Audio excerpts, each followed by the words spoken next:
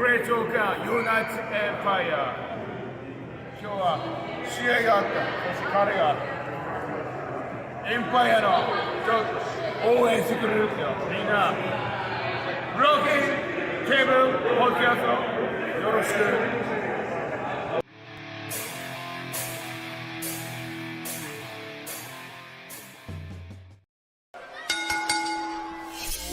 What's going on, everybody? Welcome to the Broken Tables podcast. I am your host, Jeffrey Vegas, here with our co-host, as always, Rome. Let me fix his video for you there. Bam, there we go.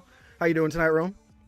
I'm doing great, man. It's SummerSlam, the biggest party of the summer. Yeah. I wore my WWE shirt. I'm ready to go. This fucking pre-show was... Okay, so hold on, right? So here's what we're going to do. Let's get this over with. Let's get this over with right now. So, just a few things to note, because it matters because of the points. Booker T is fucking stupid. The pre-show was fucking stupid. Tiger knows that we're live. He literally just comes up as soon as we're live. Whoa. Are we... Okay, the show hasn't started yet, so we're not counting that's fucking stupids yet, right? No, we are. I said from the stream starting to the end of the SummerSlam. Booker T is fucking stupid. The pre-show is fucking stupid, atrocious. Shucky Ducky Quack Quack is still a thing, and that's fucking stupid. So that's where I'm at to start. But other than that, I'm doing fantastic. I'm ready to enjoy this wonderful, wonderful night with everybody. Oh, and you know what else is fucking stupid? Because we're gonna start the show off with 4. It's so fucking stupid that they already have spoiled that Edge is coming back tonight. Yeah. On the pre-show. Even so, though Jeff, we've all kind of Jeff, thought it for a while, but they just straight up. Yeah. Tiger! Well, hello, Tiger. It's okay for us to assume things, you know what I mean? And be smart and figure things out. But the problem is, Tiger, if you could sit right there, that would be really cool. But the problem is that they did another one of these Edge promos, or the promo where it's everyone thinks it's Bray Wyatt, but it's clearly teasing Edge. They showed Edge, it's very clearly Edge, walking down a corridor, and then it says, "I'm coming tonight," and I'm just like, what the fuck? Are the WWE fans really that stupid? Is he coming? That fucking stupid that they need to be told that Edge is coming back tonight? The show hasn't even started, and I'm pissed. This is awful. This is off to a very bad start. Is he coming back alone? Is the question. Shut the fuck up. I can't figure it out. No, like I said, I didn't even want to start the pre-show, so that's why I these pre-shows are awful. I don't understand how anybody could watch these pre-shows and enjoy them, and I definitely don't understand how this could make anybody want to be like, hey, I'm gonna order this show now. I'm gonna pay $5 for Peacock now. No. We were talking in the Discord, and I'm like, this is awful. If I was on the fence, I would be like, no. Yeah, Beth is definitely gonna be with him. Made his return. Everybody there was in complete disbelief. I was in disbelief. Were y'all shocked? What was your initial reaction when you heard that? All right, but other than that, I'm happy to be hanging out with everybody tonight. Yeah, we're gonna try to have a good time, you know. Yeah, I think we should definitely try to judge the matches themselves objectively. You know, all the garbage in between, whatever. But because I didn't watch SmackDown, but from what I have heard amongst the wrestling community is there was some obvious change in the matches. They let Drew McIntyre and Sheamus go 25 minutes to start the show, and that's unheard of in the past couple years. You know what I mean? So. So Juan, to clear it up, I've said it 4 times so far, right? Because I said the pre-show, Booker T, Shucky Ducky Quack Quack, and Edge, and the fans. Okay, the fans said that I mean, that's 5. You've said it Jeff, about 5 things, but I do believe you repeated it a few times.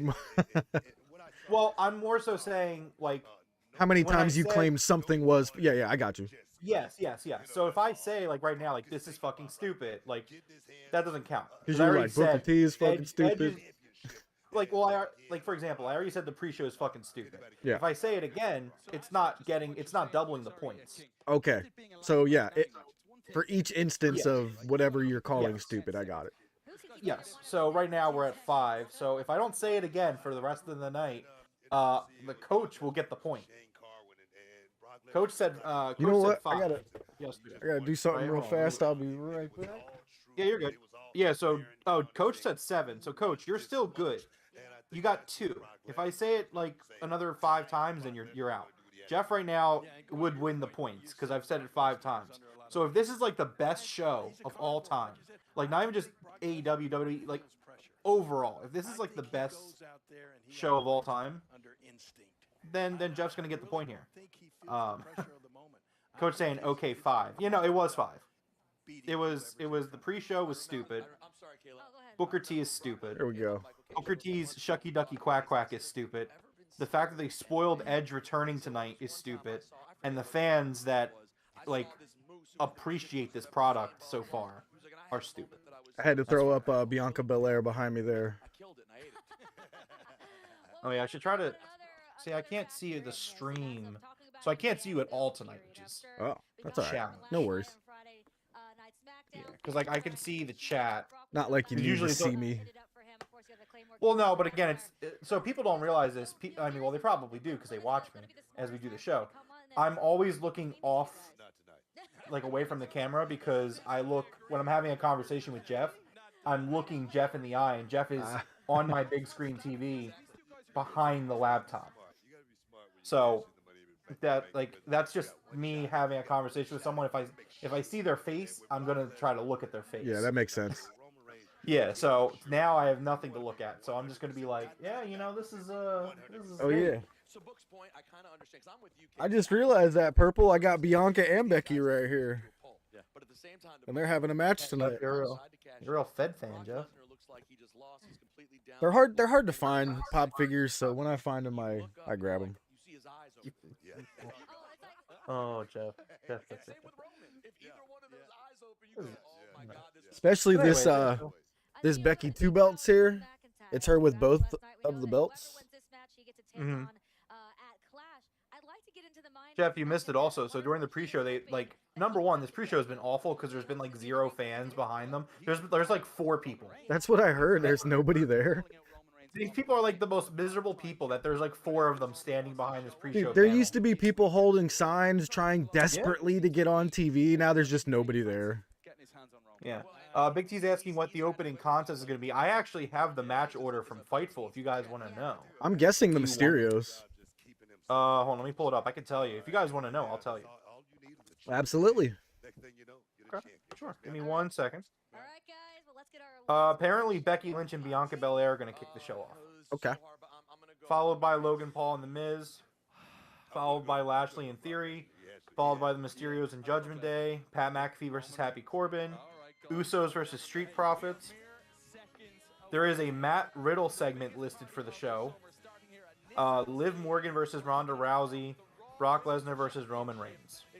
This is subject to change via Fightful, but that's what Fightful has at this moment. So the graphic that they're showing right now for Becky Lynch does not have her in her crazy ass outfits and sunglasses. She looked fairly normal in that graphic. Well, we'll see. So, for everyone, like I said yesterday, I am keeping score for everyone. I don't know how viewable that is. There's a commercial on a premium live event. They've had a bunch of those. It's disgusting to me. I guess this isn't a commercial, but They've had commercials. yo, it And I'm still gonna be says pro-con. pay-per-view. See? I have my pro-con list already. Look, it still says pay-per-view. Warning: unauthorized interception of this pay-per-view event. Oh, you're ahead of me.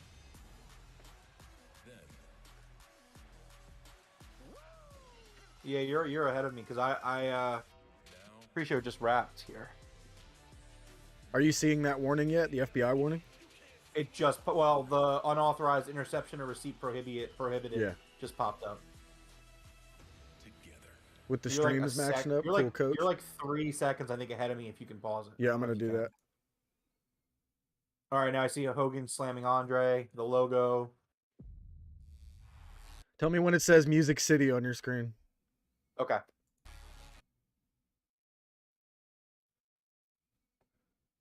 You're a good like 15, 20 seconds behind me. Yeah, I guess so. Don't worry, I'll tell you Susan is.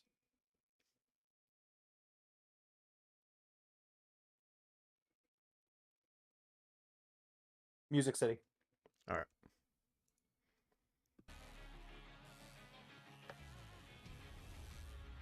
If you came for a crazy party, you came to the right place. So here's the thing, right? Like, And not just your SummerSlam, like WWE is like, it's not a party. It's not a party. It's No, not it a used to party. be, man. I mean, yeah, it used to be. So here's the thing, right? I'm gonna go down a memory lane with everyone. For me, right? Tell a story. I used to be, as we know, a very big WWE fan. Huge. Yeah. Every pay-per-view. I mean, once the network happened, it was every pay-per-view. But every pay-per-view, like, that I bought, and then, of course, all of them for the, after the network started, I would have watch parties. We would have watch parties. I would have people over. It was a whole big thing. We would get food. Like, 6 of us, you know, piled on the couch. Not piled, but, you know. We'd be jam-packed in here. People would be coming over. It would be a party. And it was just... It's just not that anymore. And, like, that happens now with AEW pay-per-views. But it's like... Man, like... Nobody wants to watch this shit. You know, it's funny that you don't have to pay for these pay-per-views anymore. You just got to do like a $5 a month for Peacock. Or if you're Or lucky have like Com- us, we get it for free because we have Comcast. and don't look like either of these two. And I'm not sure if that's a whole East Coast thing or what, or if it's just a Philly thing. But yeah, we get, because we have Comcast, we get Peacock for free. No, I think everybody gets Xfinity. If you have Xfinity, you get Peacock. It's Okay, not so if just you have Philly. Xfinity, all right. Yeah, well, Comcast, you know, same thing. So I got to ask you, are there any matches that we have gone over, you know, over our predictions last night that you're actually interested in seeing? Oh, that's a good question. I mean, look at it real quick. So I'll say mine first while you're looking. I'm actually really interested in this Pat McAfee versus Happy Corbin match because I fucking love Pat McAfee. I was a fan of his when he was on the Colts big time. So I'm just, you know. I mean, if I'm being completely honest, which I'm going to be, everyone that I like in WWE, none of them are on this card tonight. Same. No I Kevin have- Owens. No I have Sami extremely Zayn. little. I mean, Finn Balor's on the card, I guess. So, like, oh, I he's think Judgment by Day? default, Yeah. If you're asking me to pick one, right? I'm gonna go with the Mysterios and Judgment Day because it's no DQ. We're gonna see Edge. We're gonna see Finn Balor. True. True. But I mean, even that, I'm very like, I don't give a fuck about Damian Priest. I don't give a fuck about Dominic. So it's like, honestly, there's nothing on this card that I like. Usos versus Street Profits, I'm sure will be good at the very least. My problem with that is they've done that 10 times, even though all 10 of them have been bangers. Like, it's, you know. All right, so are you ready? Here we go. You see this ARG thing, this thing that they do, the graphic? Yeah. It's fucking stupid. So you're talking about the I don't like those ARG things that they put on the screens where it's like augmented not reality. actually there. Yeah, the AG, not ARG. I'm sorry, the AG. I don't like the augmented reality. Oh wait, AR. Yeah. AR. Yeah. Augmented reality. I don't like that stuff. So I think it looks really tacky, and it's dumb. I don't like when they do it for the wrestlers individually, like to have Like, their this own looks stupid thing before they come out like that. Like that Big Time's Beck's head is the worst thing on the planet, man. Get that it away looks from me. awful. I hate it.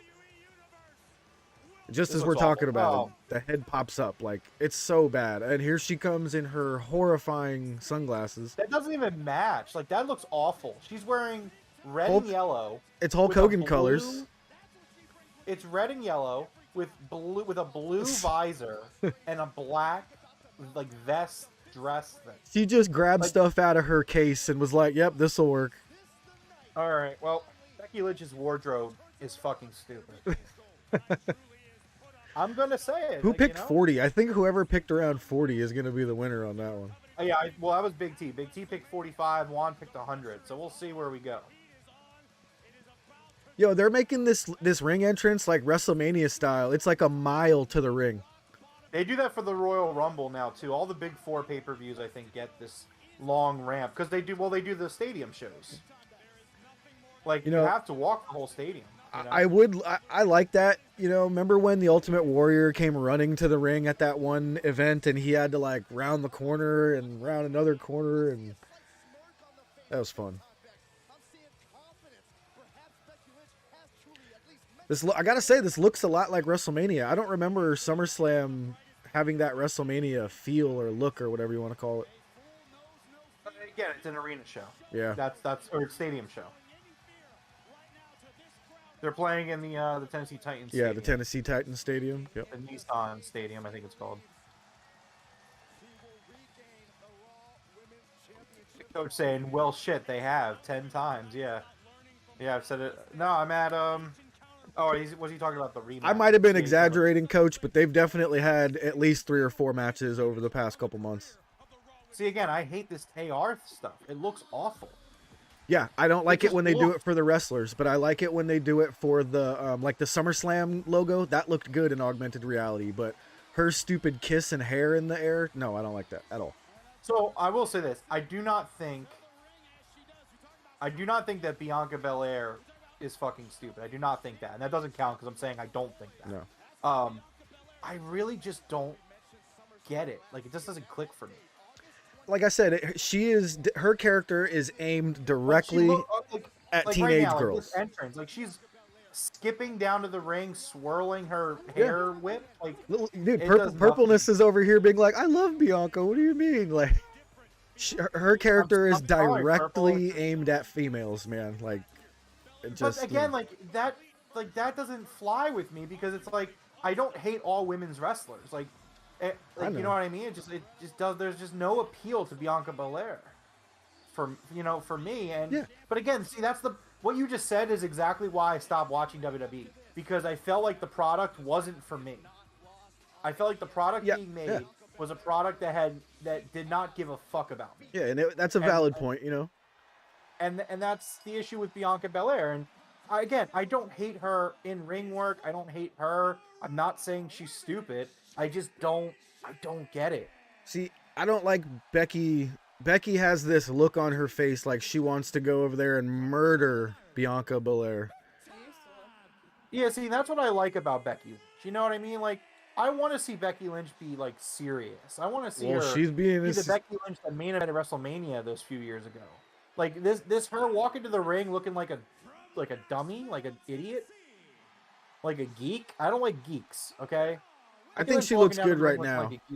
Like without all that extra stuff on, she looks good. Yeah, I mean, it definitely looks better now. I like the Hulk Hogan-esque feel to her look, but Bianca being the Raw champion and the belt being red, her blue outfit clashes with it, man. I'm like, why didn't you wear a red outfit? This is Raw. Big T says Becky looks like Turbo Man from Jingle All the Way. That's great. I like that. All right, so just so everyone remembers for this match, let's see, the picks were, everyone chose Bianca Belair. Yes. So this is a pretty low stakes match for everyone involved. Keep in mind, in case anyone had forgotten, we are doing a 4-way dance currently. Looks like Coach is currently locked up with Juan, and Big T just threw Jeff over the top rope.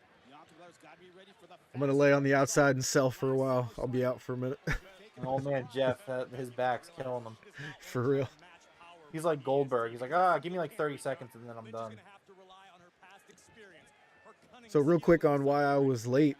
Friend was like, "Hey, I'm having an opening to my store. We're doing like a small car show outside. You should come check it out." I was like, "Oh, okay, cool. That won't take long." Dude, we get there and it's an entire city of Hatboro doing a car show down the street that his store is on. And you couldn't drive there, you had to walk. It's wild, dude, wild. So we're off to an interesting start. These camera cuts are pissing me off already. Are they really doing that many? I mean, it's not as egregious as it's been, but it's very like boom, boom, boom, boom. Yeah. Like,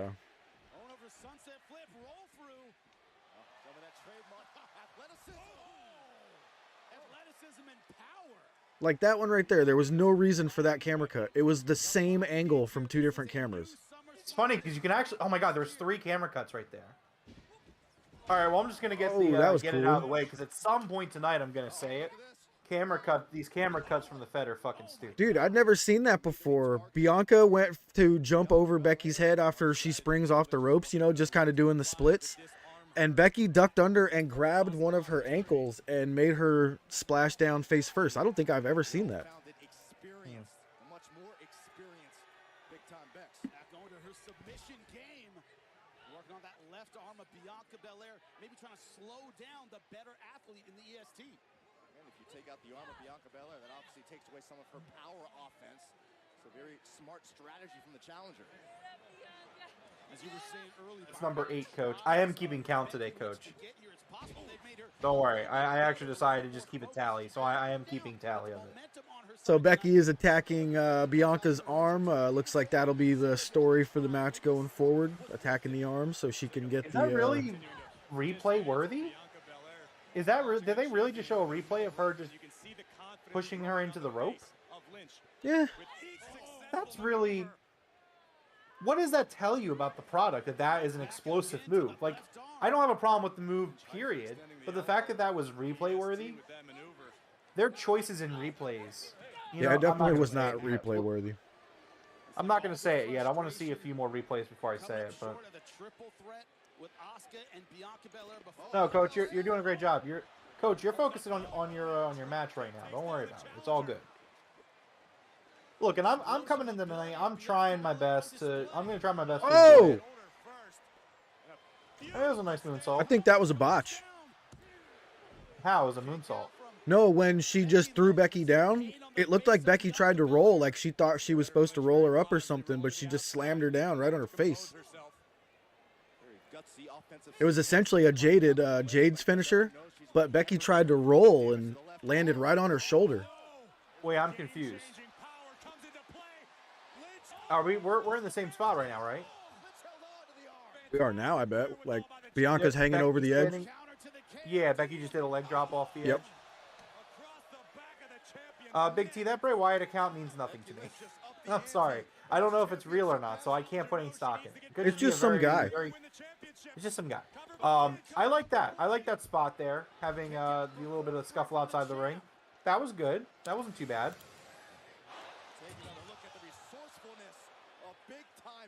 My only critique is I would have had them go a little bit longer. I mean, they kind of just rolled out of the ring, did their spot, and rolled back into the ring. That You know was what I mean? definitely replay worthy. The leg drop replay, that was I didn't have a replay problem worthy. with that replay. Yeah, Yeah. that was fine.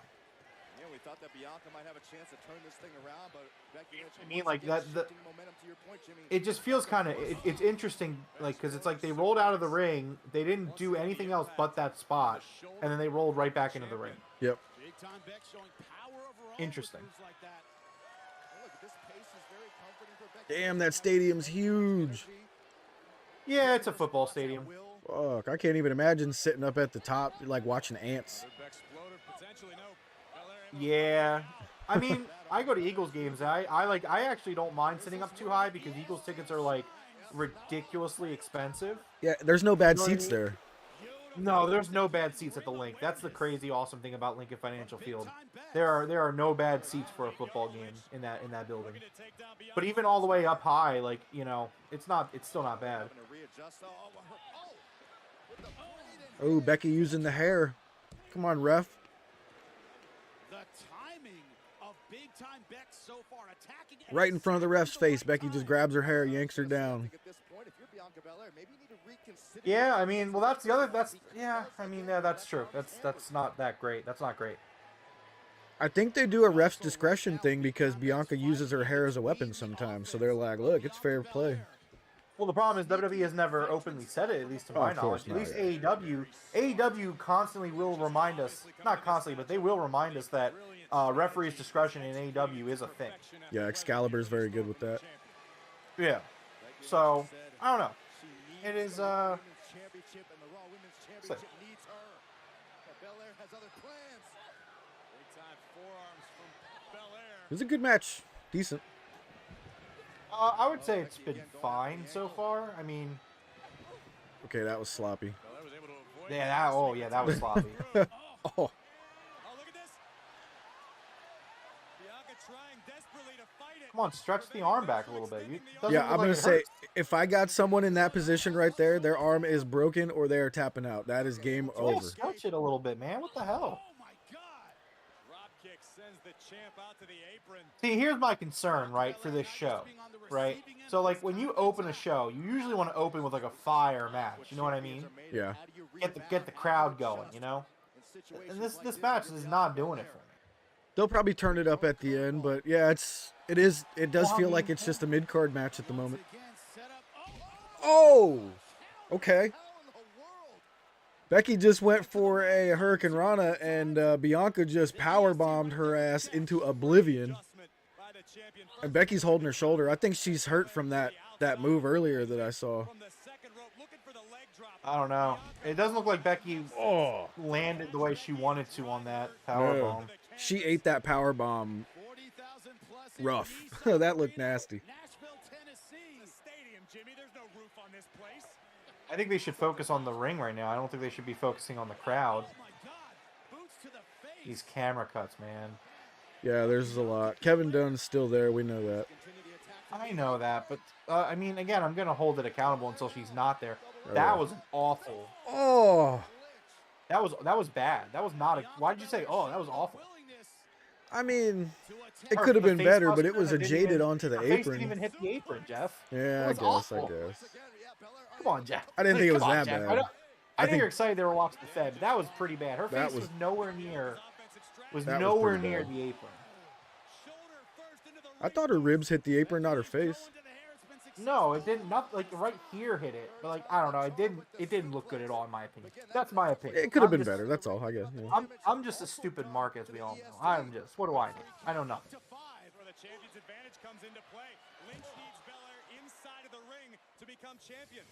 I like the replays because there's no cuts for like the whole 10 seconds of the replay.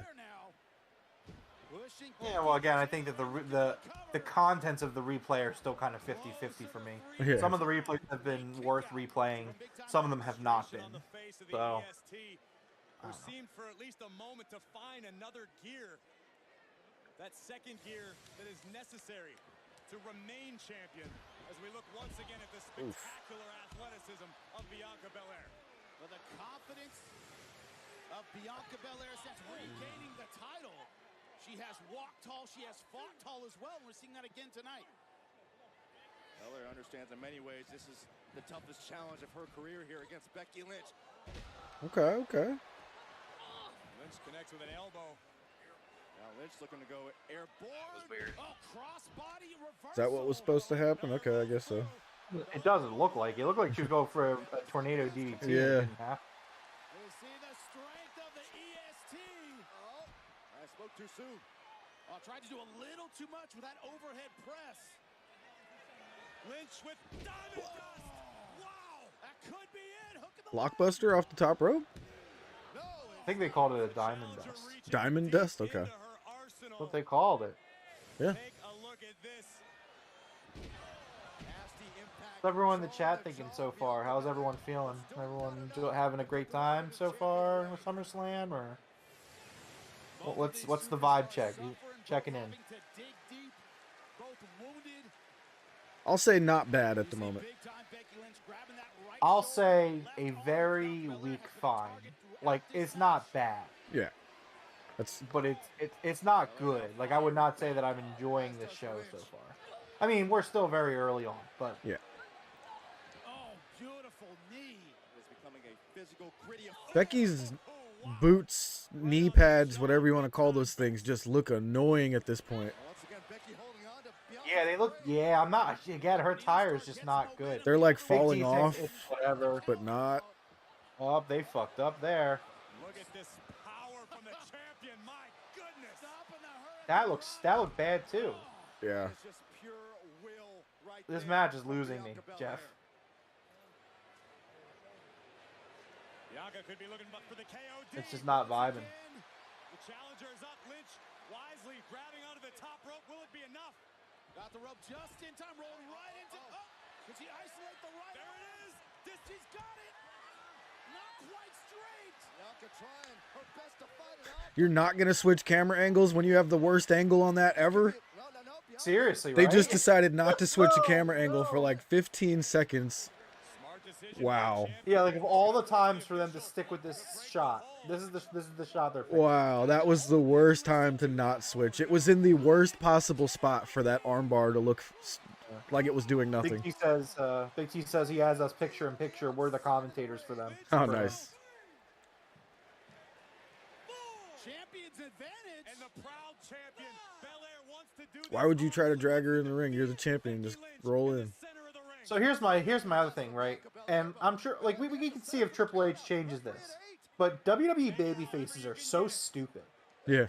And like, you know what? Yeah, WWE baby faces are fucking stupid because like they're just like idiots. Like they're just Man. dumb. Like their psychology makes no sense. Like, oh, I gotta get Becky back in the ring.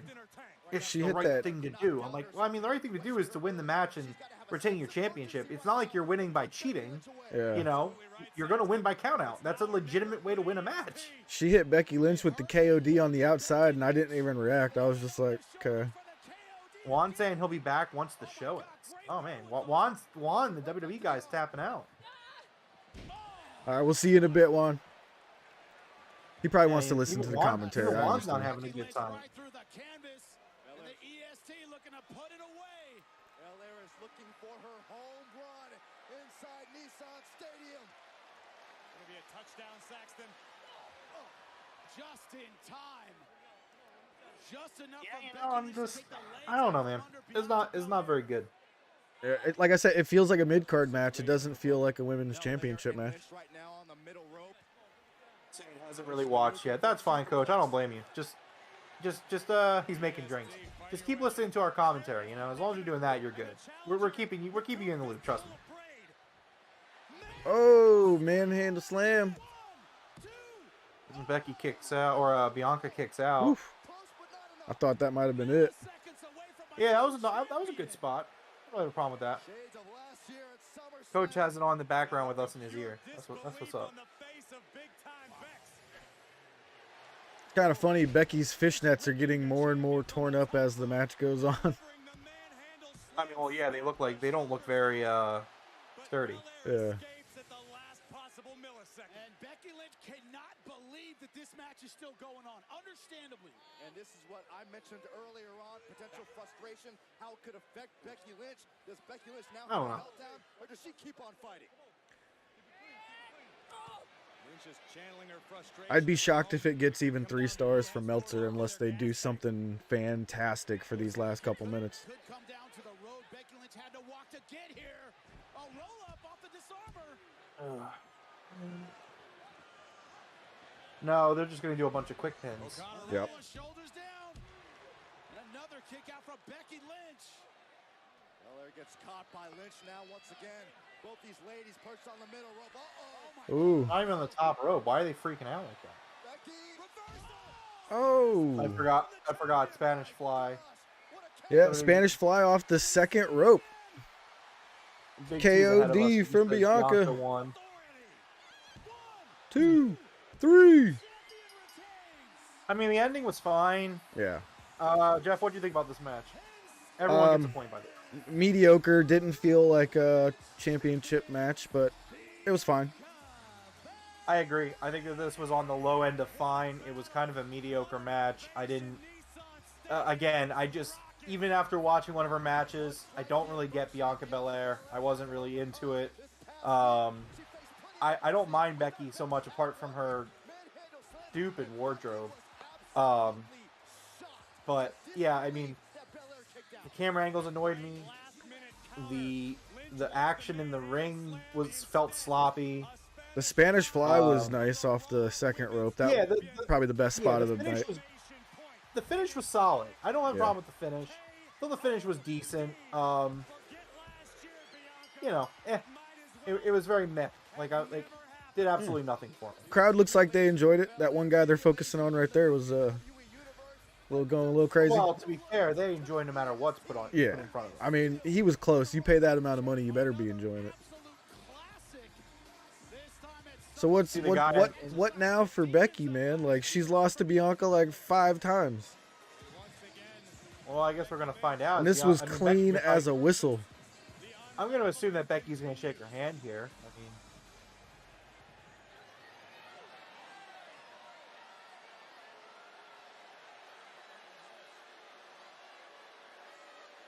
I mean, Oh, she looks like she wants to cry.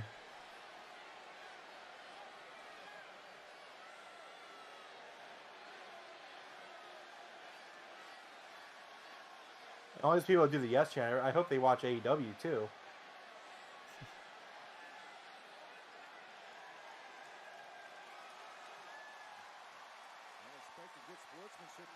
Okay, so they're hugging. Sure. I'm fine with that. That's fine. That's good. Yeah. I mean, like you said, I mean, Belair's beaten her like 5 times, so I mean, So now one would Becky. assume based off how that all went down that Becky's gonna move on to something else. Everyone got a point there, so kudos to everybody. She's holding that shoulder still since that first spot. Yeah, the ref asked her if she's okay when she got out of the ring. She grabbed it again right there.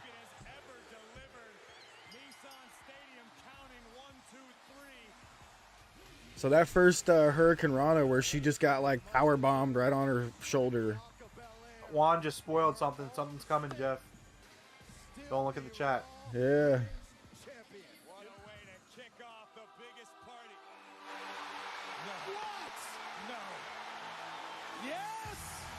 Oh man.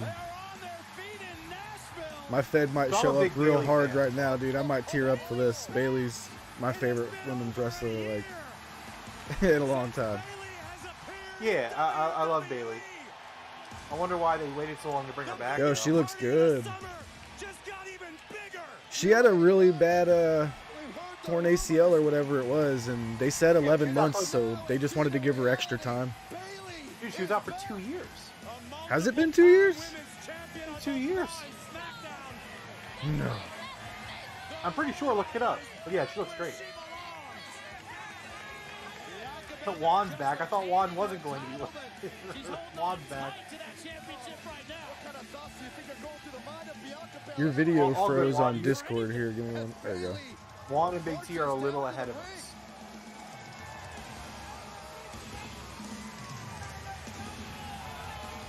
What a dumb sign for that fan to have. Am I on TV? You're in the front row. What do you mean, am I on TV?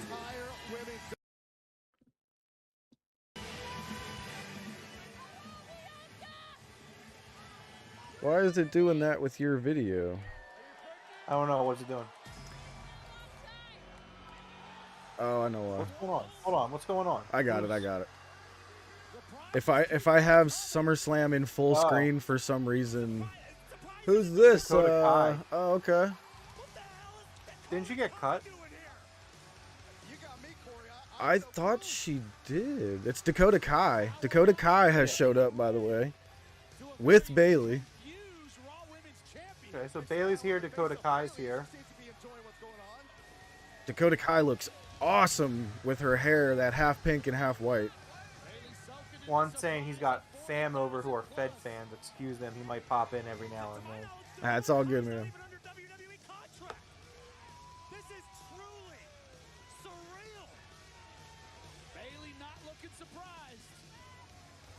All right, so Becky's probably going to be just out of the picture for a while, and we'll have Bailey. Oh, who we got now? Io Shirai. Io Shirai. Okay. So I guess Io Shirai, maybe she resigned.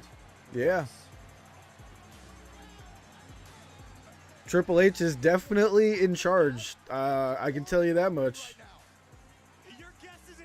These are 3 Triple H girls, if you did not know. Yeah, I think all of them are very talented. So Io Shirai looks like she's playing a drunk Japanese girl stumbling to the ring. Doing the drunken master. Oh, 100% Juan. This is Triple H. Triple H is written all over this.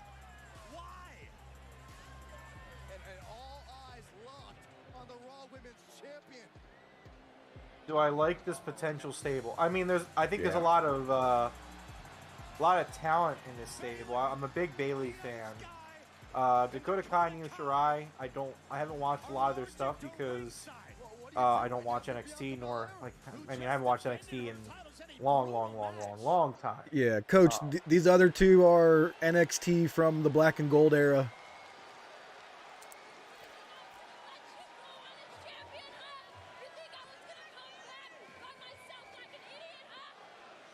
You know what this tells me though? What does this tell you? Bailey coming back without Sasha. So Becky is standing on the side of Bianca. Okay. Well, hold on, because Yeah. you're gonna have to balance it out.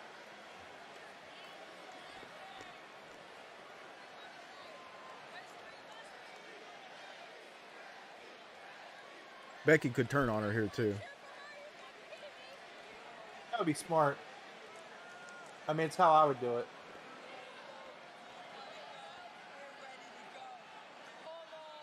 This is better than the match, by the way. Oh yeah, no, this is decent. Becky and Bianca saying, "Come Oh, get hold on. some." And they're walking out, Oh, hold on. They outnumbered them, but they and they're backed both away. tired. Yeah. I don't like that. That's weird. It's really weird. You're leaving the fans hanging. Make everybody watch Monday Night Raw. Sure, yeah, from a storyline, I guess, but you should at least get the little physical. I think that was really weird because yeah, both of them are tired, they're outnumbered, and yet they backed away. Like, okay. Yeah, that was a decent aftermatch segment. I mean, definitely a Triple H thing there. Definitely a Triple H move. Oh yeah. Some advertisement for the WWE shop, Yeah, which I will never see, Big spend T- a dollar at, even if I do start enjoying it again. Yeah. See, I agree with Big T. Like, Yeah, we were saying that. Yeah. it was 3-on-2 and they backed down. Why did they back down? Like, it'd be one thing if like the right way to do that is have like maybe one of them attack and she gets thrown out of the ring and the other two are like, all right, we're gonna back down here.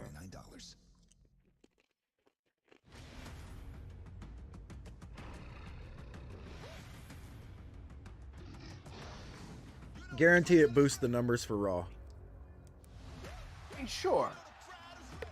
And again, I do think here's the thing, right? We talked about it a lot. I think Triple H is going to make the product better. Even if he doesn't fix the product is going to be by default better than it was. Oh yeah. And I think it's a smart move. I mean, Bianca's, like you said, what's next for Bianca and Becky? Well, there you go. What's next for Bianca and Becky. That was the first time I've seen the Clash at the Castle graphic, and they flashed the date for about a half of a second. What the hell was that? I missed the date, to be honest. I tried to see it. I couldn't. It was up there, and it was gone. That was weird.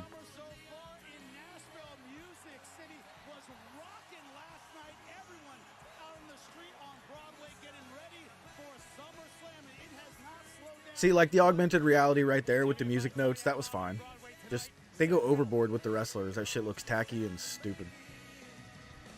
Like Roman's is a big bronze statue of himself doing the hoo-ah, and I'm like, bruh. Like no. this pinball thing. Like, what is the point of this pinball thing? What does pinball have to do with SummerSlam? I don't know. Is it like a big deal in Nashville, maybe? Like pinball might be a thing? Maybe the first pinball machine was invented there or something? I don't think so. I'm a huge pinball machine fan, so I don't mind it. But yeah, I do agree. Like, what is it? So I'll say this: Logan Paul, the human being, fucking stupid. Yeah. And he's the one that did that stupid shit in Japan with the forest, right? Correct. Yeah. Yeah, he went to a suicide forest, Yeah. knowing what it was. He's just for a those that don't dumbass, know, that's so all. there's this forest in Japan that has a very high suicide rate. A lot of Japanese people go into this one particular forest to end their lives. Yeah. And Logan Paul went there into the forest and filmed things that were He was doing a very live stream. inappropriate. Very inappropriate, Yeah. and he made light of it.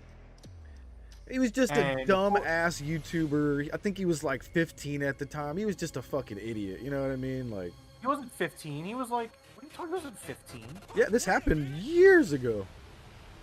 Just like a decade ago, man. It was not a decade.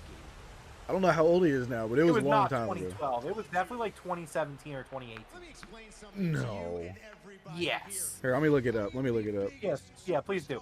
Regardless, the Paul brothers, both Jake and what's his name, they're fucking awful human beings. They are scum of the earth.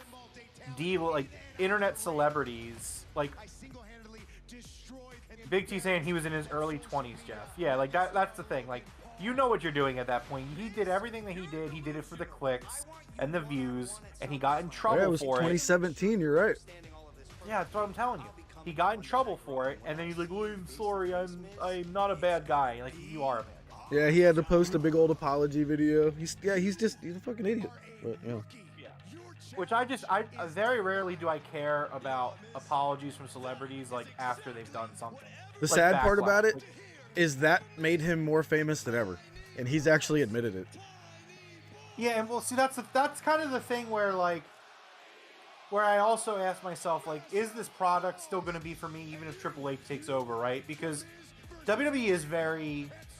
I don't want to say this because it's going to come off as maybe slight to AEW. It's not intended like that. WWE, like, to me, is like mainstream popularity. And that doesn't mean it's the best show. But it's like the Logan Pauls of the world, the Kim Kardashians of the world. Like, just like really scummy things that I have no interest in. Yeah, Will Smith just hit his apology video. I saw.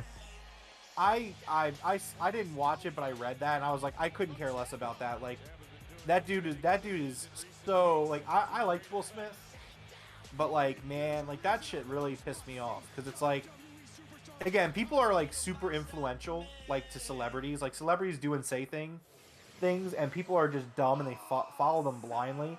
And for you to like try to make it look like it's okay for you to, like, somebody said something you don't like, a comedian said something you don't like, and your response is to jump on stage and slap him, like, that's a problem. Like, that sets a precedent. I don't like that shit. So I have a feeling Tommaso Ciampa Ciampa is going to be prominently featured in this tonight. So Ciampa's with The Miz? Why? We don't know why they paired them together, but they are. Well, that's fucking stupid.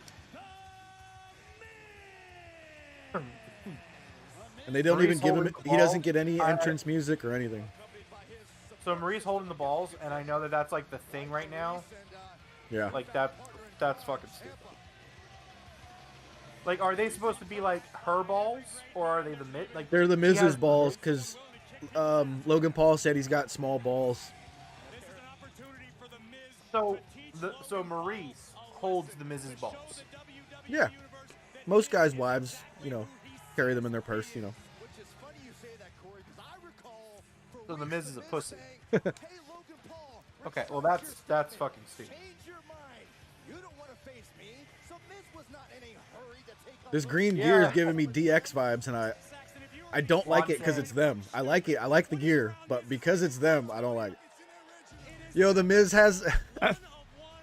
So around the Miz's neck is a PSA 10 rookie card of his. That's pretty funny because Logan Paul has the Pikachu PSA 10.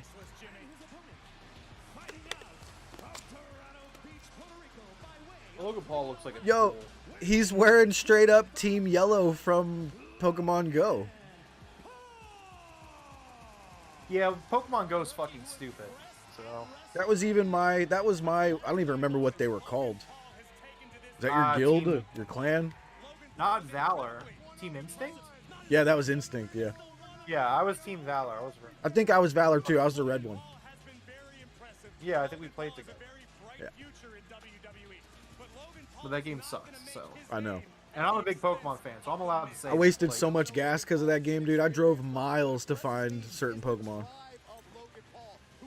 I'll never forget the day that I said fuck this and I was done with it. Like, it was awful. Like, the game crashed and I spent money and I spent money on like Great Balls to catch this fucking like I think it was a Venusaur, and or it was an Ano. It was a Bulbasaur, and like because this was like at the time I just didn't have a Bulbasaur. I was playing like early. I was like a day one Pokemon Go guy, and for that first month it was great. But then like I finally came across a Bulbasaur. I already had a Charmander and a Squirtle, and like I ran out of Pokeballs, so I real quickly because again I fell for the trick. And I was like, well, I really need this Bulbasaur because they never pop up in the game right now. So I spent money and bought Great Balls, and I was doing everything gameplay-wise that I could, and it just wasn't working. And then so I swiped. Do you see the Miz's gear? On his crotch, it says, "Hello, my balls are massive," and it's like a "Hi, my name is" sticker. Well, that was always the Miz's gimmick, like hello, hello, I'm awesome and stuff. Anyways, so yeah, go ahead. I was swiping the Pokeball, the Great Balls at this Bulbasaur, and he kept breaking out. And then so finally, I swipe. I had one Great Ball left, right? I swipe, and it catches them and it shakes, and then the game crashes. And so I load the game back up, and the Bulbasaur is gone, and I have one Great Ball left. And then so I'm like, well, that was really deflating. So we're getting ready to leave. We were at the Bristol Wharf. We're getting ready to leave, and I find another Bulbasaur, and I go in there. I throw a Great Ball, and it breaks out of it, and I'm about to buy more because I'm like, I'm stupid, and it runs away.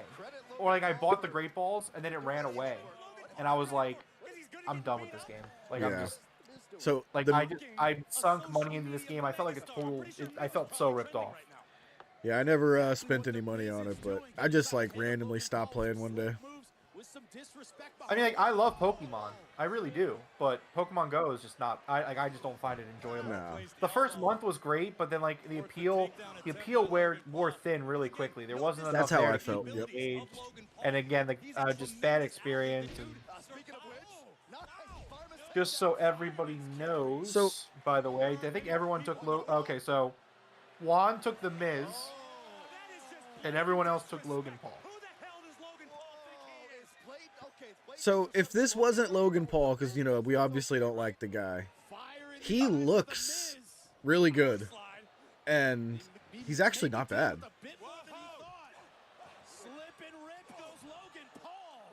That looked like The Rock. Did anyone else see that?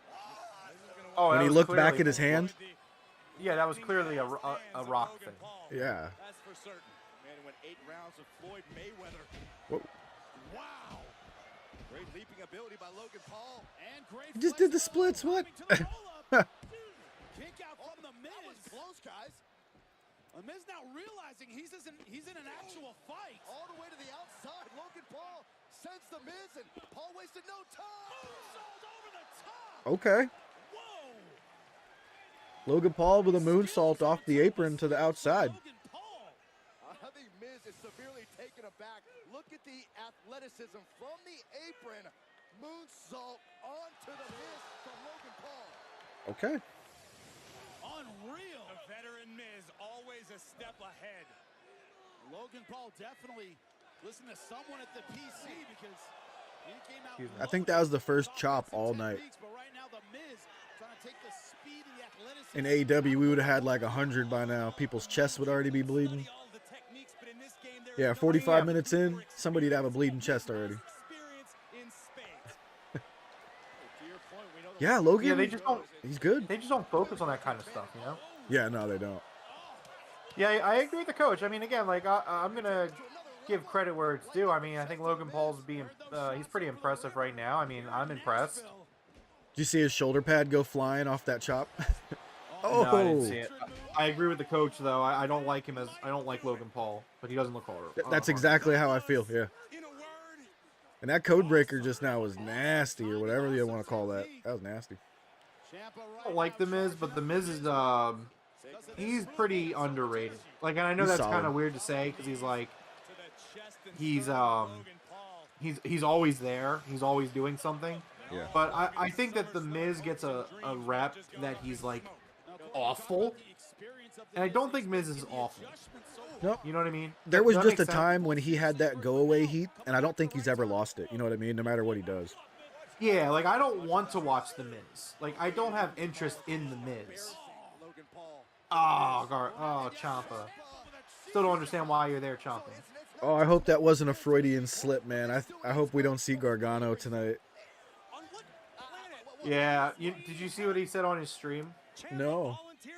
He addressed the rumors because obviously with Triple H in charge, everybody, like, I don't know if you heard, but breaking news, literally everyone is going to WWE.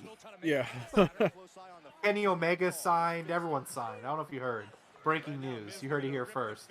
But so Gargano addressed it, and he's like, if I was, I wouldn't tell you, and if I wasn't, I wouldn't tell you. I will say that I'm in shape to be on TV. I'm not in pay-per-view shape, but I am in shape to be on TV. But you guys can take that and run with that if you want, but like, he addressed it. He's like, I'm going to answer questions tonight, but don't ask questions about me returning anywhere because I'm not going to answer them. Yeah. Combinations on the boxer, left hand after left hand. There was some good news that came out today about Bryan Danielson, if you want to hear about that, actually. What was that? So Bryan Danielson, right now StarCast was going on today, part of the Ric Flair stuff, and they did a Renee. Yes, Big T. Maurice is Maurice, yeah. Maurice is great. Yeah. That's an understatement, T. Yeah. You know. Bryan Danielson. So Bryan Danielson did a episode of The Sessions with Renee Paquette, and he said that his doctor said, when you get better from this last concussion, we need to talk about your future. And Danielson was like, oh no, they're gonna try to want me to retire, right? But so he said, once his brain scans came back, they were so good that his doctor was like, never mind, you're good. Like, it was really, like, they came back really good. So he's like, excellent brain health. That's good to hear. Yeah, he was saying that he was talking about all the stuff he does. This one procedure he does, the military does it to help soldiers who get concussions. But it's not FDA approved yet, but basically it's like hyperbolic oxygen training. And so it's like 1.5 the normal amount of oxygen and pressure. Yeah. And you're there for like an hour and a half, and it like overloads your brain with oxygen. It's really interesting based off what he was saying about it. But basically, he's saying that he's putting in the work to keep his brain healthy. And that is going to help him continue to wrestle. And the doctors are like, yeah, we were going to have this conversation with you, but your brain scans say otherwise, so never mind. You look great. Perhaps we can call these the world famous prime kicks? Oh, you're disgusting. Yeah, I think that works. Call them what you want. They've been landing on the chest of the Miz. Coach, I hope not. I hope that Jake Paul does not join. I don't want to watch Logan Paul, so the last thing I want to do is watch Logan Paul and Jake Paul. No, I doubt they would ever touch Jake because I think he's the one that got caught with all those guns, wasn't he? Oh, I don't know. I try not to follow. Awful. Yeah. It was like during some bunch of protesting shit, him and his friends had a bunch of guns at their house. And they were idiots. They brought them from like Arizona to California. I don't know what came of it, but.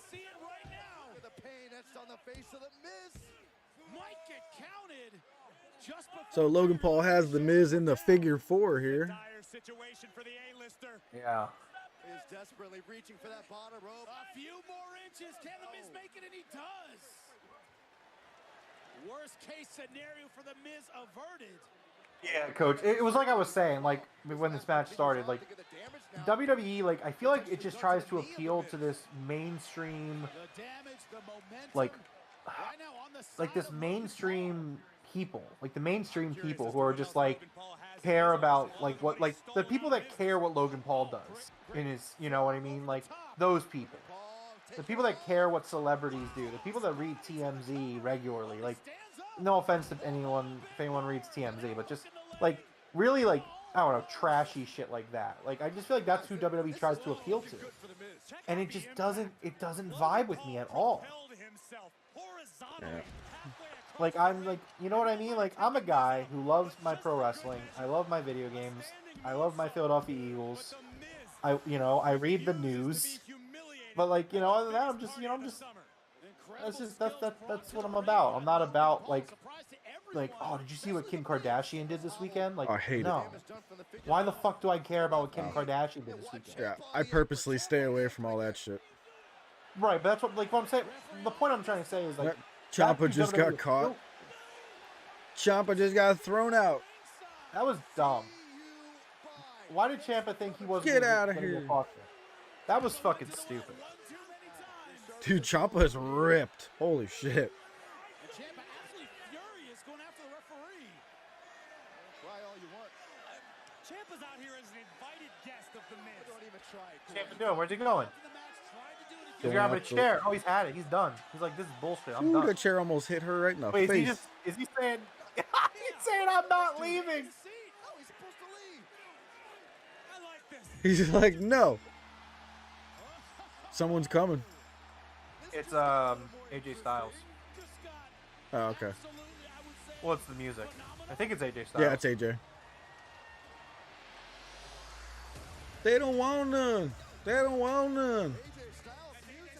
They don't want none. Ciampa wasn't in the right spot there. Is that the colors for DIY? I don't think so. Yeah, I don't remember them being that. I thought. Oh wait, No, they were. wait.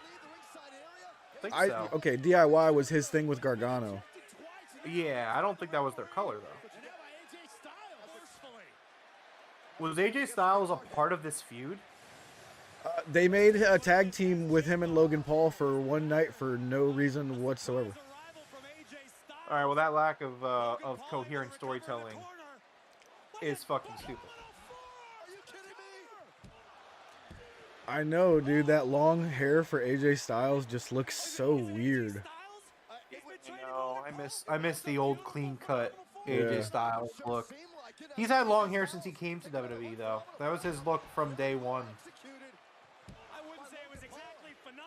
They're doing a good job of making sure Maurice is in the background of every camera shot. Yeah, and they are fantastic shots. Jesus. She is a very attractive woman. I can see why a lot of people watch Miz and Maurice. I can see. Yeah. That. Or Miz and Mrs. That's what it's My called. friend's wife was talking about that show tonight, and she doesn't even watch wrestling. I was like, wait a minute. I was like, you don't even watch wrestling, and you watch that? She's like, yeah, I love it. I was like, Again, it's that reality TV drama, USA Network bullshit. Like, okay, so here's another thing. People that watch USA Network, right? Complete trash. like, there's this show on USA Network, right? It's called Temptation Island, right? I don't know if you've heard of it, but for anyone that doesn't know, it's basically a reality TV show. Logan Paul's going up to wanna- the top. I want to watch the spot first. Hold on. He's got the Why didn't you Miz get on the that? announce table. Why did you get rid of that piece of the I don't know. It's needed. That's like a safety spot.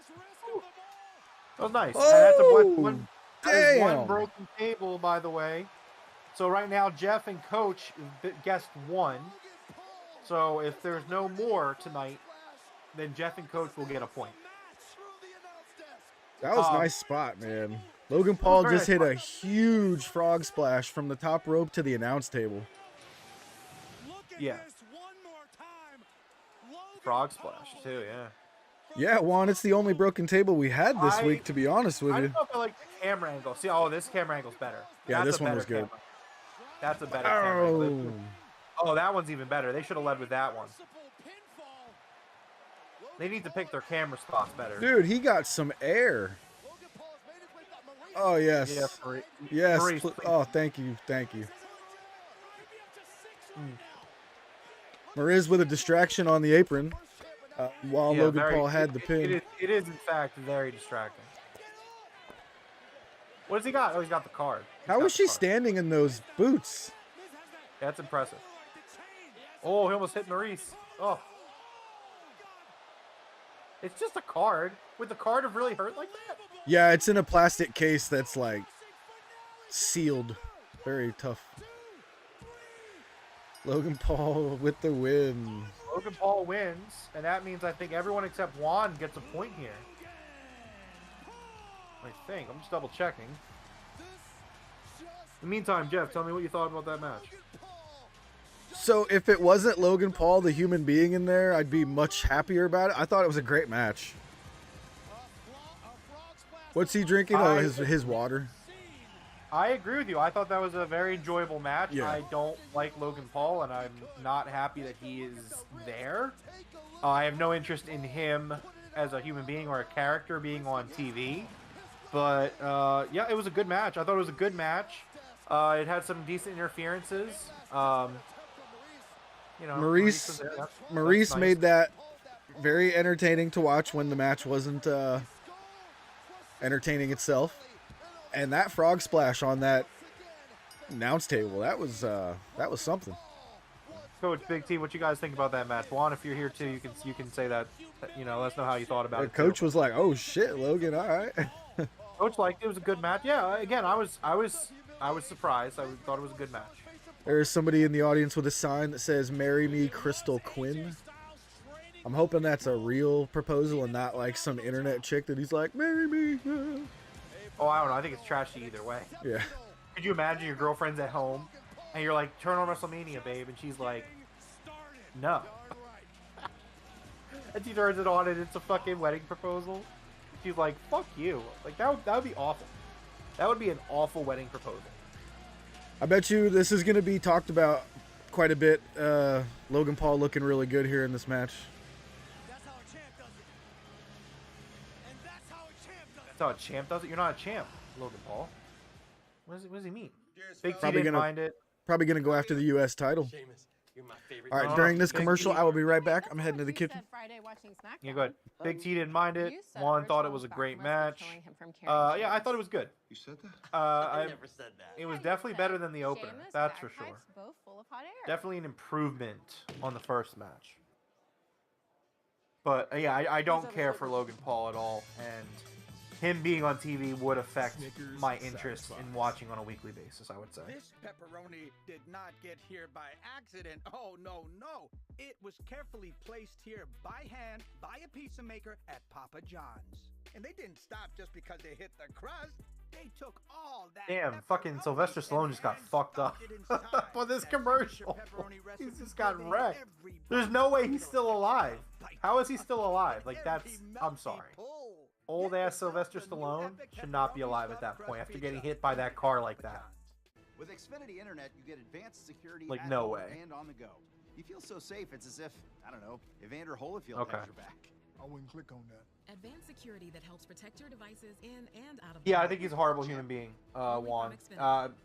Between the murder, the suicide forest in Japan, and like, there's just something about those types of celebrities. Like, they're just not. They just come off as very disingenuous and not good people, and they're not the kind of people that I care to associate with, even in a sense of paying attention to them, if that makes sense. Yeah, there's just plenty of reasons.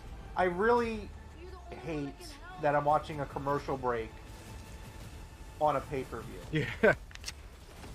So that's fucking stupid. It makes me feel like I'm being robbed. It honestly does. Dude, if I paid for Peacock, I'd be so upset right Yeah. now. But I pay But for then they'd be Comcast, like, so I'm okay.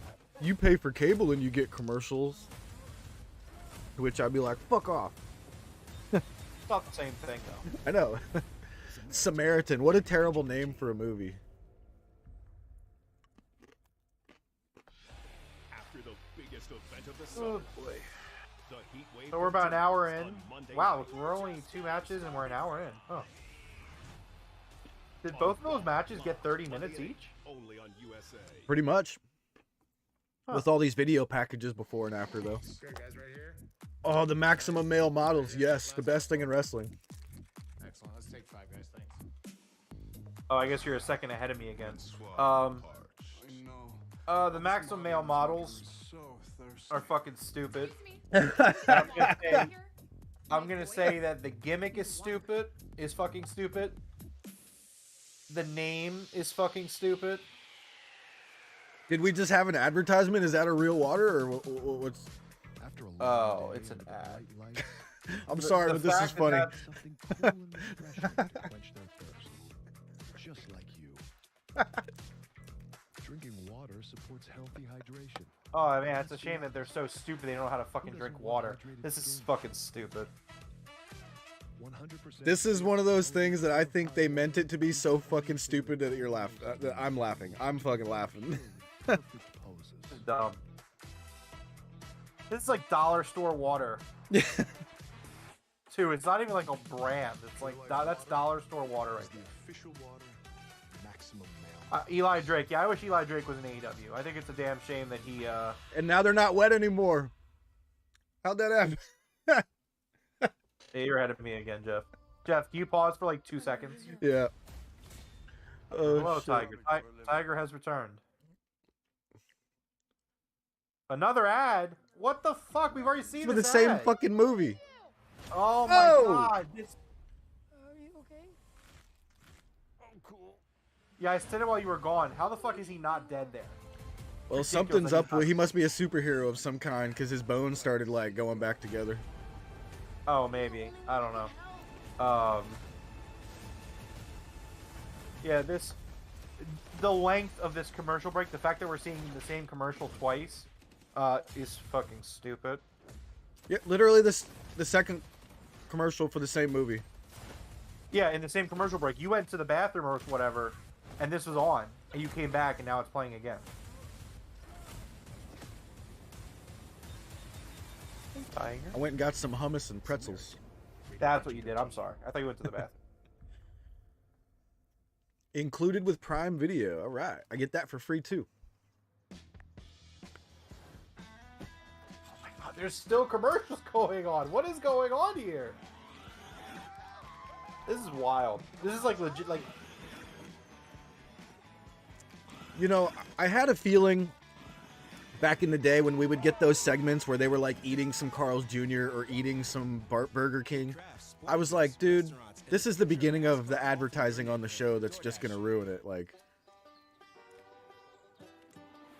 guess so. Oh, Coach Nick, you gave me an idea. I might make a High Rollers commercial out of that segment. Get down. Get off the table. Jesus Christ. That'd be funny. Oh my god. So much more. Exciting challenges, rewarding harvest feeling, and endless ways to play your Really? An advertisement for a fucking phone gambling game? Is that what you see? Oh no, it's something on an app. I don't know what it is. Airbnb. It's for Airbnb. Oh, so we're getting different commercials depending on. That makes it even worse. Yeah. Targeted commercials. Jesus. starts now. She went out for a jog and never came home.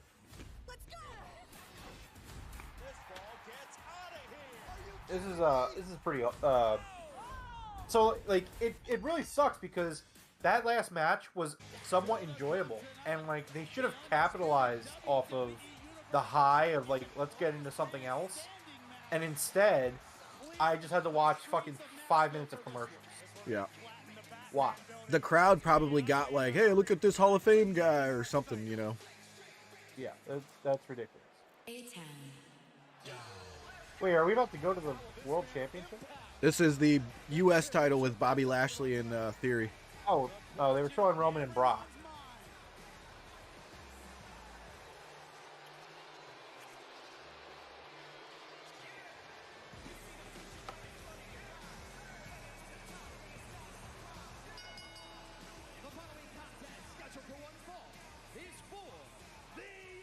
All right, so Yeah, Bobby Lashley's a stud, man, for sure.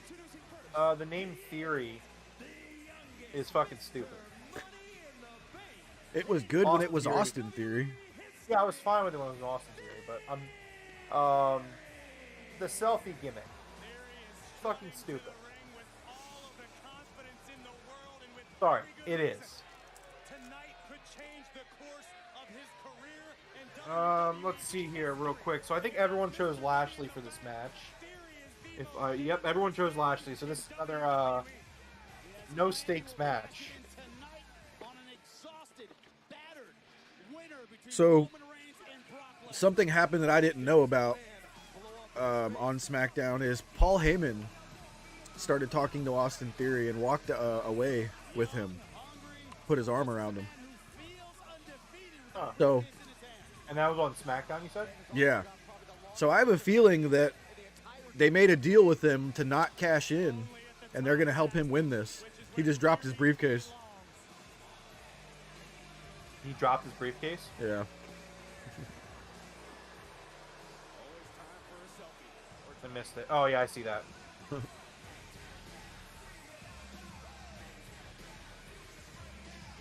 Big T saying Bobby better destroy him in under 5. Well, that's one thing that was really funny to me is last week on Raw, it felt like the first hour was the everyone beat the shit out of Austin Theory hour, which I thought was pretty funny. I don't care about Austin Theory. That was Vince's boy, so I mean. Daddy's not here no more. Use code WWE when you sign up and play free for $25,000. Don't ask me how he's going to F5 half a person, Zach. Just believe me. How many times has Theory been beat down by Brock Lesnar with his own briefcase, mind you? Which is going to make it all the more sweet tonight if Theory cashes in on the Beast Incarnate. If. Like he doesn't have problems before that, gentlemen. The hell? Where'd that pedestal come from? Bobby's just standing there on a pedestal. What the hell? You're ahead of me again. Your lighting trick is not working here. Yeah, it's what happens when you do an outdoor arena. Oh, now there's lights as he turns around. Oh boy, somebody messed that up. Those lights missed by a good 10 seconds. If you didn't see it, Bobby was essentially standing there in the dark while fireworks went off behind his head. Yeah, so I'll say this. Them trying to do entrances that don't work in outdoor venues when they continue to do these outdoor venues shows is fucking stupid. That's something that they've done for years, though. That was remember Bray Wyatt when he faced Undertaker at WrestleMania, and they had him do that fucking scarecrow entrance, which would have been so cool in the dark. It would have been so fucking amazing in the dark. But as per usual, the history of Bray Wyatt, they fucked it up. They were like, let's have Bray Wyatt and Undertaker do the, like, number one, that's a match you want to have in the dark, like, so they can both have their really cool entrances. Like, that's something you want to do. But, like, no, we're gonna have it at WrestleMania in Santa Clara, close to the coach's hometown. What's up, coach? Shout out to the coach. Okay, all to my point. My point was just made. Everybody was telling me, oh, there was nothing wrong with Jimmy Uso no-selling those shots from the briefcase. He hit Jimmy Uso in the back with the briefcase twice. And now Bobby Lashley is acting as though he just got fucking hit by a car. And they had Jimmy Uso laugh at him. Jeff, you want to say it for me? It's going to count as a point, but you want to say it? That was fucking stupid. Thank you. In case anyone's wondering what the count is for this is fucking stupid, why is he holding his stomach? He was attacked from behind. Anyways, if anyone's wondering what the count is currently, we are at 27. So, I mean, yeah, Big T's looking pretty good right now. We'll see what happens, though. Theory strutting out of Nissan Stadium with the United States Championship and the undisputed WWE Universal Championship by the end of the night. An historic accomplishment if he's able to pull it off. Theory has spent weeks promising that. Yeah, I don't know if you've had any of these Hostess birthday cake cupcakes yet. Like, you know, the normal Hostess cupcakes? They made birthday cake flavor ones. So good. Oh, really? So good. I meant 70, sorry.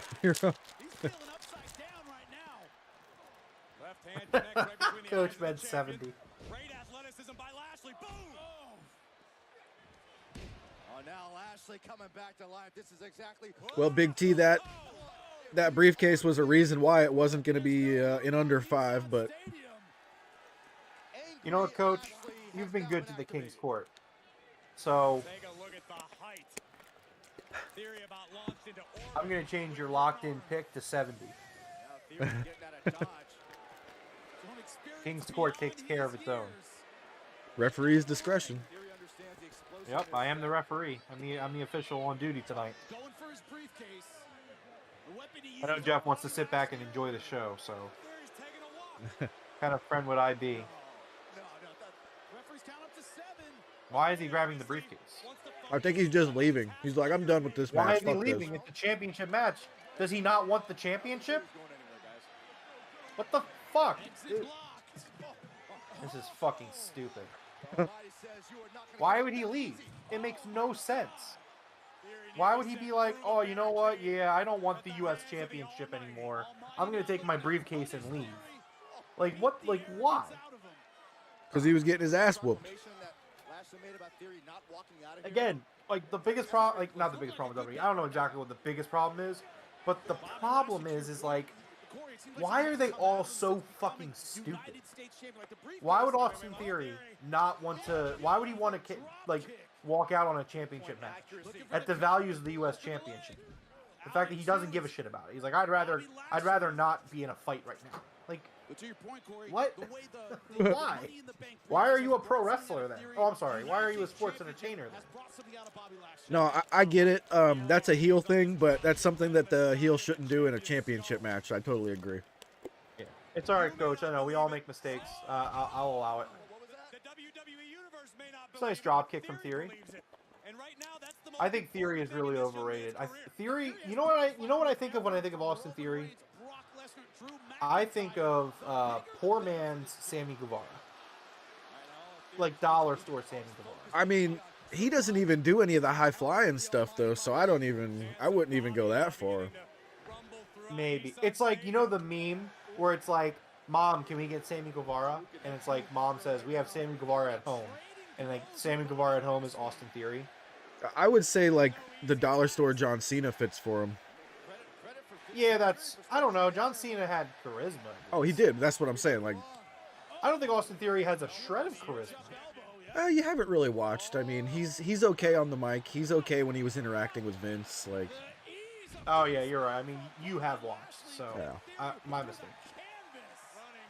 Thank you for revealing yourself. He was Johnny Gargano's son, and then when they moved him up, they just ignored that. He was Johnny Gargano's son? Yeah, Johnny Gargano had like a family with Candice LeRae, and then it was with him and Indy Hartwell, and they were like the son and daughter. Yeah. That's fucking stupid. Almost looked surprised himself to see the state Lashley is in. Thinking drop kick again. No! Yeah, I agree, Coach. This guy just seems like a douche. Yeah, absolutely. That's the perfect word. He's tapping. He's tapping. Bobby taps him out with the, what does he even call that? The hurt lock? Yeah, the hurt lock. Yeah, he taps. Okay.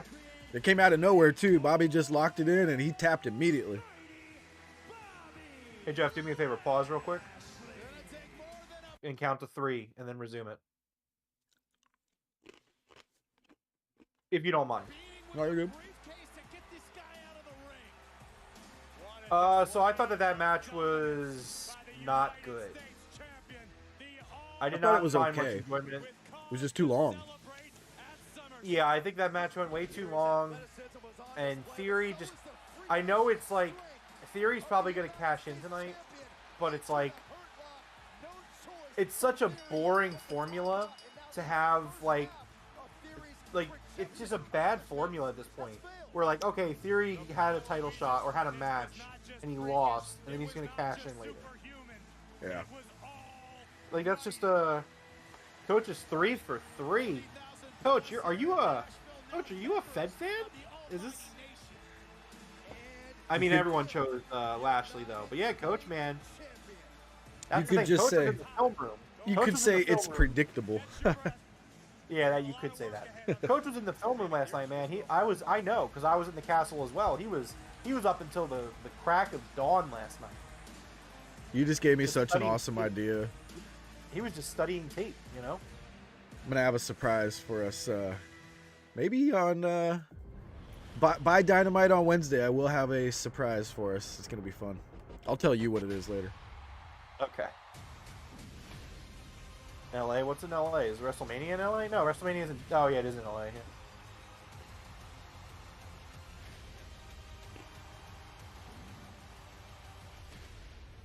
The two-night blockbuster. So I saw a really funny, is coming. a really funny quote, right? It was about WrestleMania. So I don't know if you've noticed, but over the last few years, WrestleMania, and you'll see it here, they dropped the number in the branding. The reason that they did that was because Vince thought that the number made it feel old and boring. What did he not call up someone in the NFL and be like, "Hey, do you guys think this too?" What would it take? Yeah, I know, it's stupid. Wait, we're having another commercial break? WWE superstar. I will give you $20. Yeah, for cricket. Apparently on my end. WrestleMania tickets. Yeah, I also have a cricket commercial. Really? Smile, you're on cricket. WWE said, listen, I'm going to throw you into the ocean. Either sink or swim. Coach, they were just in Cali, man. They'll come back. That was a very successful venture to the West Coast. They will be back for sure. Oh, yeah. Painkillers can hide a lot of pain, not just physical, but emotional. If anything, it'll be once a year. You'll get that Double or Nothing weekend unless they start moving it around. But Double or Nothing feels like a Vegas show. Continues with Kurt Angle tomorrow at 8 on A&E.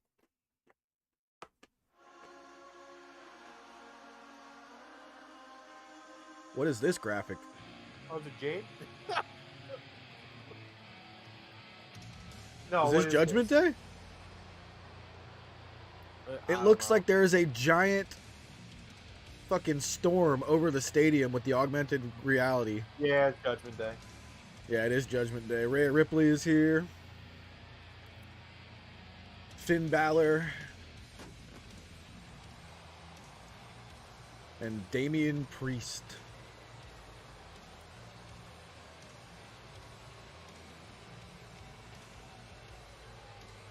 Rhea Ripley's injury was crazy. I'm not sure if you know this piercing. I don't know what the piercing's called, but have you ever seen where someone has like the inside of their lip pierced on their upper lip? Mm-hmm. So she has that piercing. It's basically like above your two front teeth, inside your lip. And she took a shot right to the face, and it like separated her two front teeth. It was really weird. And it also gave her some sort of like brain injury as well. Coach saying the wife's family's in Vegas, so may have to make it out there. Oh, dude, definitely make it for Double or Nothing. You gotta go. Yeah, man. Coach also saying he loves Rhea, something about her. Buddy needs to get her to come over. Yeah, I agree. I think Rhea's got a great look. I haven't watched her work much in the ring, but she looks tough. Looks good. Wait, are we getting a female Mysterio?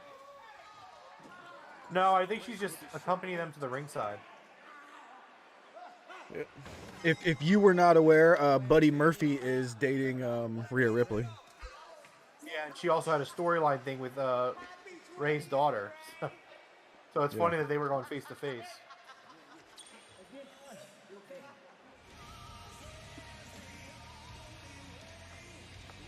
The sun has set literally in Nashville, Tennessee. I think it's set figuratively.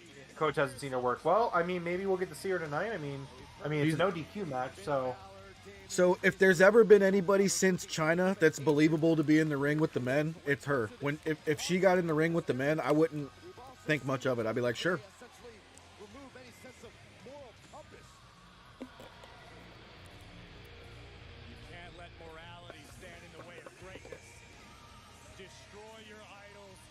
I gotta say, Finn Balor does not fit this group at all. No, not at all. Coach is saying he's shocked that Aaliyah's in wrestling. She wasn't ever going to do it. Oh yeah, Coach, you said you went to high school with Dominic, right? Yeah. So you would know Aaliyah. She's not really doing it. Like, they've had her in a storyline here and there. I mean, I could eat my words here if they bring her out, but because it does feel like they need a third member. I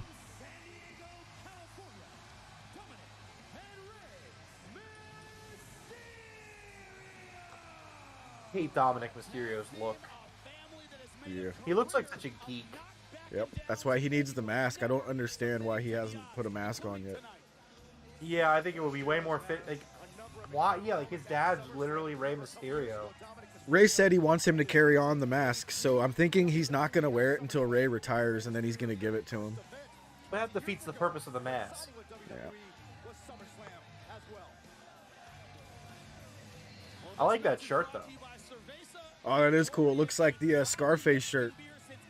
Oh, I was thinking more so it reminds me of Los Guerreros. Okay, yeah, that's probably what it's supposed to be. And it also, I mean, yes, the Eddie shirt was also kind of based off Scarface.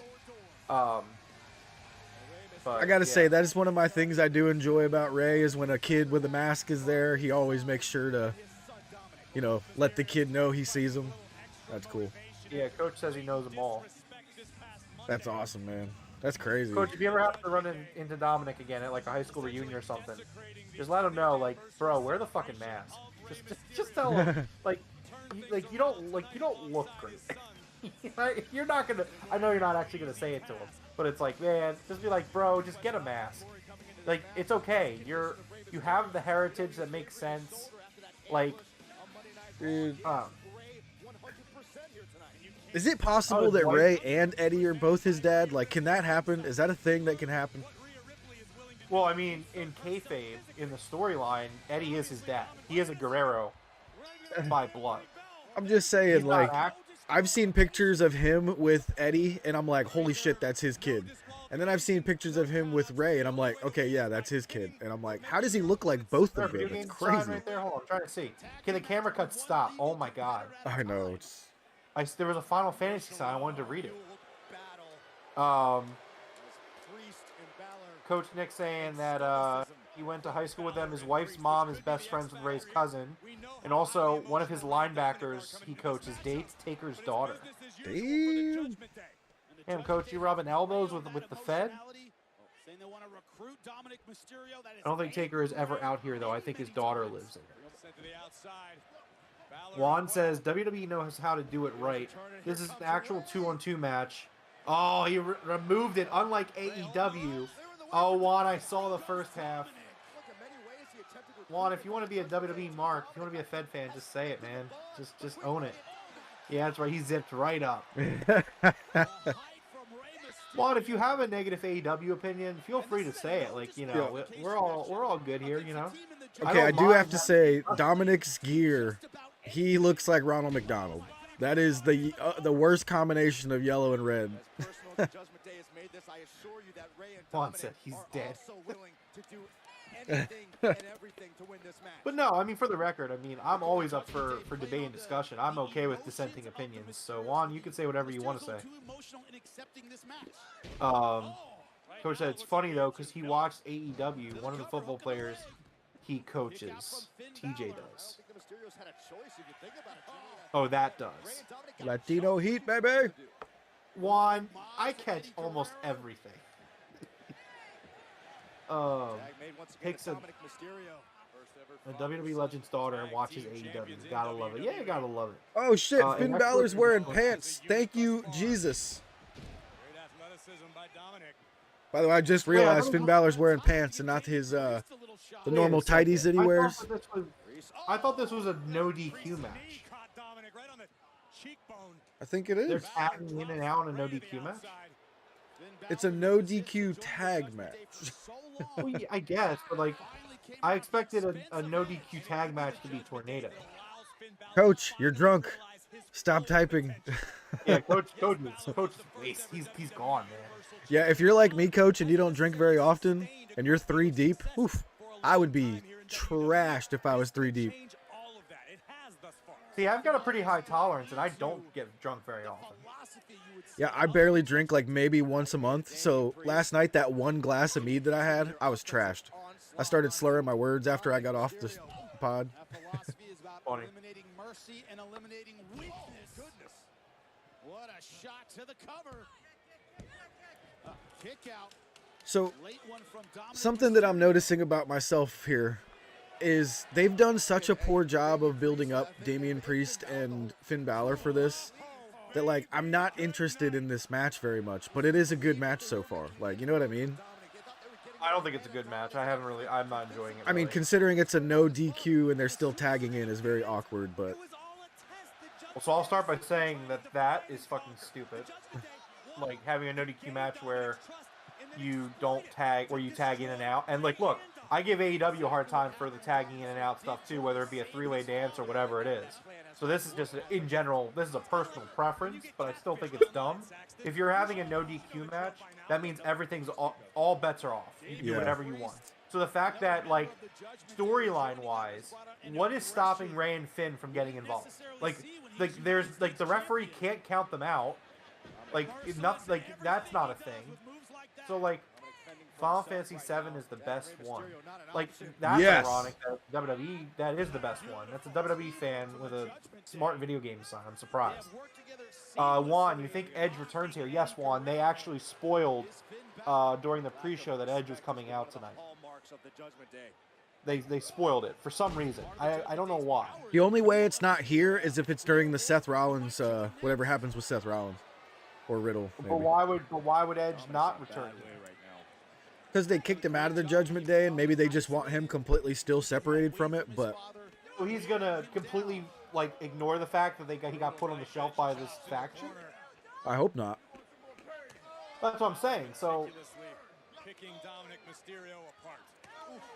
Will we ever see a drunk Jeff? Yeah. Jackie! Of course they did.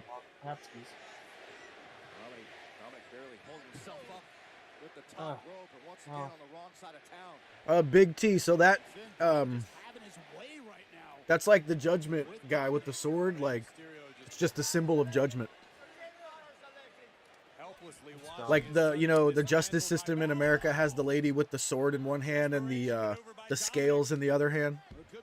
It's just like the symbol of judgment. Yeah. It was actually very similar to a Magic card called something Judgment. I forget what it's called. Oh, so I don't think I mentioned it here. For everyone keeping track, Coach and Big T both chose Judgment Day here. Juan and Jeff both took the Mysterios.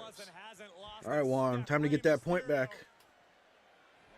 Oh, Jackie's saying that your meat is top notch, Jeff. Oh, thank you. Speaking of which, I did find a few bottles here tonight. Or not tonight, but the other night. T, that's fucking stupid. What, Big T, what are you referring to there? I missed it. Coach is making food now, so he'll be good in no time. He's talking about the Judgment guy, the cloaked figure with the sword. Alright, I'm gonna do it for you, Big T. That's fucking stupid. About to game after this? What you playing, Coach?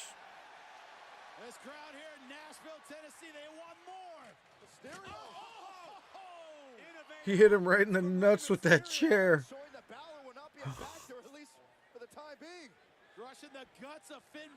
It is impressive that Rey Mysterio has managed to like change his game up to be able to keep going as old as he's getting. Yeah. Definitely to his credit. Oh. Damn, Big T sick as a dog. I hope you're feeling better. 3 more years? I doubt it, man. That's I don't think Ray goes another 3 years. No way. By the end of next year, for sure. But you never know, man. He could pull a Ric Flair on us and just keep going. Yeah, right. He's gonna play some COD tonight. Nice. Yeah, not bad. Hopefully Modern Warfare 2 is good this year. I haven't really enjoyed Call of Duty in like 2 or 3 years. Last one I really had a good time with was Blackout on Black Ops 4. That was excellent. Yo, Dr. Disrespect released a couple clips from his new game. Oh, it looks so good. I can't wait. The graphics look great. The guns look good. I don't know what I saw didn't look that great. I know you're a Dr. Disrespect guy. I mean, it's the first look from a game that the studio, from as far as we know, just started making. Like, yeah, the problem is he's talking a big game right now. He's setting himself up for failure. He's saying that his screenshots look better than Call of Duty. Yeah. And they do not. They well, do not look better. That's one of his sticks. He talks mad shit on Call of Duty. Right, I understand that, but Because when talk shit. when Twitch As they banned say- him, they contacted Activision and they got Activision to ban him as well. He's banned from any Activision events, so he just talks all kinds of shit on Call of Duty now. As they say on the streets, talk shit, get shot.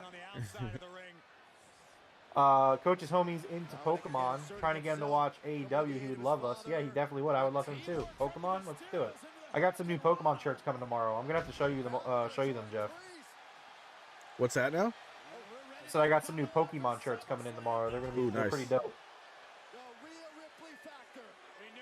Yeah, I think it looks good. They just started making it, Coach, and they just revealed like a firing range where you get to shoot at some stuff.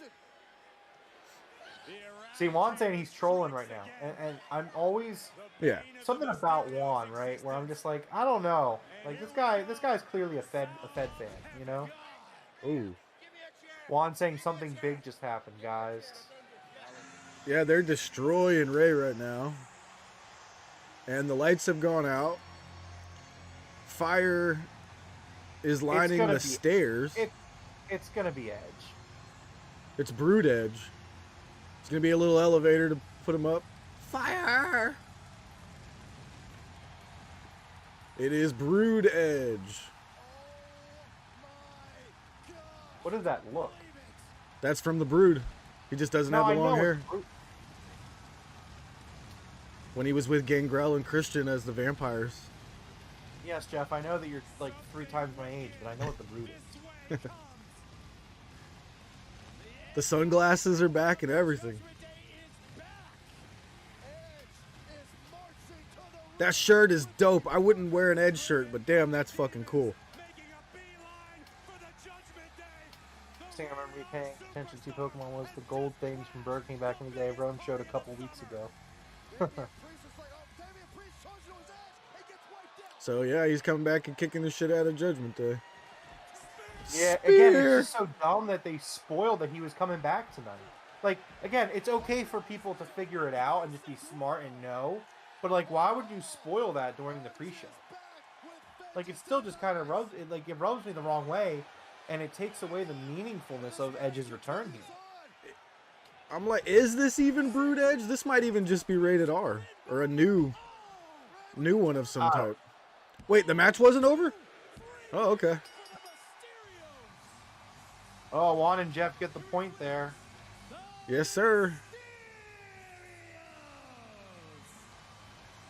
was the Judgment Day that had the assistance of Rhea Ripley, but oh my, the Mysterios with an unexpected assist from the Rated R Superstar. Yeah, they're calling him the Rated R Superstar, so I guess that's what's going on.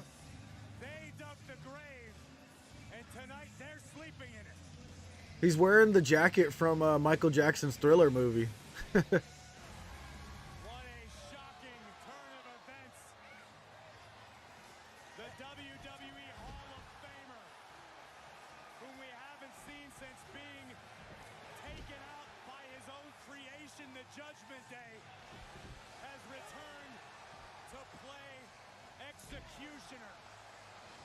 And what a return it was. A jarring visual. Just an updated score bracket right now. Juan, Big T, and Coach all currently have 3 points. And Jeff, you have 4 points. Yeah.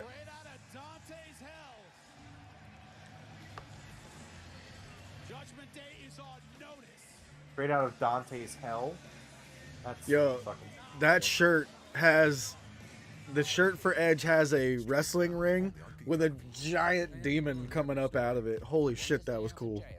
I might get that shirt. Jeff, you are the biggest hypocrite. Oh wait, I said I wasn't gonna buy anything from them. Never mind. 45 minutes ago, you were like, I would never buy anything from WWEshop.com. And now you're just like, no, I might, guys, I'm gonna buy a shirt. What? If I find that shirt at like Ross or something in a few years, I'll take it. Big T said lackluster at best. I agree. That was the match Yeah. I was kind of most looking forward to. And for a no DQ match, that was incredibly lame. I have moderate to I did severe not like that ulcerative much, colitis, so I'm taking Zeposia, a once daily pill. not Because great. I won't let UC stop me from being Now me. I got a commercial for some drugs that I don't need. I can't stand the fact that there's like legitimate commercial breaks between each of these matches. For a pay-per-view, like it really ruins the flow of the show. Quite honestly, it's fucking stupid. Man, I'm taking it from my own teammates now. Jeez. Juan saying Jeff showing his true colors. We already know you're a Fed fan, Jeff. No need to hide it anymore. That's what I've been saying, guys. We started late today because Jeff was watching the pre-show. He was like, God, he's like, bro, I'm gonna be like 5 minutes late. I'm watching the pre-show and I'm just really into it. Tell your doctor about all your medical conditions, medications. This is one of my pet peeves in the world right now is these commercials for prescription drugs that like, listen, if you have whatever condition that this is treating, like this one was for some weird like urinary tract infection or something. So you've gone to the doctor and your doctor is well aware of this medicine. You do not need a commercial for it. I cannot stand prescription commercials. It drives me crazy. I hate them. I think Jackie said something the other day about that too. She was like, and you guys are right. It's like it makes no sense for them to, you know what I mean? Like, why would you get like, oh man, I saw this commercial for this medicine. It's exactly what I need. Like, wouldn't your doctor already know that you need this thing? Yeah, exactly. It is kind of weird. It's very weird. It's like, do I get to choose my medicine now? Like, do I get to go to the doctor and be like, hey, I need this. Can I have a prescription, please? Like, that's not how it works.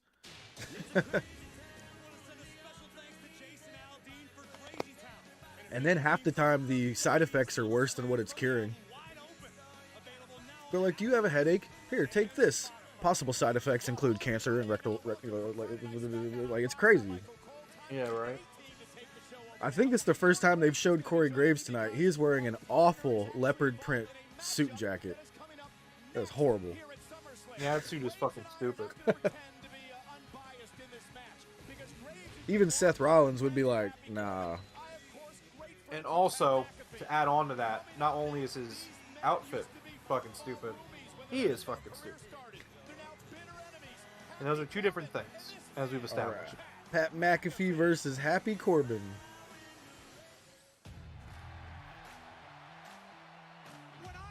Damn, Coach, that sucks. Yeah, it's crazy. The Adderall, they just sling that shit around nowadays. Almost like the pharmaceutical companies pay the doctors for everybody that takes it.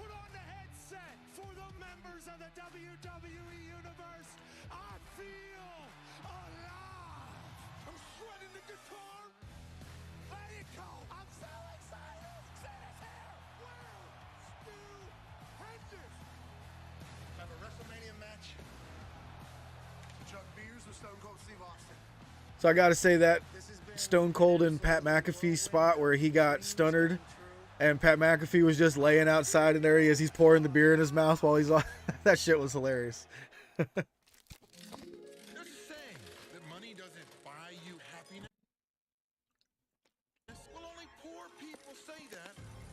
None of you understand how good it feels to be me. Somehow still has pyro. So I'll give you something to add to your number count there. So when Baron Corbin was like down in the dumps and broke and, you know, he was all disheveled. The story of how he got to be Happy Corbin is he went to the casino and he hit the jackpot. So now he's Happy Corbin. Yeah, I'm gonna write that one down. Tiger was here earlier, and then he left. Yeah. He definitely made his grand appearance. Oh, they were on the team. Look at that picture. Coach, did you see that picture? Which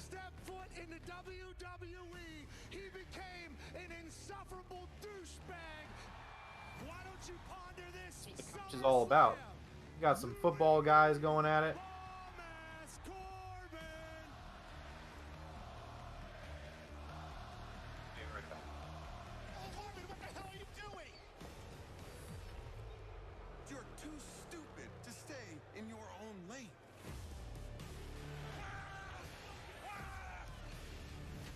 Ooh, end of days on the outside. I didn't see that. Oh, that was at Money in the Bank? Damn.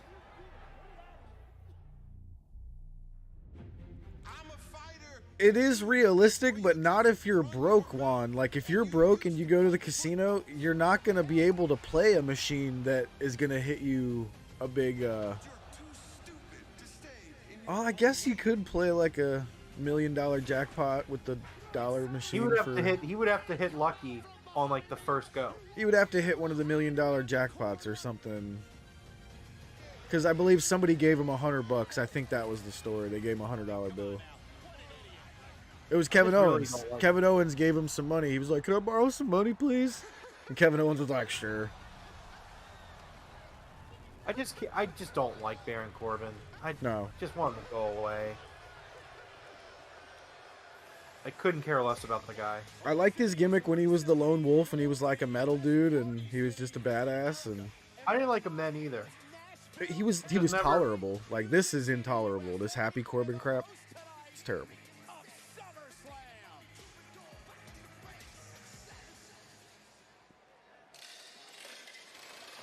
Yeah, there's his slot machine.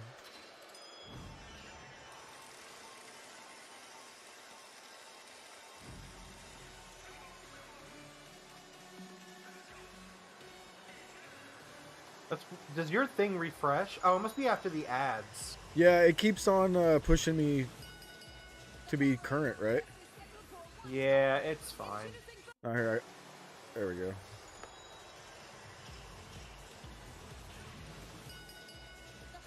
I just rewound like 10 seconds. Juan saying, if you ask someone for $100, expect them to give it to you. You know that's realistic. Sure.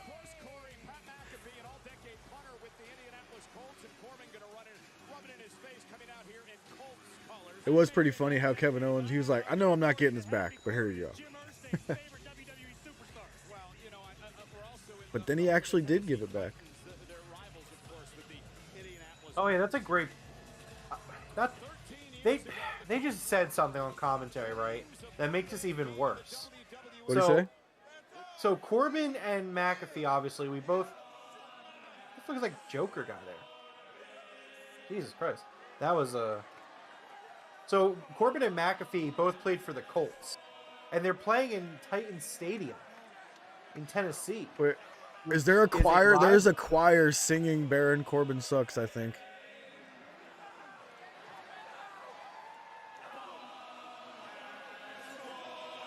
They're singing "Bum Ass Corbin." I would prefer you didn't, Cole. It's bad enough listening to Kind of a shame that they can't get the fans to kind of just do it organically. This is Happy Corbin. Elite. That Joker guy is going nuts, man. Yeah, he really is. He's like fucking. That guy making me nervous, to be honest. That dude was. He looked like he was getting ready to jump the barricade. Yeah.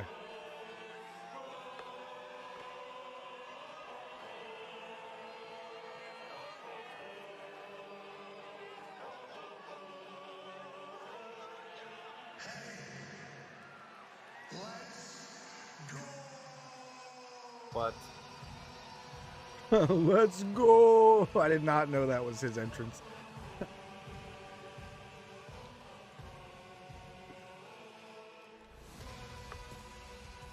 Yeah, looks like they found someone on the street to face Corbin. All right, so I'm gonna just say it. Pat McAfee's entrance and presentation.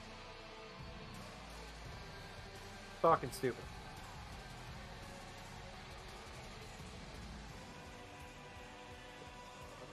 Excuse me. I mean, yeah, for SummerSlam, that's an odd choice of attire. He's just got some black cut-off jean shorts and a black tank top. Like, what?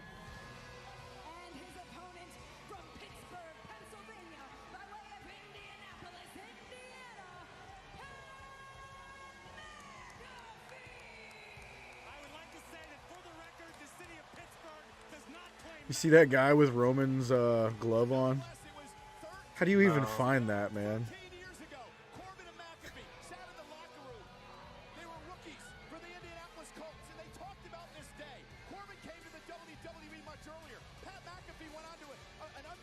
Career with the Colts, and now here they are. And McAfee said Corbin's changed. He's become Okay. That makes sense. I didn't even think about that. Yeah, that's literally his everyday attire. Okay. Yeah. Yeah, I guess so, but like, really? Like, he's just gonna wear his everyday look? I've seen some Still. of his clips from his show. I don't mind his show. I think Pat McAfee's pretty funny. I don't mind him, but you know, again, it's the continuation of just that blend of like mainstream. Big T said, "Did anyone see that mental patient dressed as the Joker?" That's what we were just talking about, man. That guy looked out of his mind. I'm just imagining Big T sitting there having like the worst time right now. Could you imagine sitting next to that Joker guy and not knowing him, and he's just like freaking out? I'd be like, man, I wish I could move. Somebody told me security probably went and talked to him because you didn't see him during Pat's entrance. They just probably purposely aimed away from him. Maybe. I don't know. They're not going to be able to do that all night, though, because that's, he's like right where they were standing. Yeah, for most that's prime real estate. Yeah. Too sweet me, bro.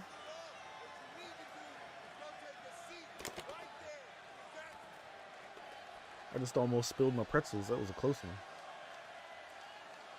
Maybe this made Big T feel sick. I know, I feel bad. I feel like Big T's having an awful night. I thought that's what he was. I thought that was the joke. Is he really feeling sick, or was he just he was nauseous from having to watch the E? Is that what I caught from that? I don't know, but either way, I'm sorry. Yeah, T, are you really feeling down, or was it? I'm just laying here listening to you guys talk. I got the show queued up on YouTube. Okay. And the pay-per-view overlay. I got you guys doing commentary. Okay. Look at Corbin's in blue pants and a freaking button-up shirt too. Like, what happened to ring attire, man? Well, Corbin hasn't had ring. That's kind of what he's always worn up before. Yeah. You know, up until that lone wolf gimmick that you like so much. Coach, why do you hope he was sick? Coach, Listen, we know how hard Coach, we're in the King's Court, man. trains constantly to prepare to Oh man. Oh, you might have the coof. I liked you better when you weren't allowed to have an opinion. Well, I hope you're feeling better, T. Hope you feel better. Yeah, I hope you're all right, man. I hope you win tonight, T. Or Coach, you know. Say, King's Court. I'm gone the whole 3 years without getting it. You know what my secret is? A super hot bath every day. I don't know if I can blame that for not getting the coof, but I honestly feel like at some point, like, to my knowledge, I've never gotten it, but I definitely at some point had to have had it. Like, I would imagine that too, where it just passed through and you didn't even know. So much, like especially when I was the GM at the restaurant, like, yeah. I was dealing with 100, like at least like 24 strangers minimum a day, much more than that. Like the amount of strangers I was like coming into contact with on a daily basis, even if it was through the drive-through window, like I don't know, like Jackie and I have talked about it before, where it's just like that was a really good spot there. They just had Baron Corbin kind of throw Pat McAfee off the top ropes. He did a backflip, landed on his feet, but then Corbin hit him with the missile drop kick. That was pretty nice. Yeah. But I feel like at some point, like I've probably done it at some point. Ooh, that was a nice Beal. None of you guys will be out on the street because Happy Corbin's got your back. Take a test tomorrow morning. Again, hope everything goes well. Yeah. Oh, here we go. Is there even a point to taking the test anymore? You know what I mean? Like, well, I mean there is. I mean it's good to know if you have it. Yeah, I guess. Tiger. One more time. Can you hear me? Yeah, I mean he should. I used to sleep on Corbin's couch. How could I not be? Well, that's your problem. Corbin used to sleep on McAfee's couch. McAfee did a lot for Corbin in the early years of his career. Hello, everyone. Welcome to the Broken Tables podcast. He's like, Let me just say one thing. The Fed is fucking stupid. Can't stand it. As Corbin has said in recent interviews, he said there's a reason that WWE does not allow fans to compete in the ring. So McAfee is nothing but a glorified one. And now bouncing Pat off the barricade yet again. And things are beginning to get ugly now. Here's a man who's competed on the top tier of WWE for years and years. And lately, Pat Yeah, McAfee Corbin's has had definitely a lost a bunch of weight. McAfee's building an empire. Everything Yeah, that he I guess does. so. It seemed to be the thing that everybody had to do to stay on the roster. You know what I mean? Tonight, McAfee may have been Oh yeah, I mean WWE's always pressured its guys and girls to Yeah. make sure you're in shape. I mean, Cody tore his pec off the bone because he was lifting weights because he was pressured to put on muscle, you know. Which fuck Cody Rhodes, but you know, still sucks. But he's competitive in everything he does. And McAfee again trying to fight back here against Corbin. Corbin now going for the deep six. Corbin into the cover. Is it enough to put McAfee away and end this dream that McAfee has in a kick out? How do you wrestle in Vans? I just noticed Corbin is wearing some freaking low top. Are they high tops or low top? I can't tell. But he's literally wearing a pair of Vans. He's wearing some high top Vans. watching this to root for Corbin. No, Peyton Manning and Eli Manning are actually rooting for McAfee. They have a really great relationship. And here's Corbin now. And Corbin sliding under shades of the boss man at 91 SummerSlam. But Pat McAfee knows Corbin well, had him scattered, now launching himself over the top rope, and McAfee looking to rally. It was ugly as The juice helps too. McAfee took down Corbin. McAfee trying to grab his breath, trying to fight back into this match now. Corbin back to his feet, McAfee as well, and now the brawl outside the ring. But Corbin doing what he does best, throws the right hands, driving McAfee back. McAfee backing out, driven right off our announce table. Pat, get back in the ring. You don't belong here right now. Corbin peeling McAfee right on the announce table. Come on, Pat. How's your boy? Come on, Pat. Come on. Corbin just rolled in to break the count. Come on, Pat. Now what are you doing? Oh, yes. Hey, Tim. Hey, Sally. You watching your boy? Huh? He's talking about McAfee's parents now. Your mommy and daddy? They're looking at you. You suck. Well, your parents would be embarrassed. What is the point of those little tiny monitors they have when the ring is directly in front of them? Yeah, right. Oh, you better watch yourself, Corbin. Obviously irate right now. Extremely emotional. Oh, come on, how Yeah, coach. talking about Pat's family like that. You should worry about him is what you should do. And stop worrying about me. And I saw those at the Van store the other day. They're only like $80. Finish the job. Thought he was supposed to be rich now. Ridiculous. This guy's been nothing but a bully, Corey, for his entire career. It works, doesn't it? Oh, they just put out the high top version of my the Vans that I have. Those slip-ons with the Kraken on them.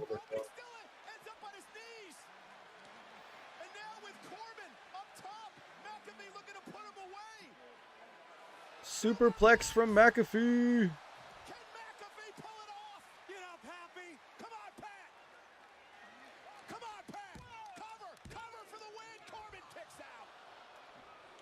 So for me, Corbin just kicked out. How far are you ahead of me or behind me? I don't know where McAfee I'm behind. He just kicked out? Yeah, for me. Right now they're showing the replay of the superplex. Yep, that's what I'm seeing too. All right, we It's in should be slow right around the motion same. right now. Digging down deep, the guts, the determination. So I used to hate Michael Cole, but ever since they paired him up with Pat McAfee, something about Pat McAfee has changed Michael Cole, and I think he's done much better in these last few years. I would say overall, I hate Michael Cole. I'd agree with you that maybe Pat brings out the best in him, but Yeah. for me, the best of Michael Cole is still not very good. Also, I just don't like Pat. I don't like Michael Cole just because he's been such a Vince guy as things got worse. I just don't like him. My bone with him is, you know, the whole Sasha and Naomi were very unprofessional. But what about when Brock was unprofessional the other day? Well, I mean, in all defense to him, that's not his call. That's a Vince thing. Yeah. True. The official checking on McAfee. McAfee has gone deep into this match, extending a lot of his stamina as we take another look at the Corbin to the post. Critical moment now. If Pat can somehow capitalize. This is McAfee's moment. Can Pat grab it? McAfee. Yeah, but what I mean about that, Juan, is they didn't know he was coming back till he actually came back later. And when Sasha and Naomi left, they announced it immediately on the show that they were unprofessional. Oh, crazy Swanton bomb from Pat. Wow. Unbelievable. I mean, talk about that athleticism, Corey. He was slipping all over the place, had to regain his balance on the top rope, and still able to deliver the Swanton Bambini. Well, I'm glad Corbin stepped up a little bit to kind of catch him there. Yeah. He did not get enough air on that. And now with Corbin down in the middle of the ring, McAfee now trying to feed off the WWE fans. Once again, looking to go high risk. I was just thinking, what makes somebody be like, I'm going to the SummerSlam and I'm going to dress as the Joker? Like, why? I don't know. Wait, hold on, did they say a banned word just now? A what? You know how WWE had those banned words? Yeah. Did they, I don't know if, wasn't the word fan banned? Oh, yeah, Michael Cole has been saying fans for about a week now since Triple H took over. Okay, and that he's also been saying wrestling. I appreciate that. Yeah. Because I realized he said he's trying to muster from the WWE fans, not the WWE universe.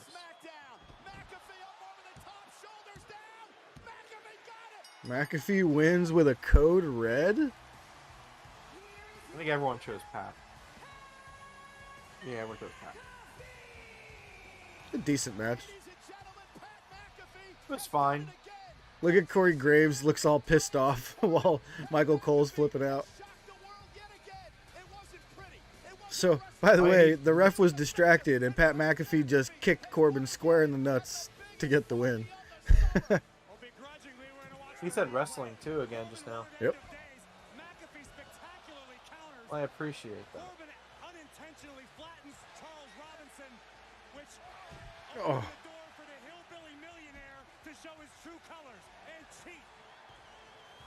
Code Red was really close to not being good. Yeah, the little suck it there, that was good.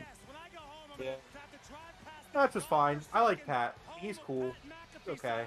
In Plum, Pennsylvania, that I petitioned to have removed. At least he has a sign there. You know what? Shut up, Cole. I've had it with you. Oh, please have Michael Cole kick the shit out of Corey Graves. He did the suck it to Corey Graves. Well, you should have talked trash about him, maybe. I talked it to his face, though. An embarrassing moment for Corbin tonight, but for Pat McAfee. Someone just gave Pat McAfee a beer. I think it's one of the guys from his show, I think.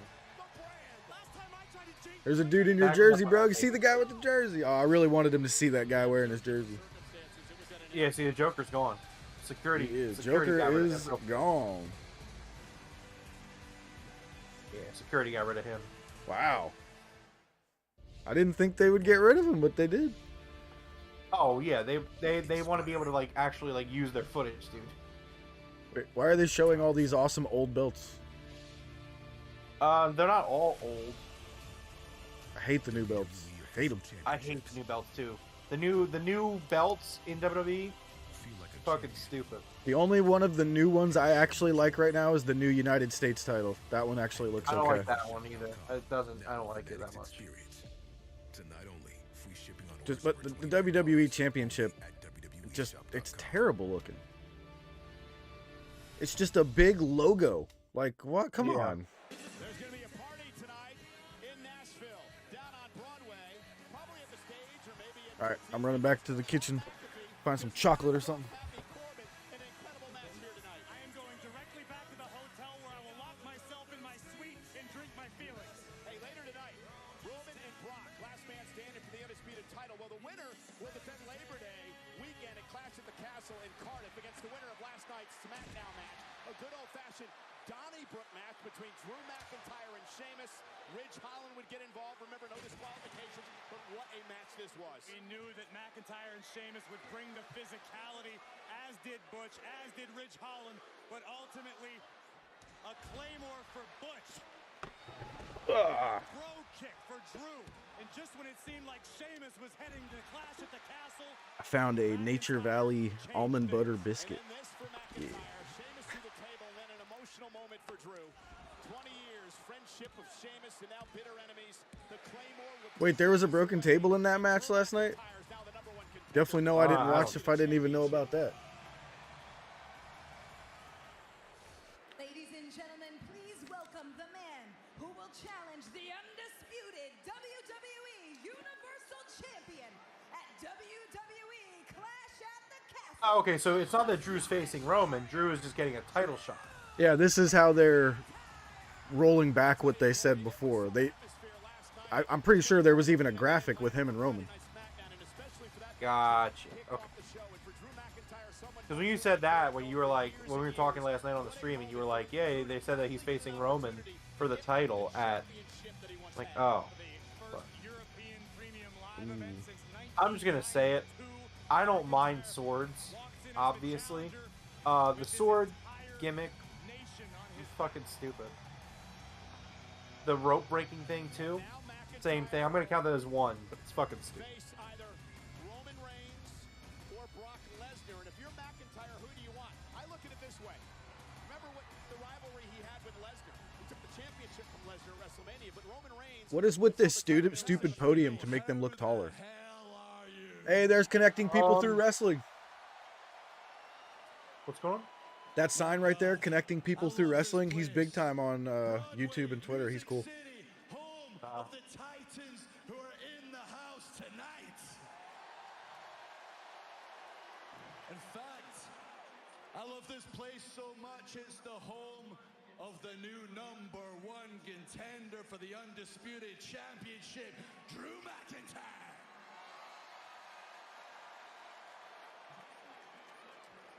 Did y'all see what Sheamus and I did to each other? My God, we went to war for 30 minutes. We beat the hell out of each other with everything we could put our hands on. I could barely get out of bed today, but it was worth it. Why? Because I have my shot at the championship. Now let's talk about the championship. Let's talk about the main event tonight. Let's talk about Brock Lesnar versus Roman Reigns for the first time ever. In Nashville, in Nissan Stadium, with 2 titles on the line, and a last man standing match in front of, what's your name? Colt. In front of Colt for the first time ever. That's kind of funny. Is Drew's second run better? If you're talking about the 3MB run, yes, it is infinitely better. You don't like the 3-man band? What are you talking about? Never said I didn't like it. But I don't care who wins a Clash of the Castle. I never said I did. Drew I know. McIntyre is gonna beat that ass and take those titles. I can't stand Jinder Mahal though. He's like the worst. Now let me raise my magic sword and see what happens. Can I get a countdown? 3.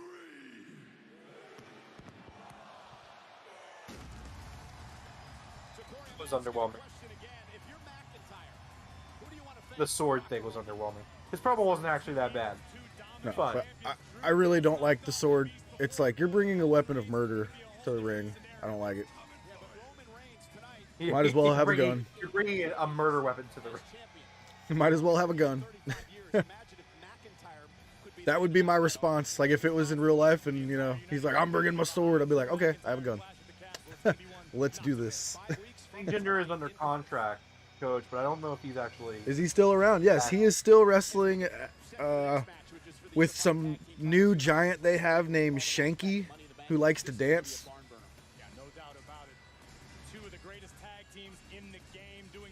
And yes, his name is Shanky. Like shank you in prison, Shanky.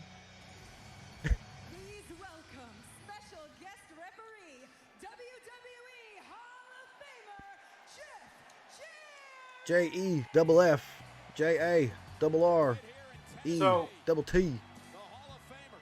So I understand that they're in Tennessee and they're in Nashville, and that's why Jeff Jarrett's here.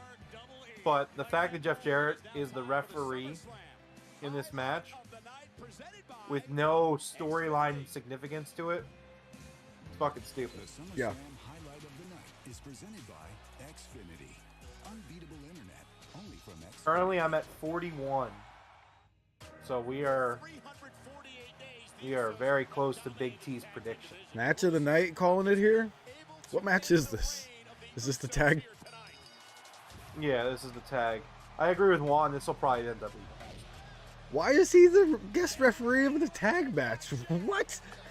Again, he's from Nashville. That's Yeah, why. but why the tag match? You could do it for the main event, if anything.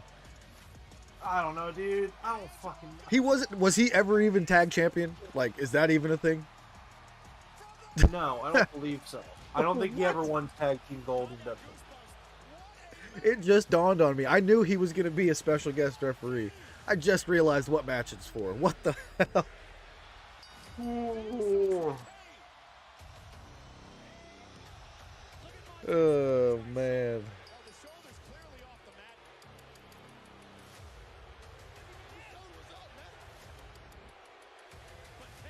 So, I'm not sure if you know, Rome, but the more cut guy on the Street Profits, he's married to Bianca Belair. That's her husband. Yeah, I know.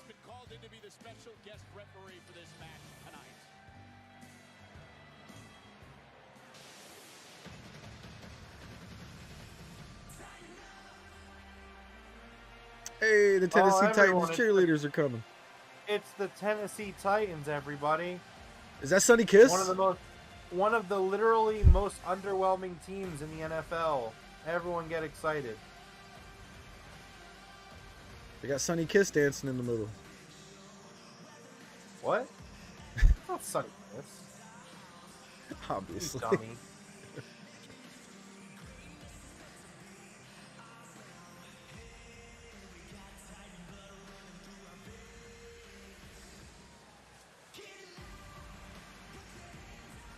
Coach asked what the predictions are right now for this match.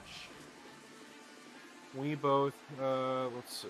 I think I'm still up by a point. I think it's 5-4. So Coach and Jeff both took the Street Profits for this match. Big T and Juan both took the Usos. Juan saying the Profits did all that just to lose. Based off my notes, I think it's 5, 4, 4, and 4. Did I miss it? Hold on. I want to double check my counts. I might have forgotten to put a tally for one of these. Oh, you're good. I'm gonna let the Give dog me out 1 real second. fast. I'm gonna figure this out. Go ahead, Graves. Tell me how they're pandering to the Tennessee Titans. You thought you knew me so well.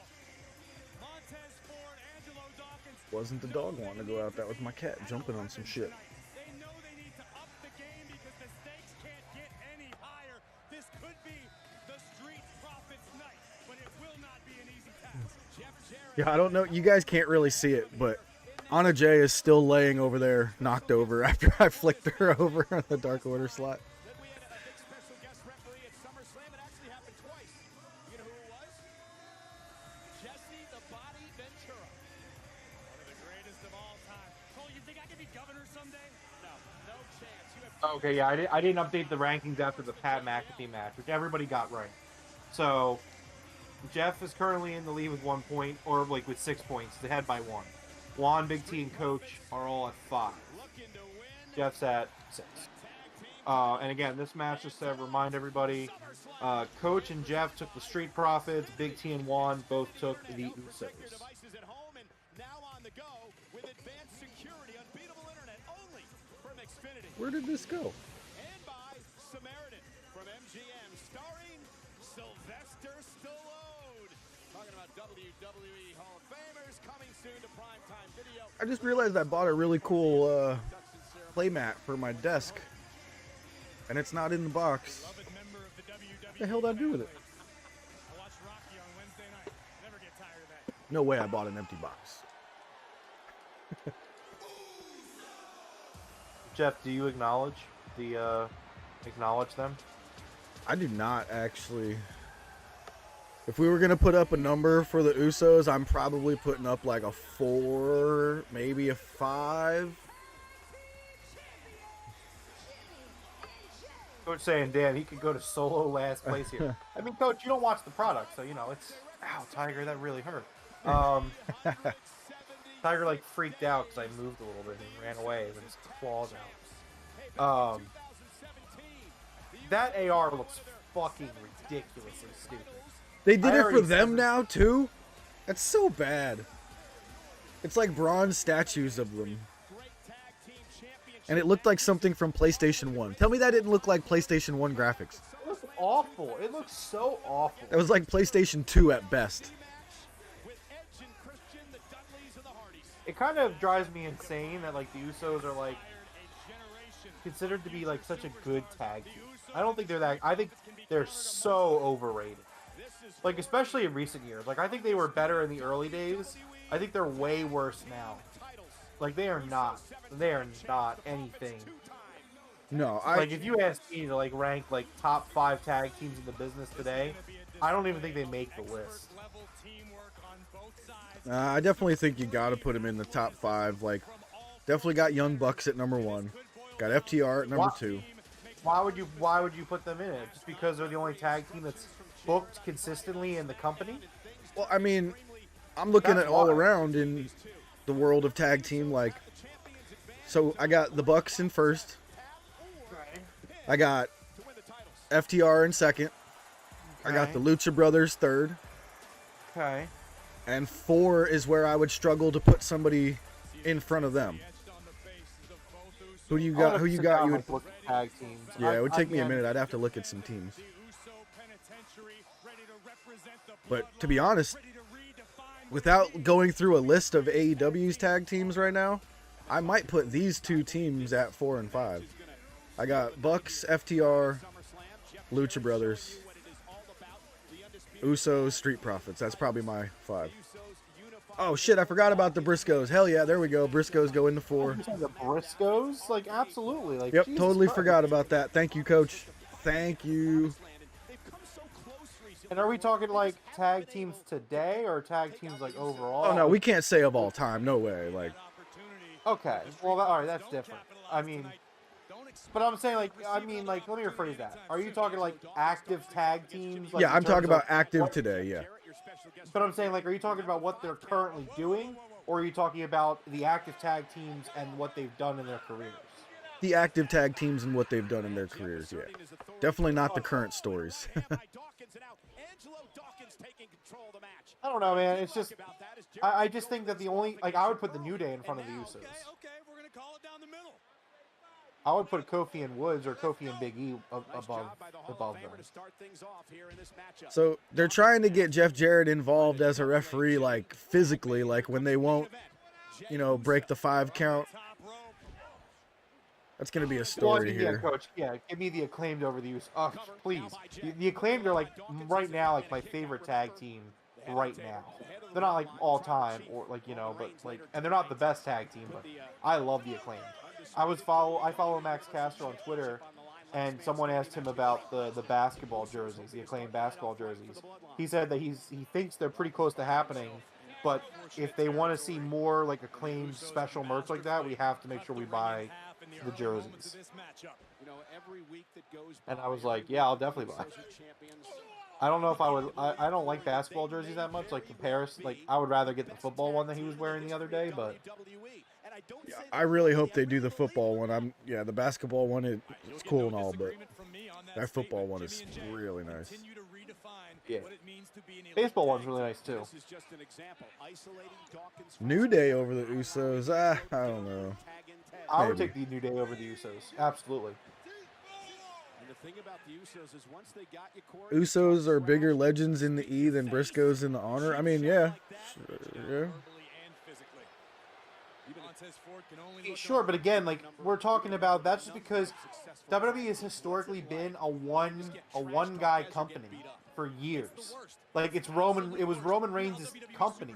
Not because Roman Reigns was good, it's because Roman Reigns was pushed like that and was booked like that. And the Usos are the same thing. Like the Usos are the top tag team in WWE today simply because that's how they're booked and that's how they're pushed. It has nothing to do with them and their performance. Like they're just the guys. They're related to Dwayne, and that puts a rocket on their back. Exactly. Say I'm wrong. I'm not wrong. I'm not wrong at all. I would actually be interested to see if Dave has ever even given them a 5-star match. All of The Rock's relatives in WWE have always been treated way more better than they should have been. And like, I get it, it's The Rock, but like, there's clear favoritism towards that family.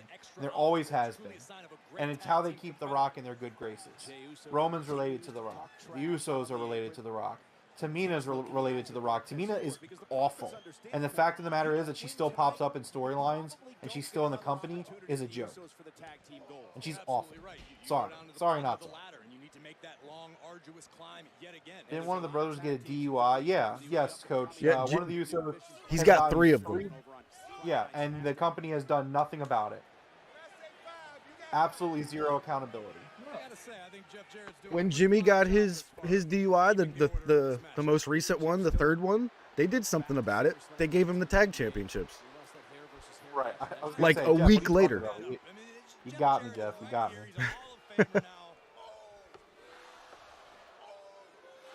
I don't know. I think the Usos are extremely overrated. I look at the Usos the way I look at Roman Reigns, which, I mean, they're all together, so it makes sense to look at them that way. But it's just overrated and pushed to the moon. I agree with Juan 100%. Tamina is way worse than Jinder. Absolutely. That's what I'm saying, though. Like, The Rock's, it's just a fact. Like, you can go and look at it. All of the Samoans, all of The Rock's family, Vince McMahon always had such a hard-on for The Rock's family. And, like, and they all got strapped rockets to their backs, and they were always protected, and they were always booked extremely well. Yep. And then even someone like to go even farther, actually, the DUI that he had, they brought him in for a singles run. And wait, was that the brother who didn't get the DUI that went on the singles run? It was kind of like punishing the other one. I don't even remember right now, but they had one of them go on a singles run and, you know, be main event. Yeah, it was main event Jimmy Uso. Maybe, I don't know. Yeah. I never remember which one is which in the storylines, but one of them got pushed as a main eventer and went up against Roman. And the only reason Roman won is from interference.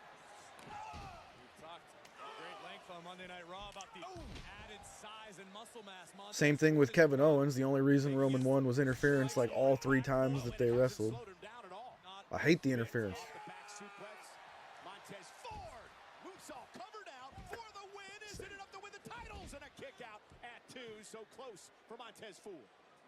Dude, Coach, all you can say is the E psychology works great on certain people. Like, certain people just eat that shit up. And yeah, man, it's sad. Like, I can't imagine living in a world where I wake up and I'm like, Roman Reigns is the greatest of all time. Like, he's not even the greatest in WWE, let alone of all time.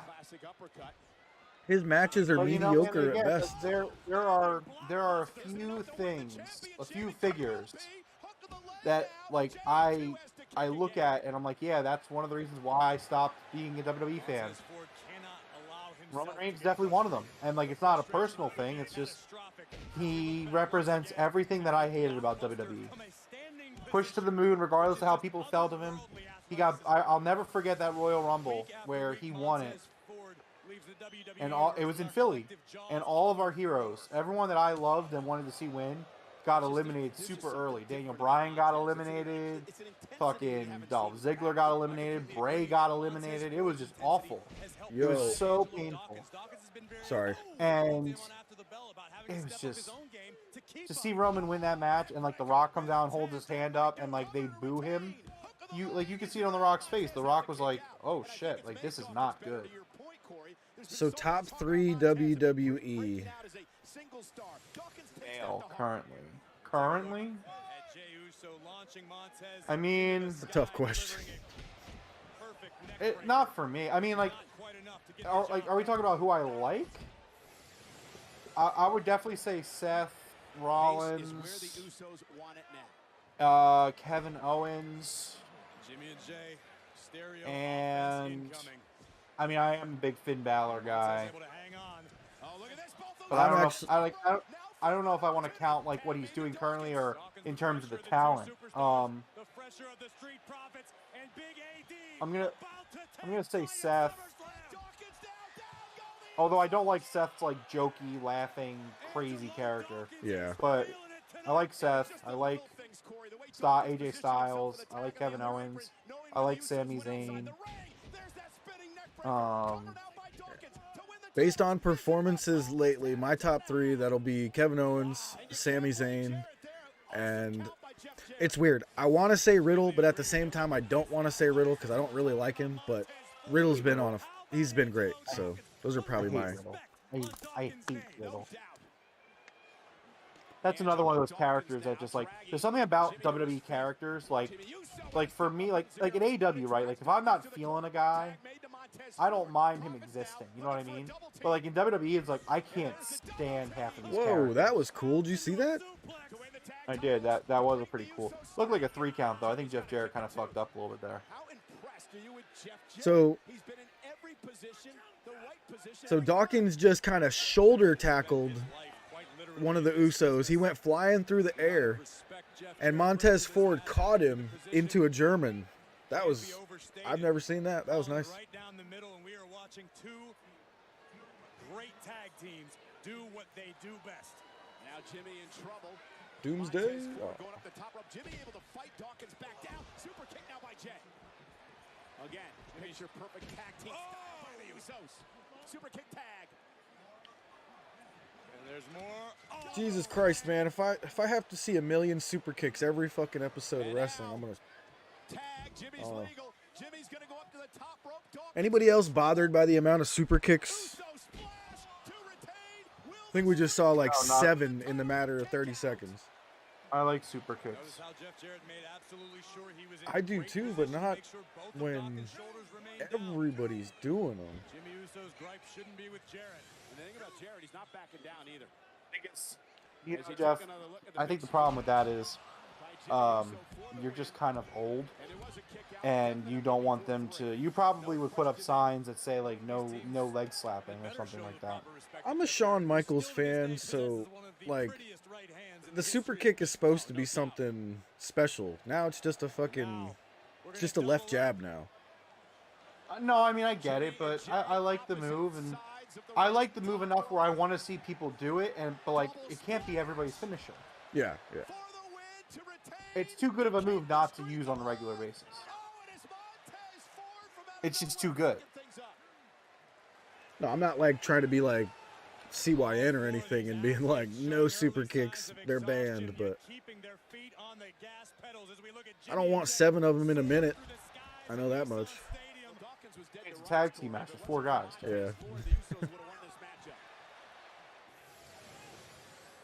Unfortunately, Montez may just be delaying the inevitable. The Usos have been on super kick party. The Street Profits have fought valiantly. Well, count of 5 now, and listen, a draw doesn't do the Profits any good. Trying to make it back to their feet, and they do. At Jimmy Uso. WWE fans here in Nashville getting a little warm-up for the Last Man Standing match later tonight. Absolutely man. Right. Cannot wait for the brutality that will follow, but right now, Jey Uso solo in the ring with a downed Dawkins. Oh, and wait a minute. Jarrett got hit with a super kick last night. It didn't happen tonight. Dawkins. Tag. Okay. Montez Ford from the heavens. The splash. Cover and Tez. Well, Tez hurt himself here in his ribs. Now he's going to get to the cover. Hook of the leg now. Is it enough? Kick out by Jey. He might have had it, but he hurt the ribs when he came off the ropes, Corey, and that split second cost him. I don't know if you can see the stitches on his nose there. He broke his nose on SmackDown. They went to throw his face into the turnbuckle, and he actually put his nose straight into the rope. To go up in smoke. Pun heavily intended.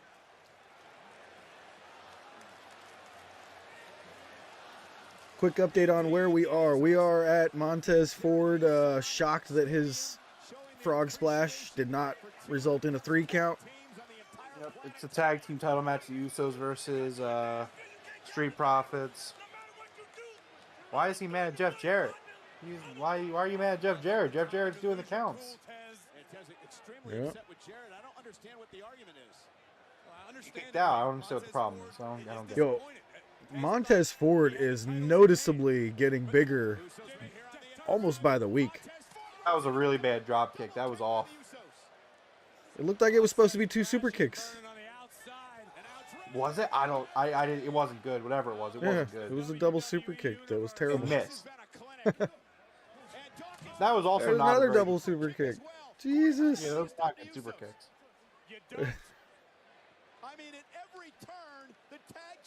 The wife turned it off. Smart girl. Smart lady. The wife had enough. She turned it off. Was that a 3D? The Usos have won. Let's see. With Here. a 3D. The points. Big T and Juan are getting the points. That means that we are now in a 3-way tie for first place at 6 points. Yes, Big T, the match just ended. Jeff, Juan, Big T, all with 6 points. The coach with 5. I think we see a split of the Street Profits here. That would be stupid.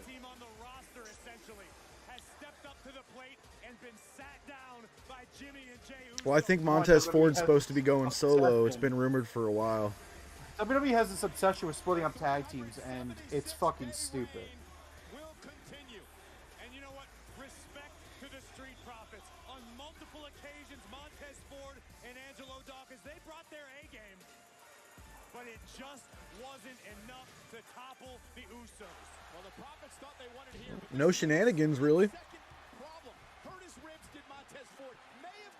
Look at that replay graphic on the bottom. I could make something better than that. Like, that's bad. That's like shit. That's bad. Yeah. Coach is in shambles. Coach, only down by 1. You're fine. You're fine. And again, Big T's still in it, so. Jimmy and Jay to slam it shut. Bang! Air Force Ones all upside your head. Why are they using the 3D? Oh, man, They why just you started asking me? doing that. It doesn't make any sense. It's never been their finisher before, and all of a sudden a couple weeks ago. Why is he doing this sideways? I thought they go like this. Why is he going like this? What the fuck? Are those blue belts black now? No, it's still blue. It's very dark, though. Blue. It's blue. Well, I mean, they're outside. Yeah, you're right.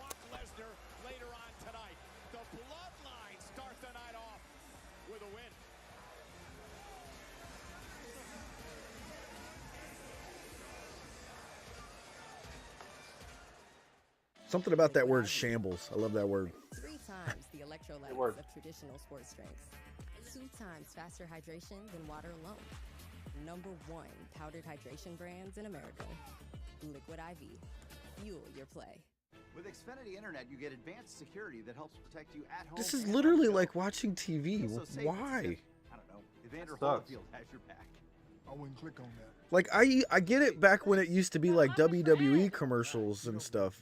These are just normal commercials. This is like we were watching an episode of Raw right now. These are just regular commercials. Like, what? Out of the home. I mean, can I have a bite? Only from Xfinity. Unbeatable internet made to do anything, so you can do anything. Here comes another preview for this fucking movie we've seen 3 times. I'm so tired of this. Like, this is like anti-advertising. Ugh. Like, now I just don't want to see this. Oh, cool. How come you hate who you are? He's hiding something. I want him dead. Wipe the city dark. You're the only one that can help.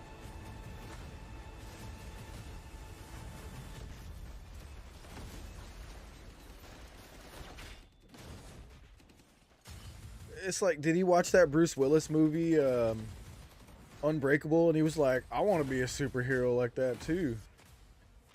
I'm annoyed. So I don't know if you saw this, but they're making another Rocky spin-off movie. Is it going to be another Creed movie, like for that kid, or? No, it's Drago. And I'm Okay. like, can you just do Creed? I'm okay with Creed. Creed was the continuation. I don't need a spin-off of a spin-off right now.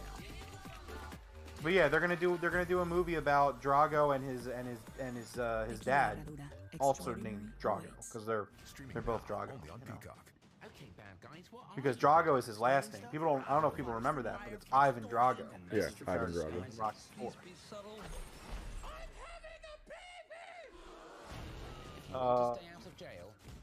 Well, I'm saying she's about to miss Reigns versus Brock. Too bad for her. She doesn't want to acknowledge her tribal chief. I don't know. Well, let's get a vibe check going, Jeff. How you feeling about SummerSlam so far tonight? I feel like there's been some decent matches, but it's also just some ridiculousness going on as well. I would say more negative than positive. There was some moments I've liked. The revitalization of the women's roster on, what was it, the Raw side? Yeah. I mean, that was decent. That's my highlight of the night so far, for sure. I would Bailey say and that's them the coming. highlight. I mean, other than that, I don't know. The Miz Logan Paul match, I guess, was okay. Jesus. Okay, Kid Rock. What the hell was that? Isn't he married to like some? Oh my God. I'm fucking disgusted. What even was that? And Riddle's here now. What is Jeff? Jeff. I knew Riddle was here. Why the fuck was He's Kid got- Rock? Why are Riddle's fingernails painted red? Hold on. Are his toenails painted too? Hold on, Jeff. I want to at least hear this stupid promo. And that means pieces of trash like Seth freaking Rollins. So Seth, get your ass out here, bro. Riddle's got a spinal injury because of the stomp by Rollins this past Monday night. He's not supposed to be here. The match for SummerSlam was postponed, but Riddle doesn't give a damn. Well, listen, I know Riddle's an extremely tough human being, but Corey, is Seth even here? He's been complaining all week. Riddle's fingernails and He's not toenails selling. are painted red. He's not selling with spinal injury. It can't be that bad. Again, I want to be perfectly clear about this. And that's Oh. why the WWE officials are rushing out here to stop Rollins. Riddle has a serious neck injury, right? What the fuck is he wearing? He always Why do wears they some do- crazy ass colors. Why? Why do Seth and Becky feel the need to fucking look ridiculous? How the hell can you say that? Rollins injured the guy. That's why there's not a match at SummerSlam, and Riddle's gonna beat him in the aisle. Rollins wanted to finish Riddle once and for all at the biggest party of the summer. Get these two separated. And here we go now. Riddle Waiting to do the vibe check because this is not very good in my opinion. WWE officials trying to separate the two. Good luck. Rollins was looking forward to doing battle here in Nashville at Nissan Stadium, but right now, Riddle kicking the hell out of the Visionary. Was kicking the hell out of the Visionary. Because Seth freaking Rollins, and he can't do this. He can't stop him again. Not again. You're going to break his damn neck. Riddle only has himself to blame.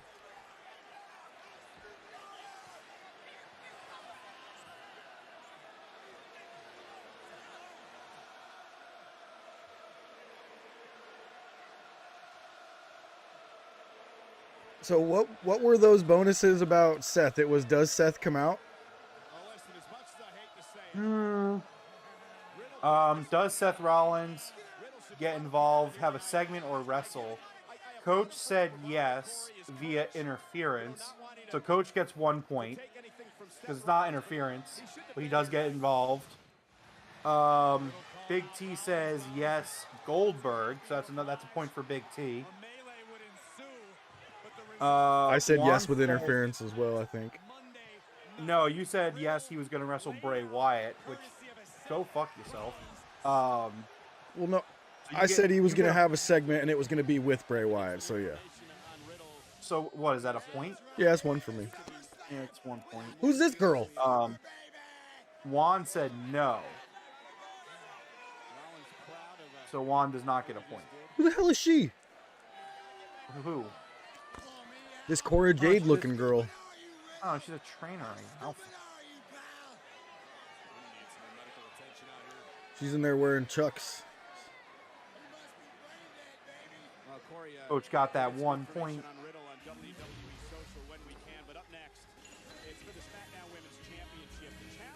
All right, time for the SmackDown Championship. Liv Morgan versus Ronda. No, Coach, it's not an interference because it wasn't a match. Yeah. Nice try though. I don't blame you.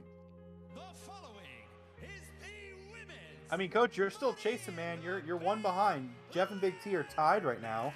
Let's see. We're about to go into the SmackDown Women's Championship match. And who picked who? Okay, so Coach, this is your chance to catch up here. So Big T, Coach, and Juan all picked Liv Morgan to win this match. Jeff, unfortunately, chose Ronda. I chose Ronda? You chose Ronda. Oh, I said, yeah, Charlotte was going to interfere, I think, yeah. Yep. Everyone chose Liv except for you. You chose Ronda. I think you're right, unfortunately, though, Jeff. I do think Ronda's going to win. I don't see Liv Morgan, like, I don't know. Actually, it's new creative. Let's see what happens.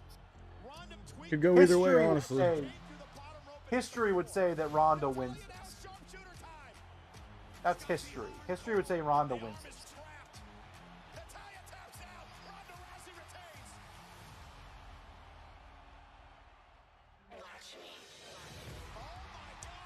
Yeah, I definitely don't remember that pick.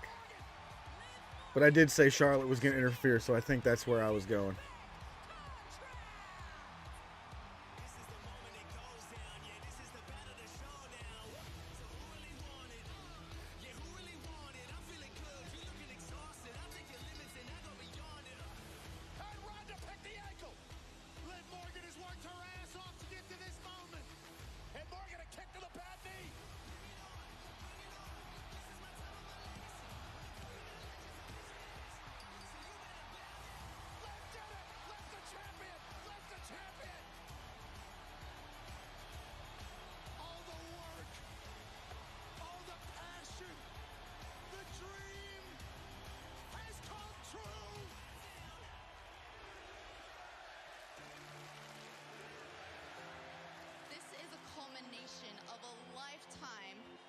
Yeah, I think I'm losing a point on this one. We'll see. I mean, Coach saying that drink was getting to Jeff last night. He doesn't remember his picks. Oh, I got a bunch of stuff. Sweet. Yo, all my cards just showed up for my legacy deck. Let's go.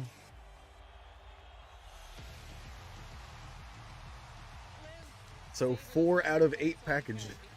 You're going to learn that challenging for the title is a whole lot easier than defending it. I respect you. You seized the moment, saw an opportunity, became champion. But I am going to beat you at SummerSlam. Because let's be honest, you're Liv Morgan. Oh, I'm so excited now. And I'm Ronda Rousey. Anybody in chat play Magic the Gathering? And when I beat you at SummerSlam, I expect you to shake my hand the same way that I shook yours. I can't stand here and look at your eyes and tell you that I'm going to beat you at SummerSlam because I'm better than you. That segment was so awkward, Rome, that they're showing right there.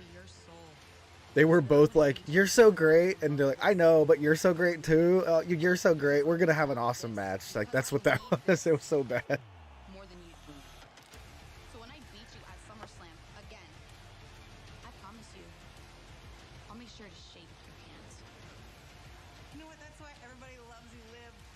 It's got more passion than anyone else in this locker room. Except me. I think Liv is, if I am not mistaken, I think Liv is married to Bo Dallas, the other Rotunda. Forget his first name for some reason. I don't know about that. I don't think you're correct. What on was that. his name? You're thinking of Bo Dallas, but I don't know. Yeah, what's his I don't- real name though? He's something Rotunda, right? I think Mike Rotunda, maybe. I don't know. You'd have to look it up. I'm not 100% sure, admittedly. Yo, I started typing in Bo Dallas and it finishes with Liv Morgan, but it is not. Hang on. Over 45,000 here tonight at Nissan Stadium in Nashville, greeting Ronda Rousey, making her way to Nope, I'm incorrect. 2018 at this event, SummerSlam. She won her first championship in WWE, the Raw Women's title. Oh, okay. She is his current girlfriend. Oh, okay. Ronda Rousey is 100% and ready to kick some ass. You are absolutely correct on that assessment, Michael Cole. It's almost Mike the Dad. You might be right, Coach. Ronda enter the ring as a challenger, but trust me, Yeah, what's his real name here? Hold on. Juan's not excited for this match at all. He says. Taylor. Oh, His he's name saying is it's Taylor not- Michael Rotunda, so you kind of had it right.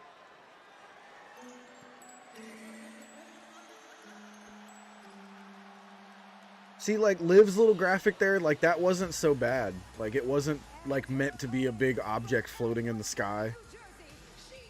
I really hate the AR stuff.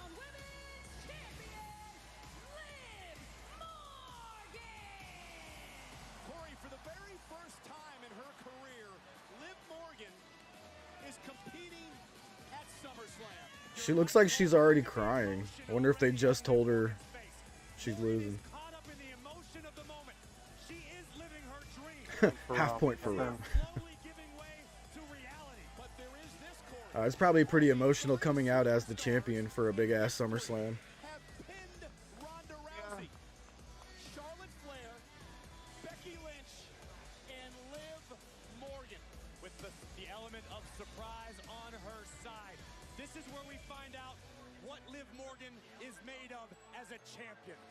It's one thing to reach the top of the mountain. It's another entirely to stay there. Does Liv Morgan have the killer instinct required to remain champion in WWE? Liv Morgan told me earlier this week that Ronda Rousey goes home to a beautiful... Oh, she's got her blue tongue back. They let her bring back the food coloring in her mouth for whatever reason. 100% of the time, Liv Morgan can, because WWE and the SmackDown Women's Championship is her life. Will that be a factor tonight? What's everyone eating tonight? So I started with some hummus and pretzel chips, and then I went to a Nature Valley almond butter biscuit. Yeah, we were doing some snackage kind of for dinner tonight. We did some pigs in blanket and some mac and cheese bites. I love pigs in a The blanket. plan man. was to follow up with some mozzarella sticks, but the wife is currently in bed, so I have not. Obviously, I'm streaming, so I'm not not grabbing the mozzarella sticks. Ronda just hit a beautiful judo throw on Liv. I'm really intrigued. Like, this match is going to be a big staple for. Like, you got to think this is going to be a big staple for Triple H in creative, right? Like, Yeah. like, Liv should win this match. Whoa. Liv should absolutely win this match. But, oh, Jesus Christ, that knee to the face. Oh, That was no. sick. Oh, no, you're ahead of me. You're going to tell me probably when the match ends, but I don't know. She is killing Liv right now. Ronda just hit a jumping knee to Liv that was really nice looking. Coach saying that sounds like his type of dinner. Yeah, you know, because I knew I was streaming tonight, so we went grocery shopping today, and I was like, I have an idea. What if we just do like some, just have like a fun like little appetizer kind of night. So it was pretty sweet, but again, we did not make it to the mozzarella sticks. I tell you, if you have an air fryer, mozzarella sticks in an air fryer are banging. We do have an air fryer. Again, though, I'm down here, and I'd rather stay on the stream. But the wife retired to the bedroom for the night.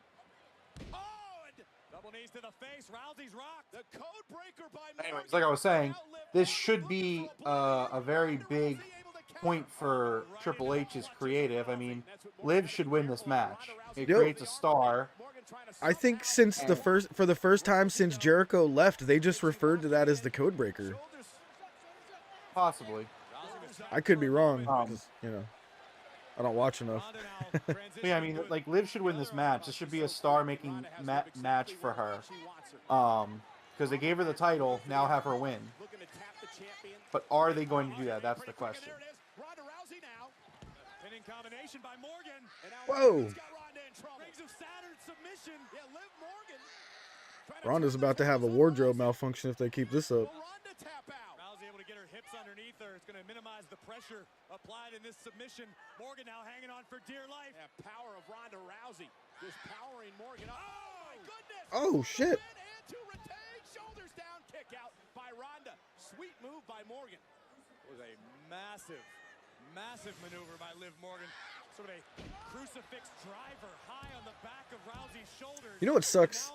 Back when Ronda was in the UFC, I had like a massive crush on her. She was hot as hell. Whatever reason, in WWE, that god-awful makeup they put on her just looks horrid. It's like pretty bad. And she pays a dude, like, personally has her own makeup artist to come do that crap. And I'm like, it's terrible. Stop it. Fire that She guy. has like a unibrow almost.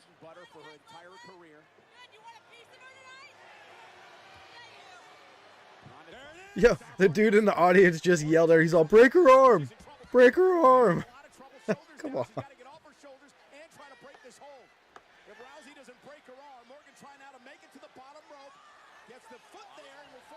Yeah, coach, some people are getting crazy good with their air fryer techniques, man. You can cook pizza in an air fryer now. Like, you can put raw dough in there, and if you know what you're doing, it's wild.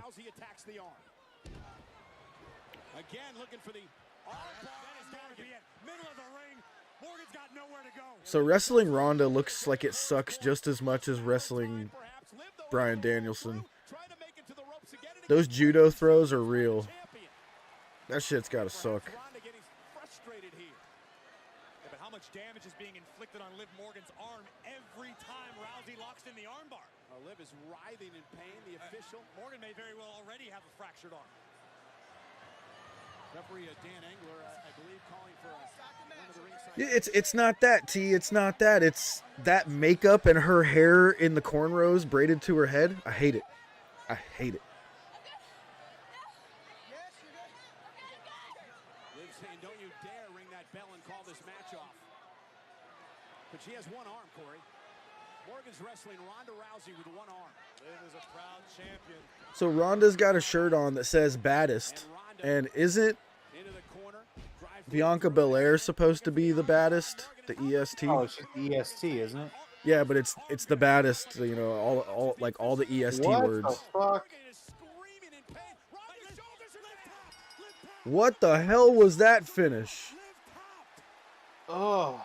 So Liv Morgan tapped at the same time that Ronda just took a 3-fall pin. Did she tap? I didn't even see that. She was tapping while the three count went.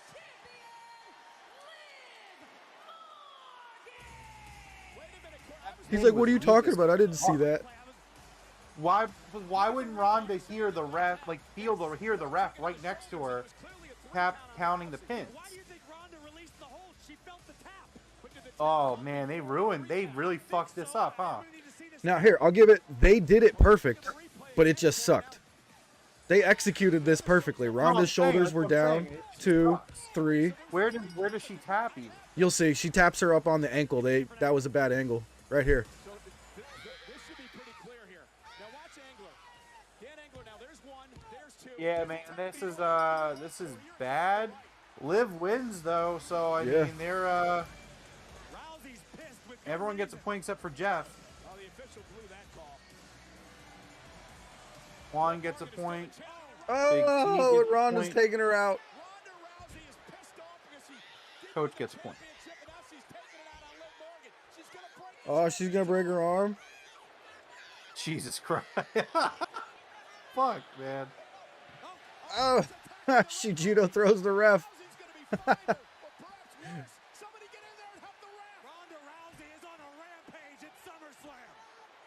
Oh, she's got the ref in an elbow crank. That's a real move. You should stop that. Yeah.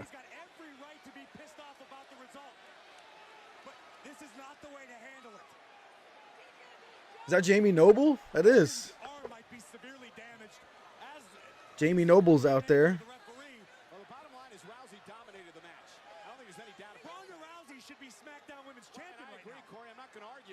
the replay. Liv Morgan tapped when the referee was at 2.5. But Morgan's still the champ. The official made the call. So they are saying that Liv started tapping before the third hand came down. We saw it. I mean, the evidence was there. Yes, Liv Morgan stacked Ronda's shoulder. Oh, cool. Are we done with smiling Ronda? Did Ronda just go heel by beating up Liv? Sweet. This is what I was watching, Corey. Did I hear a 3 count? But you were watching the upper part of the screen, and at 2, the tap happens. So, indeed, Rousey should be the champion. Yeah, cue Charlotte. Yeah, Ronda is staying in the ring. It doesn't make much sense why this is still going on. And what does this mean for the psyche of the SmackDown Women's Champion? What does it mean for the psyche of Ronda Rousey, who absolutely snapped here tonight? Don't tell me that's how they get the belt off of Liv, is they make her relinquish it for a broken arm or some stupid shit. Be fucking stupid, but we don't know. We'll see. Nah, yeah, she's not really selling it like it's broken. Ronda's gonna get suspended for how long so she can go away for a while for assaulting the ref.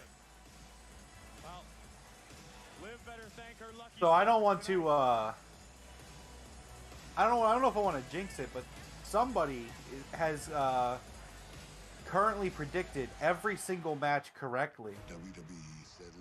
And all we have left is the main event. It's got to be Big T. T's gotten every single match. I don't want to comment on it yet, but all I'm going to say is that someone has gotten every single match prediction correct and got a point for the Seth Rollins question.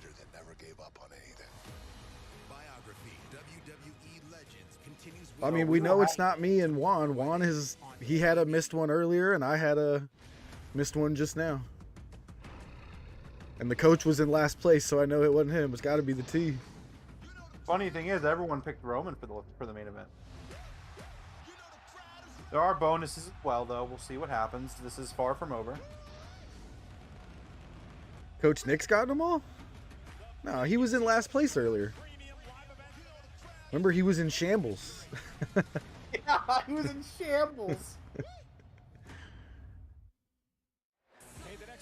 All right.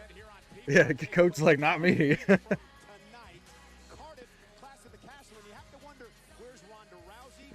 It's Juan.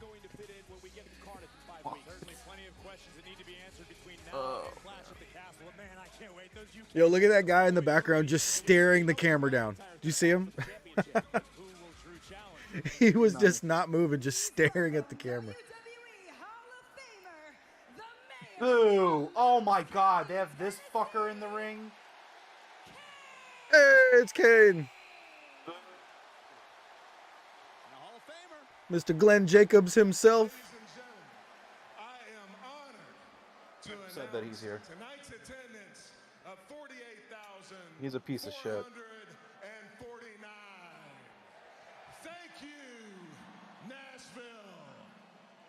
What's up, Scott? SummerScam's been SummerScam for the most part. Having this piece of shit Kane here is fucking stupid. I don't want to talk about why, but I mean I'm sure people who follow Kane. And his what up, Scott? That was our first donation the other day. Thank you very much, sir. What's going on? We are about to get to the main event, I believe, Roman versus Brock. But they had Kane in the ring. Kane made some stupid comments on Twitter. Everybody hates him now. It is what it is. Oh, no problem, dude. That was fun. Hey, what's up, everyone? Emerson Lazzi and Jared Carabas from DraftKings Sportsbook here to take a look at the free-to-play pool questions. I'm not going to lie. I thought that guy's last name said cannabis.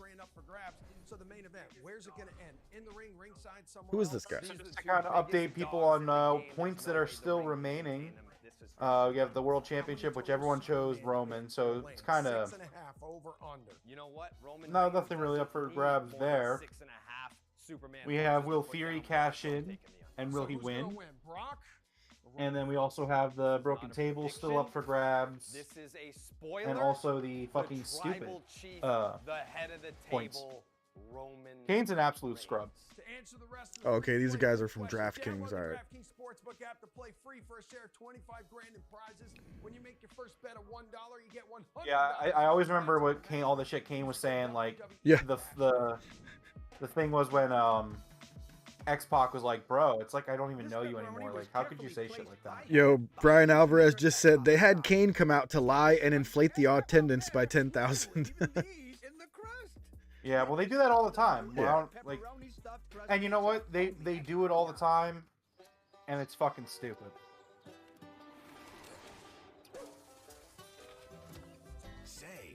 Did anybody ever answer me if they play Magic in chat? I don't think I saw anyone answer. They were probably like, what the hell is Magic?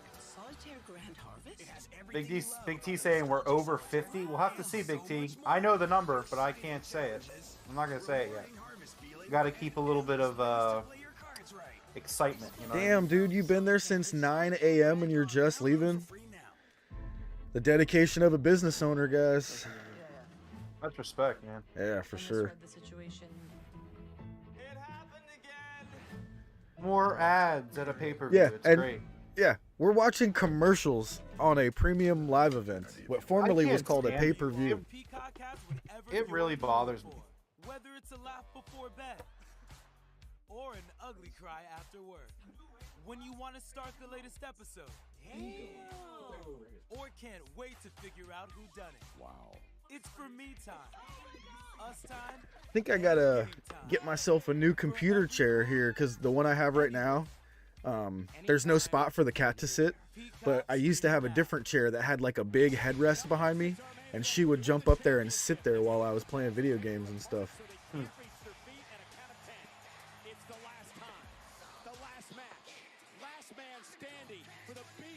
Thanks, Last match. Yeah.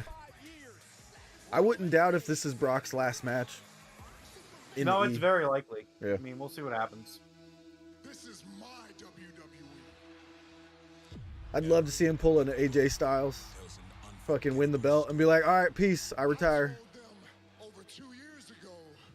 That's not what Styles did. Styles left in a convertible and didn't come back. Each chapter, twisting, turning, taking you on a ride. There's no one left until the crescendo. Coach says, yeah, what the hell is Magic? Magic is that card game that in high school, the nerds would be over in the corner of the lunchroom playing that card game against each other. That was Magic. Coach was too cool for that stuff. That's what I'm saying. He knew the nerds were over there. He probably made fun of them. Coach was in a Letterman jacket. He had like girls hanging off of him. So I was Coach kind of walking around, but in secret, I was more of a nerd than like half of those dudes. Appreciate it, Scott. You rock, man. With tales of betrayal.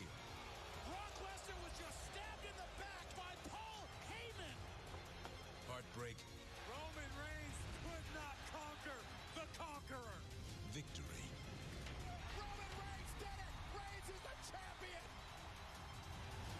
You know, when you show us a recap of the other 20 matches that they've had together, it really doesn't excite me for this 21st match that they're having together. Final stanza will be different. I don't know if we missed it, but apparently like 29 minutes ago, there was a video package for Charlotte Flair. On Did that SummerSlam? show up did that show up on the pay-per-view, or is that only for the live studio, or the live studio, the live well, audience? I definitely did not see Charlotte on the screen. Okay, Meltzer said that there was a video package for Charlotte that played. Huh. Oh, you were a Pokemon guy. Okay. Big T was a Pokemon guy until he got into wrestling. Hell yeah, that was me. I didn't play Magic either. I liked Pokemon. I mean, Yu-Gi-Oh was cool. We got into Yu-Gi-Oh, me and the kids. Yeah. But I mean, I've always just been a big gamer. Like again, like I still need to do the game room tour. If you guys saw the room that's like right here next door, I'm very proud of it. A-Town. I'm confused at how we didn't see the Charlotte Flair thing. I don't know. Did we get a commercial while other people saw it? Oh, I'd be so pissed because we get the free version of Peacock. I don't know, but again, it might have just been a live audience, though. Which is also stupid.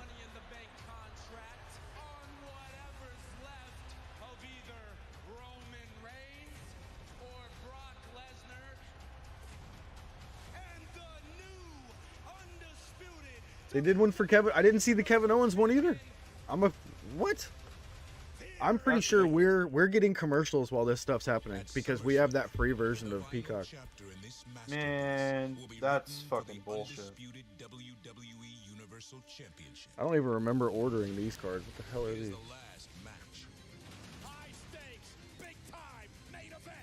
Last time.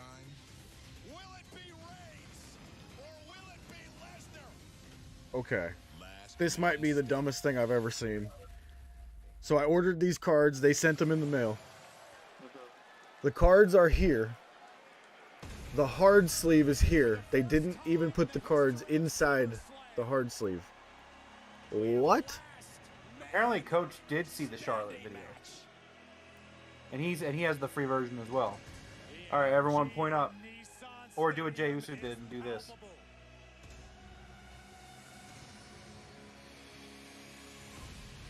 God, that AR looks fucking awful. It's terrible. The bronze statue It's of awful. Roman. It's so stupid. That's not even PS1.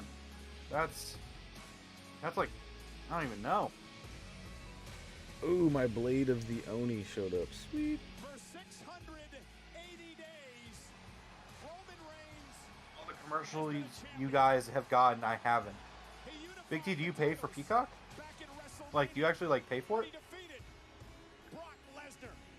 Yeah, he says he's not getting the commercials when we get them. Just Coach saying, "Oh wow, didn't put the hard sleeve on. Oh wow, now Jeff is in shit." Yeah. Excuse me. I'm just confused at why the hard sleeve was even in the envelope if you're not going to put the cards in it. Like, what? I guess to stop the envelope from bending?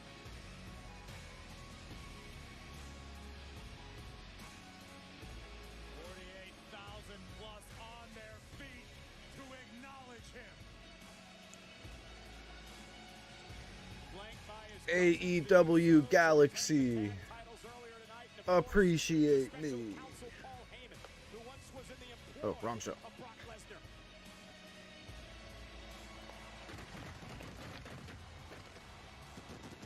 I can never tell if these fireworks are real anymore because the augmented reality does fireworks too.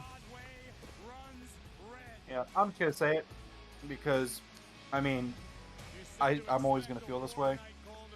Roman Reigns, fucking stupid. I'm like, now that's not fair. That's not fair. Tell me why it's not fair, please, Jeffrey. I mean, his character right now is the best thing he's done. The character he's doing right now, he hasn't changed or done anything different in 2 years, 3 years. True. This is the exact same Roman Reigns that we saw at the beginning of the pandemic. Hey, I don't know what Pokemon this is, but it came in a cool Pokemon sleeve with little bunny rabbit Pokemon. What is it, Little Punny? He's a white rabbit with orange tips of his ears. I think I know who you're talking about. He must be a fire type because there's fire all over. That's the fire starter in the Galarian region, which is Sword and Shield. He's the fire starter for Sword and Shield. I think it's Score Bunny. Okay. Earlier this week, talking about SummerSlam. Roman's is the name in lights. Yeah, Roman Reigns will always represent something that I hate and fucking despise. I don't think they're like, for me, it's too little, too late. I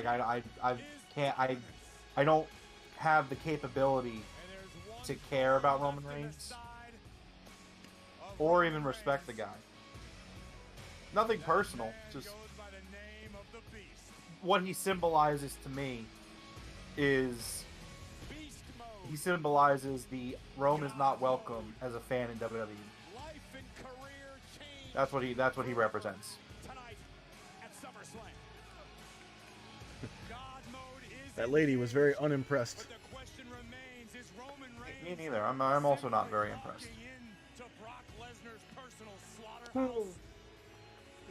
He looks a little flabby to me, man. I've never understood why they had him take off that vest. That vest hid that he doesn't have that great of a physique. Well, Roman's also not. Roman's not. He's not going hard anymore. He's practically a part timer at this point. Pretty much. But he's still the champion. Yeah, it's just the same old shit.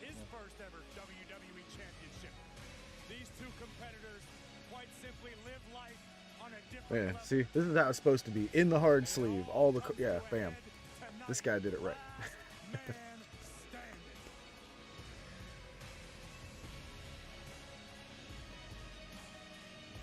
That's the Fire Bunny from the new game. Yeah, the new starter. Yeah, Sword and Shield. Not the new game, but the last game.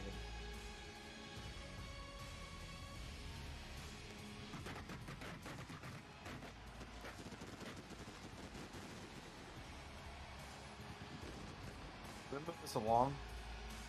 Yeah, I'm really ready for this to be over. I really hope we don't get like a 25-30 minute match here. I mean, it's 11 o'clock. Are they gonna make this go 45 minutes? I'll kill myself. Yeah, I mean, SummerSlam wasn't that good. Yeah, they got me once with the return of Bayley. They got me with that, but other than that, meh at best. Yeah, I feel like the show should have been a lot better than it was. That it could have been. I mean, I don't know. It is what it is, but I'm not impressed. Nor am I entertained. He's gonna talk. Can we just move this along? What on earth could you have to say? Nashville. Oh yeah, acknowledge me. Duh. Oh yeah, right. That's his thing, isn't it? I was like, what on earth could you have to say? Oh yeah. SummerSlam.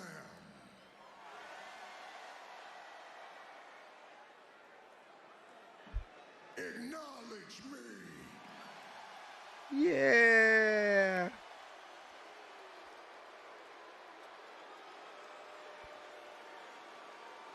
I just want one person to be like, acknowledge these nuts.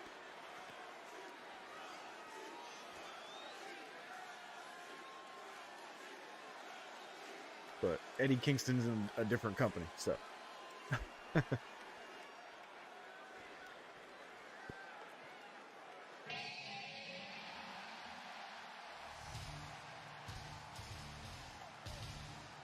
man who has been in more SummerSlam main events than anyone in history. Tonight marks the 9th time that Brock Lesnar headlines SummerSlam. Woe to you, O earth and sea, for the devil sends the beast with wrath. Brock's got his hair tied up like a freaking legit Viking right now. He looks good. Holy shit.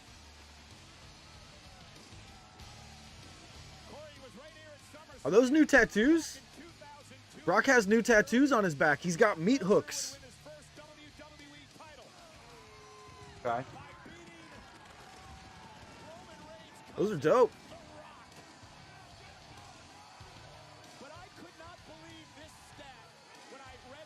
Yeah, he's got 2 meat hooks because, you know, he's been doing the bearded butcher thing. He's got meat hooks that are like hooked into his back. That's sick. Definitely takes the attention away from the cock Chestnut tattoo.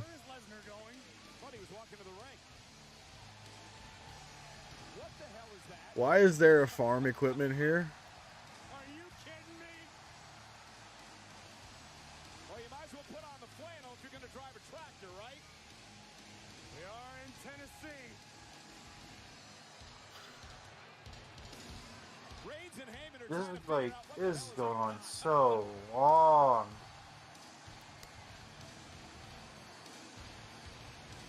Can he not get it started? No, Big T. I'm not much of a Sour Patch guy. It's got his logo Oh on my it. goodness, he's raised the arm. Look at all the cameras attached to it everywhere. There's like 6 cameras attached to it. So Brock's driving a large tractor farm vehicle. Why this would scare anybody is beyond me. Like, what? I'd be like, so you're driving a tractor to the ring? Good for you, buddy. Man, this is dumb. I could have been a cowboy, but I sure am a beast. This is fucking stupid. Yeah, T, they're on his shoulder blades, one on each side. Has he had them for a while? I've never seen them. He's always had them? Oh, now I feel dumb. You're saying you feel fucking stupid?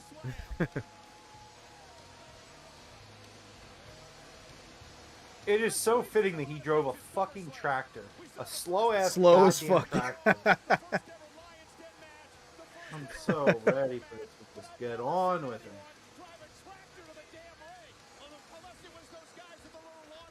And the tribal chief is distraught. Reigns is pacing around the ring, asking what the hell this is all about. And I guess under last... Are they gonna, like, leave that there the whole match? I guess so. Yes, they are.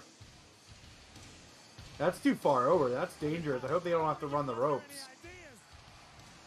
I mean, I'm sure they won't, I guess, but...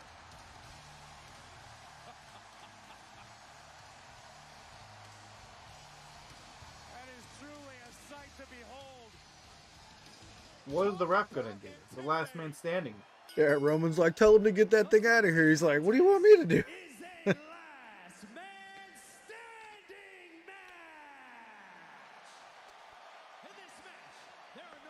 Oh, this is going to be a fucking hour long. It's a last man standing. Jesus Christ. It's to incapacitate your opponent till they can't stand to the referee's count of 10.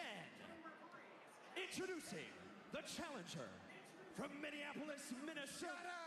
Shut up. Are we on the same? No, you're a little ahead of me.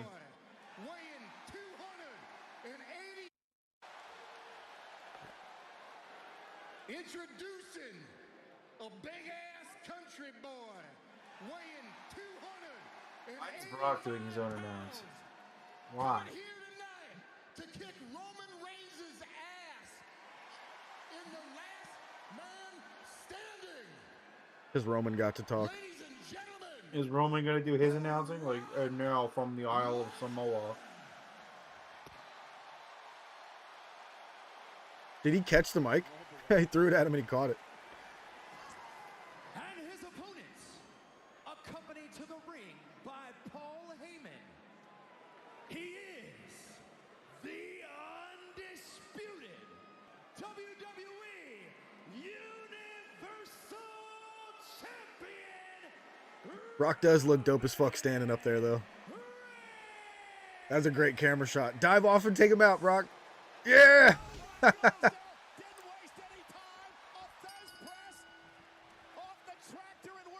On saying put them ones up? Absolutely, sir.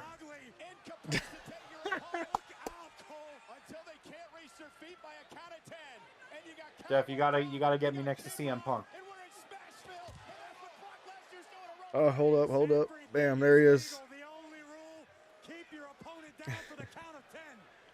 I was gonna say, I got you close to Moxley. There's a good chance Moxley comes near us. If he shows up in Philly. Are you touching your eyeball? Holy shit. Who, me? Yeah.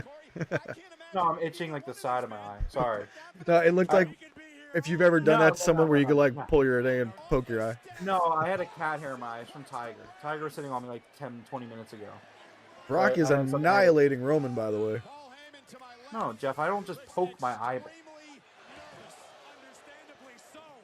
After watching his tribal chief be beast handled by Lesnar. Oh, listen, it's Heyman's Yeah, that did look really cool, Coach. Like the visual of that was really cool.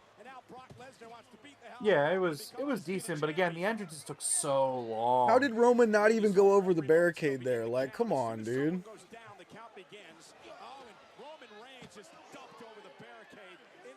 WWE fans. Here's how the match started, Corey. This is something we never thought we'd see. Brock Lesnar, the beast incarnate, jumping off of a tractor to take down the undisputed WWE Universal Champion. And it's been all Brock Lesnar. I don't think very much of this match goes in the ring at all. That's probably why the tractor's still there. It's probably for the best. Yeah. Athlete in WWE history. Brock's waited a long time for this moment. There is no absence of malice in the movements of Lesnar. Lesnar is savoring the suffering of the tribal chief. Damn, that dude spent $200 on that SummerSlam jersey for his wife. He's crazy. What? That lady's wearing a SummerSlam jersey. Those things are like $200. Rake the eyes and the nose of Lesnar to turn things around and drive Brock now into the steel trussing that's surrounding the ring here.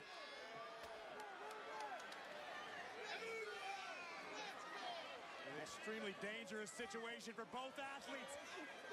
And now Oh! driven into the steel. And Fuck, that had to hurt. as Reigns went spine first. And Reigns just dumped right into our cameraman over there. Hope Stu's okay as Roman Reigns just driven into the steel. Spine first by Lesnar. The referee now counting.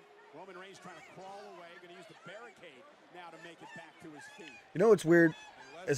Anytime I see a Brock Lesnar match announced, I do not get excited for them. But when I watch them, they're entertaining as fuck. For some reason, I like Brock matches. Oh shit! Oh, he couldn't do it. Yeah, I don't think Brock is bad, but I mean, Brock has the stigma of, again, like representing something that I just don't vibe with as a wrestling fan, the part-timer thing. Like, I don't think a world champion needs to be on TV every week. I do adamantly believe that. But for Brock to be like the world champion as many times as he has, and then, excuse me, he just disappears for like 4 months at a time, that's just unacceptable. He's saying he knows what they're going to do. Brock's going to beat Roman. Theory comes out, attacks out after they attack Brock. Theory gets the pin, gives the title to Roman, title back on Roman, kind of a you scratch my back thing. I don't know why they would do that. I mean, why would he give the title back to Roman? That'd be insanity. Yeah, I don't know, T. Yo, somebody's wearing a shirt from the NES wrestling game from regular Nintendo with the Swamp Man. All right, well, there's a broken table. There, look, you see the shirt? Oh, Brock threw the... Where'd the table go? Oh, yeah, okay. So we're at 2 tables there. So currently, Jeff and the coach had chosen 1 table. So now Jeff and coach, you guys are missing the point. Big T is currently at 2 tables, so he currently gets the point. Juan chose 3 tables, so if another table gets broken here, Juan will get the point. But as of right now, Big T is getting the point. Just so everybody knows. Ideas Lesnar had in his mind had Heyman not reared his head. Yeah, there's the Samoan drop through the table. They kept Brock down to a count of 7. And now Roman Reigns still steps in hand. Oh! Like that. The tribal chief has taken over. Those stair shots always get me, man. Especially when they look good. Oh, man, I feel bad for Big T because they're about to break another table. Damn it. The only thing he has to do is count. The only thing the official has to do in this match. Tell you, it's highly noticeable Triple H is involved. It's another table, so now that's 3 for the night. So, as long as another table doesn't get broken, Juan will get the point for 3 broken tables. Oh, there's no one. If there are any more broken tables, though, there will be no points given. The official will do that. Count of 3. Remember, 10 count. Count of 4 now. Lesnar struggling. Second time he's been through the table in the mat. Is his back bleeding? Count of 5. Yeah, I think he got when he got put through the first table the first time, but he fell back into that first table. I think he cut himself at that point. Yeah, he's got like streaks of blood going down his back. Oh, he did the orange punch. Brock no sold it. Okay.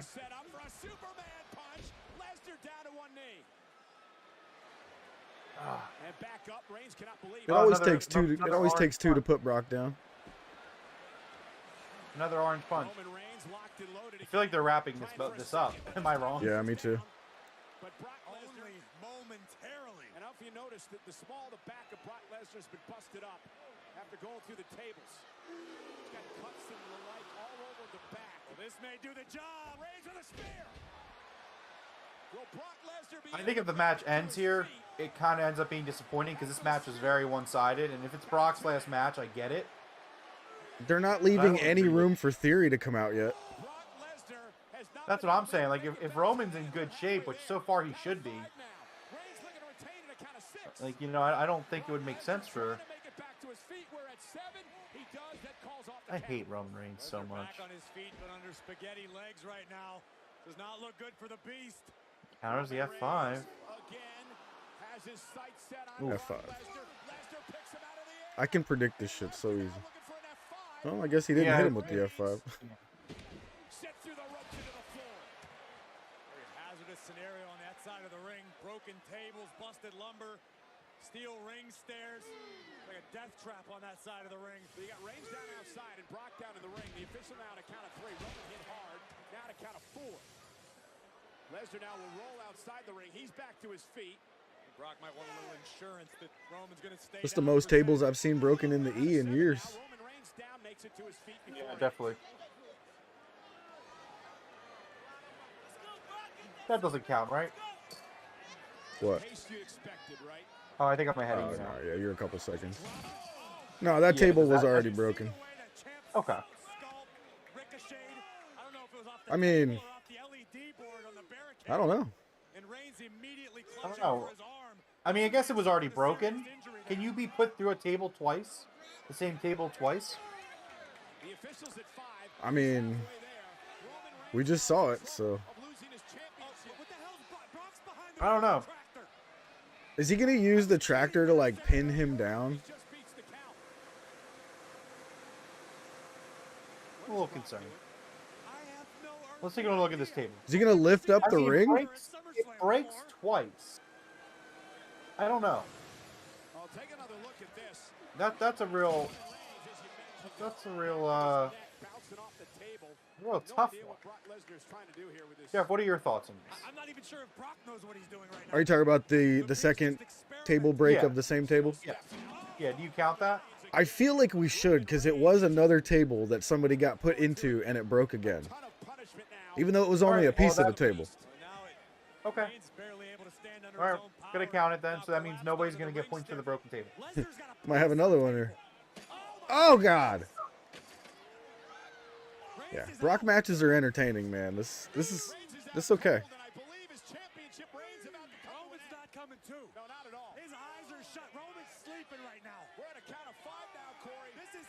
Say there was a John Cena versus John Bradshaw Layfield I Quit match that puts this to shame, but still not. Well, the one against John Cena, right?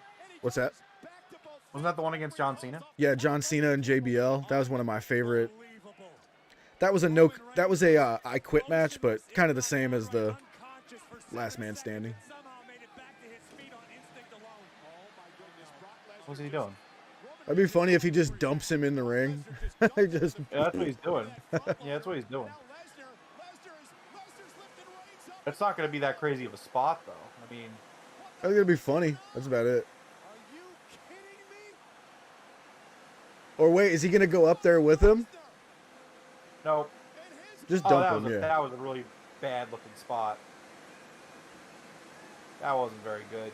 Roman could have done better on that. Same thing happened with Theory, man. He tried to land on his feet first, and it looked stupid. Yeah, that looked dumb.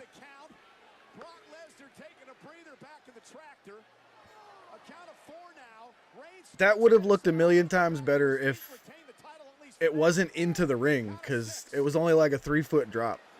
He should have gone like back to the stage entrance and like dumped him off the side or something. I get the idea, but Suplex City. Suplex City. Suplex City. Is just destroying the tribal chief. with German suplex after German suplex. Roman Reigns, the champion, looks like he has How long till we get the Brock Wreck Slam tractor? Yeah, right. Roman's left arm looks like it's Yo, I just found out that the there's a quad you can buy. You can buy Big E's quad, and it comes with a Big E figure on it. I just found out that it's the rarest version of Big E's figure, and now every time I go to Target to try to find it, people have stolen the Big E figure off of it and then just left the quad there. Count of 5, halfway there. Halfway there for Ooh, that cut doesn't look. That does not look like it feels good. Count of 7 now. Reigns trying to somehow survive. Count of 8. Roman, can he make it back to his feet? And he does at 8 again. It's a testament to the toughness of the head of the table. Ah, yes. Tried and true. How much does Reigns have left? Brock Lesnar continues this brutal beatdown with an F5.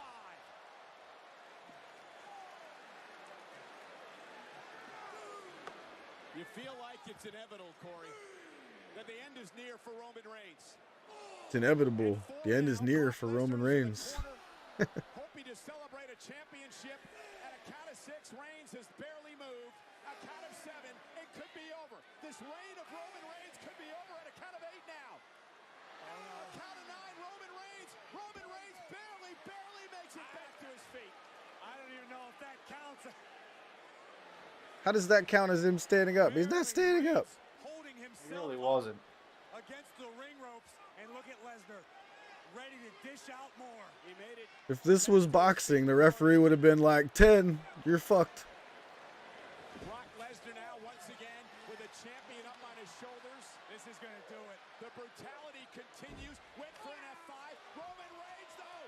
Guillotine. Roman Reigns with a guillotine. Who's taken out so many. That reversal out of that F5 looked horrible. It was like, here, I'm going to gently put you down on your feet. Go ahead and put me in the choke. It is tight. Reigns struggling to get out. Reigns trying to get out of this, but if Lesnar can get him to pass out, Lesnar's going to win the championship. Yeah, if Brock put this on you in real life, you're going to sleep in about 4 seconds. Yep. He's out. Oh, wait, if he puts him out, you should still count to 10. Why is it? Yeah, they do need to. They should still do the count. Yeah, they should still do the count no matter what. What the fuck? Okay. The commentary team was making it seem like it doesn't matter because if he passes out, the match is over. But no, you still need to count to 10. Yeah, you still got to make the count. 1. There you go. But Roman Reigns is out, and Lesnar now. Lesnar going to make it back to his feet. Can take his time. Who's this ref? This might be their best ref. He actually does know what he's doing. Coach, I could not tell you what people see in Roman, dude.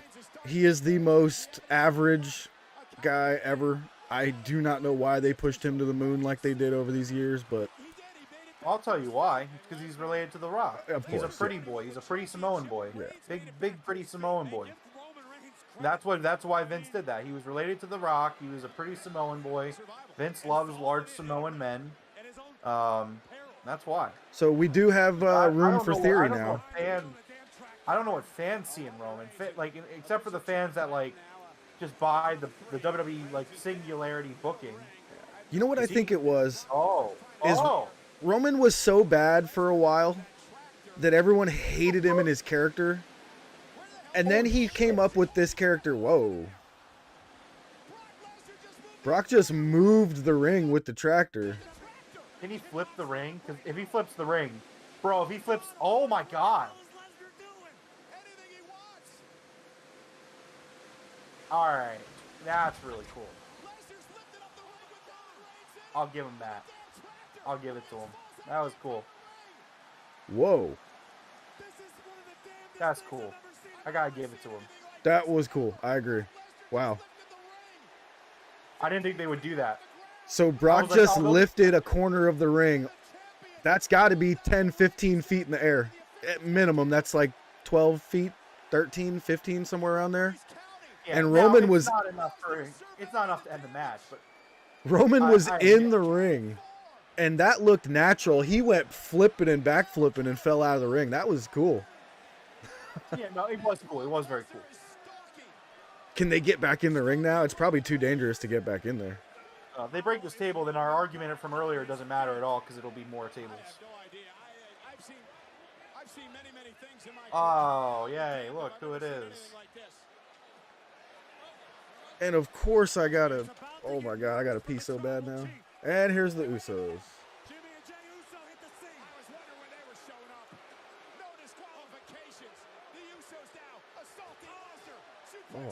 Oh. Yo, he just almost Big E'd him. I can't see what the hell's happening. I can tell you this, Corey. The Usos were just wiped out by Lesnar. Jimmy Uso's at my feet, and he ain't Yeah, Brock throws the Usos around like they're children.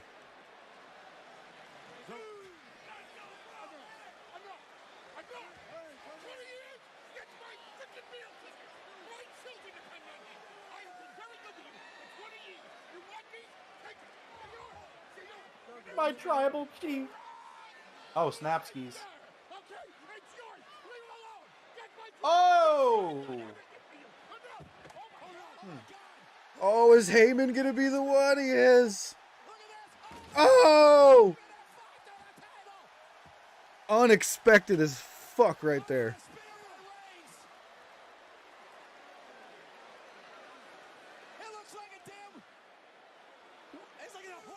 Paul Heyman just took an F5 through the announce table.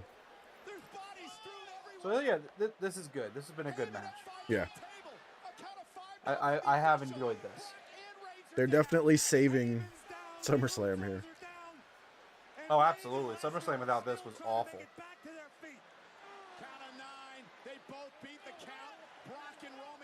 Oh boy. Roman just collapses. Oh boy. Why now? The match isn't even over yet. Alright, well. Is he gonna make it a triple threat like Seth Rollins did? It's gonna be stupid. Last man stand. The timing of this doesn't make sense. It's a last man standing. That's stupid. You can't even pin anyone. Oh no, he didn't get to do it yet. He didn't get to cash it in. He forgot about Brock. Jesus Christ. On the briefcase, F5. Twice before has been cast in at SummerSlam, but not tonight. From both sides, Jimmy and Jay drop the beast. Corey, This is another reason that I can't stand Roman. They're like, he's the greatest of all time. And I'm like, he's never won clean. He has to cheat in every match. Yeah, he doesn't win clean. Although he did win one of them clean in the recent future, but that doesn't... And that's probably going to do it right there, you have to think. Yeah.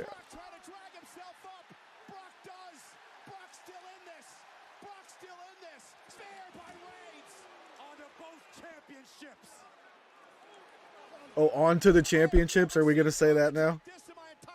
That's not that big. A count of three now.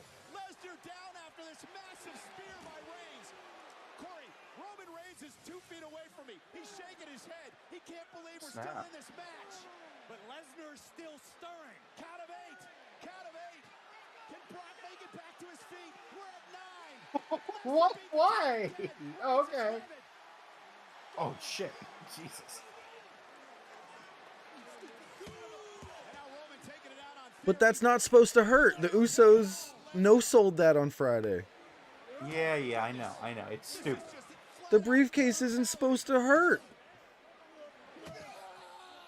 Reigns is battering Lesnar. And nobody can stop him. Got his ass down. Corey, this is sickening. This is uncomfortable out here. Yo, half the audience can't see anything now because of the ring. No, not at all. All the people on the other side right there are like, well, we can see the nice underside of the ring.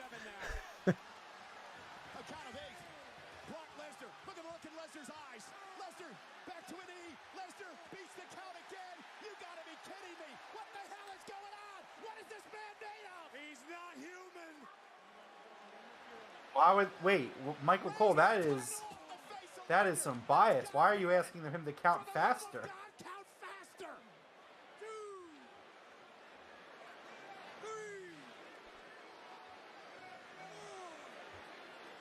See, I don't know. At this point, it's just kind of overkill. If you're not going to end... Okay, you're not ending the match then. Okay. I think Brock wants to look super strong on his way out. I don't know. I mean, maybe, but at this point, it's just overkill. If Roman wins this match, then it's just overkill. Heyman's still laying there. Not like if he doesn't like another belt shot.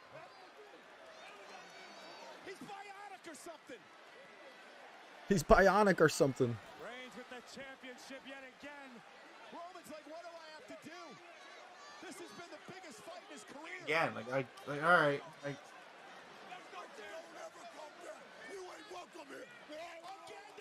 He just said you can never come back. You ain't welcome here.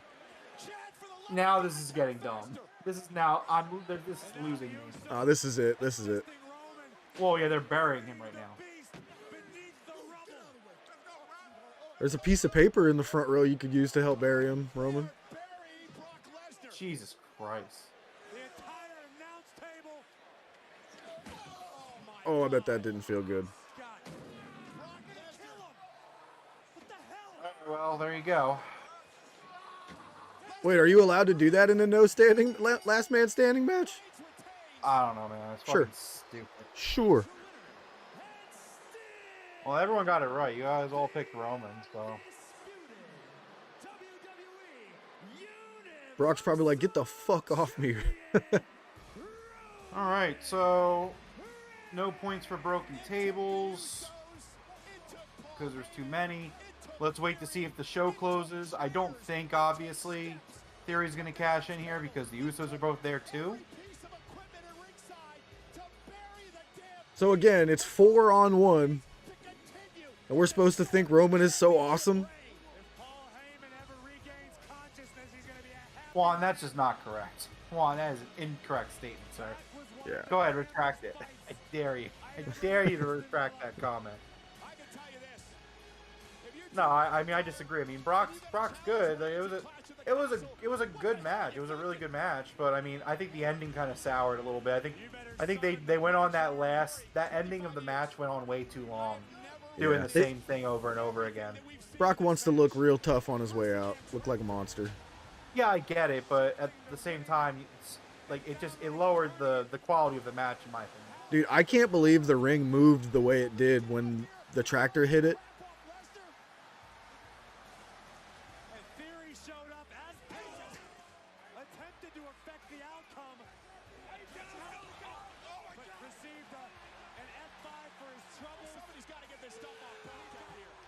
Why does everybody land on their feet instead of hitting the ground now, man?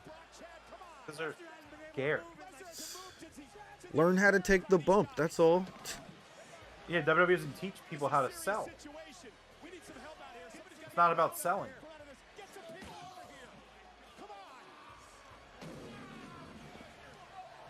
No Bray Wyatt. Thank you, Jesus. Yeah, I know. Yep, Coach, we are now in, that's what's next. Yo, that cameraman's crazy for going under there. That was nuts.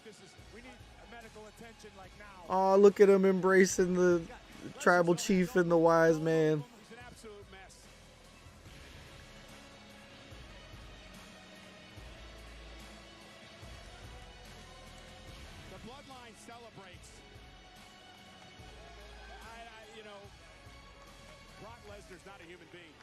Is that guy wearing a Rock Band shirt? Is that really the only shirt you had in your closet, bro? Is a Rock Band shirt for being ringside at SummerSlam? I get it if it was like a Final Fantasy VII shirt or a Final Fantasy X shirt. Or, Legend of Zelda, some of the greatest games ever, but Rock Band?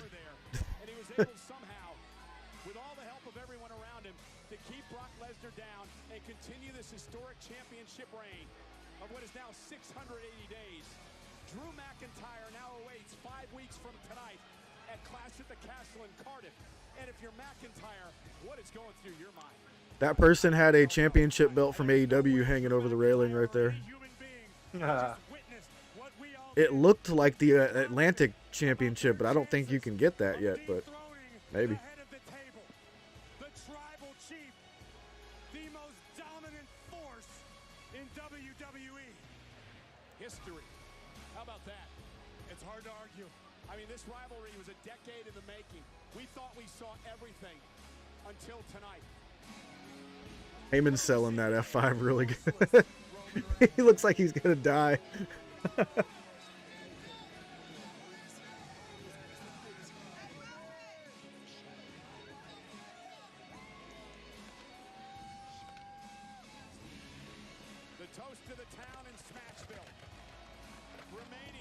It was a good main event. It saved the show, I'll tell you that much. Yeah, I thought it was a good match. I think the ending kind of lowered the enjoyment of it. I mean, I understand they wanted Brock to look good on his way out. I mean, that's what Brock wanted to do. But the amount of times that he like did one belt hit, I didn't really enjoy that aspect so much. Overall, how do we feel? Let's see, Jeff. How do you feel about SummerSlam before we tally up these the final I will count? give SummerSlam a 6.5 out of 10. Give it a 4 out of 10. I think that there was some decent moments. I think there was some decent matches in it. The main event, I think the main event alone raised it to a 4 from a 3. I mean, if you completely honest, I think that there's a lot of problems still with this company. I mean, a lot of presentation problems, booking problems. Juan gives it an 8.5 out of 10. Big T Coach, let's get your rankings on this. Let's give it an out of 10 score. Juan enjoyed the show. The multitude of reasons, it didn't really vibe with me. And I don't know if those are things that WWE can fix necessarily. We'll have to see. 5. Coach gives it a 5 out of 10. So, see what Big T thinks. What about you? You know, I appreciate that Juan, you know, he's obviously shown that he does enjoy the E. And I'm glad that he sticks with us as much as he does when we, you know, talk so much shit on them. So, do appreciate that, Juan. Yeah, but I think Juan understands that I'm not hating on a place. I'm not coming from a place of trolling or like I've never watched WWE and like I'm picking a side. I'm coming from like my critiquing and my feelings on the product come from the fact that I used to love the product, and so I think Juan understands that, and. At least I think so. Maybe I'm wrong. I'm going to make a super quick trip to the restroom, and then we will get with our results here. Yeah, go for it. So, yeah, I mean, wanted to give it a shot. I mean, obviously the biggest chance we tuned in was to see if Bray was going to show up. He did not. So, I mean, all out, right? I mean, I don't know. Clearly they wanted to tonight was an important night for Triple H's regime because like you had to make a big splash here. You had to show that you were going to be different than what Vince McMahon was doing. And in some places I think they did that, but not enough places. I felt like this still felt like if I was in a coma, right? And I was like in a coma for the last 2 months and I missed all of the Vince news. And I woke up from the coma and was like, oh, let me watch SummerSlam because it's on. I would not have any idea that there was any change in regime, really, except for Dakota Kai being brought back and Io Shirai getting called up. And I think Big T saying there's not a snowball chance in hell I'm watching Clash at the Playground. Excuse me. Coach saying it wasn't horrible, but I'll keep an eye on the product a little bit and see where we go from here. Yeah, that's how I feel. Yeah. Big T, where is Bray? I know, right?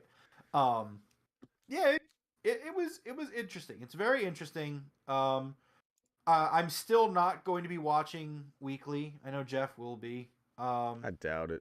That wasn't enough to bring me in yet. It wasn't a good enough show. I'm willing to kind of do some vibe checks every so often to see where we're at with it. Yeah. I don't think we're gonna do a Clash at the Castle watch along. I don't think we are. I mean, I'll leave that up to Jeff. I don't see any chance of excuse me. I don't see any chance of Wyndham showing up at that show. It's a day before All Out. Yeah. Nah. Nah. But so I don't know if we'll do that or not. We'll take the WWE pay-per-views or whatever you want to call it on a case-by-case basis if we're going to tune in or not for a stream. It's obviously it's not going to be the priority of the channel, but we'll see where we go from here. I mean, again, like I think we're kind of in agreement. It wasn't anything special. Some cool moments peppered in, but I mean overall, nah. I mean, like I said, the Bailey returning moment was probably the biggest thing of the night for me. The Pat McAfee match, like, is what I thought it was going to be. It was a decent match, but yeah, this wasn't enough for me to be like, oh, cool, Vince is gone, I'm going to start watching again. Like, it wasn't enough. Yeah. There were some things that I noticed that's obvious that Triple H was involved. Like, it was absolutely obvious there was some Triple H stuff going on tonight, especially the Bailey and the Io Shirai and I'm drawing a blank on the other one's name right now, Dakota Kai. But, you know, it's going to take a lot more than that. Yeah, and Coach and Big T kind of also, at the end of the day, we wanted to do an extra stream, an extra podcast. We love hanging out with you guys. So, it was worth it in that aspect, regardless. This could have been the worst show ever. And Juan's rating it a good show because we all spent. I can see that, Juan, but you gotta, when you're doing a pay-per-view, you can't give it such a good rating just for 2 spots in a 4-hour show, man. No, I think he was saying he rated it as a good show because we all watched it together and had a good time. Oh, I thought he was saying because of the Bailey and the main event. Gotcha. I don't know. That's what this was for. This was to have fun with each other. You know what I mean? Like, this is not for us to start watching the E again. We just, it was another night for us to have some fun. It just happened to be a big pay-per-view where, things could have happened and could have shook the wrestling world up. But nah, we didn't get much other than the return of Bailey and a good main event. Probably Brock Lesnar's last match in the WWE if I had to make any bets on that. All right, so let's run down real quick, kind of recap the points, and then we'll announce the winner.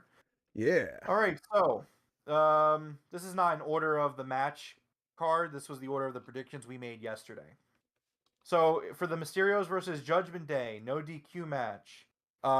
Give quick thoughts about it too. It was kind of pretty disappointing considering it was a no DQ match. I mean, Edge came back, and I think Edge is doing some of the worst work of his career on this latest WWE run, so it didn't really mean anything to me. But so the Mysterios win this match, and this was a match that Juan and Jeff got a point for. Your thoughts on this match, Jeff? Like closing thoughts? It was hard to tell that this was a no DQ match, so I kind of had a little bit of a problem with that, but it was a decent match. Okay. Logan Paul versus The Miz. Obviously, Logan Paul won the match. I was impressed with Logan Paul as a performer. I thought the match was decent. Maurice was nice. It was nice seeing Maurice. Yes, she was definitely the best part of that match. So for that match, Coach Big T and Jeff got the point. They all chose Logan Paul. Juan chose The Miz. U.S. Championship match, Lashley versus Theory. Everyone chose Lashley. This match, I thought it was actually kind of shitty. I didn't like the match that much. I thought it was bad. Felt the same. Okay. The tag titles match, Usos versus the Street Profits with Jeff Jarrett as the referee. The Usos picked up the win here. Big T and Juan chose the Usos. And that is... Well, Jeff, y'all have wives.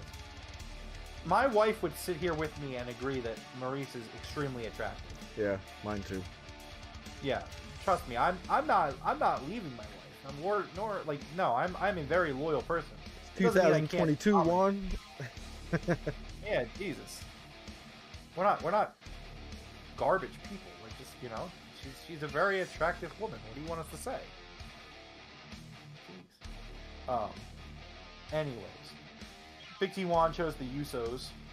This match felt fine, but considering the tag team renaissance that the rest of the pro wrestling industry is currently experiencing, I think this match fell very flat. Yeah, I mean, yeah. Juan say it's probably because I don't have one, which is why I didn't realize. Yeah.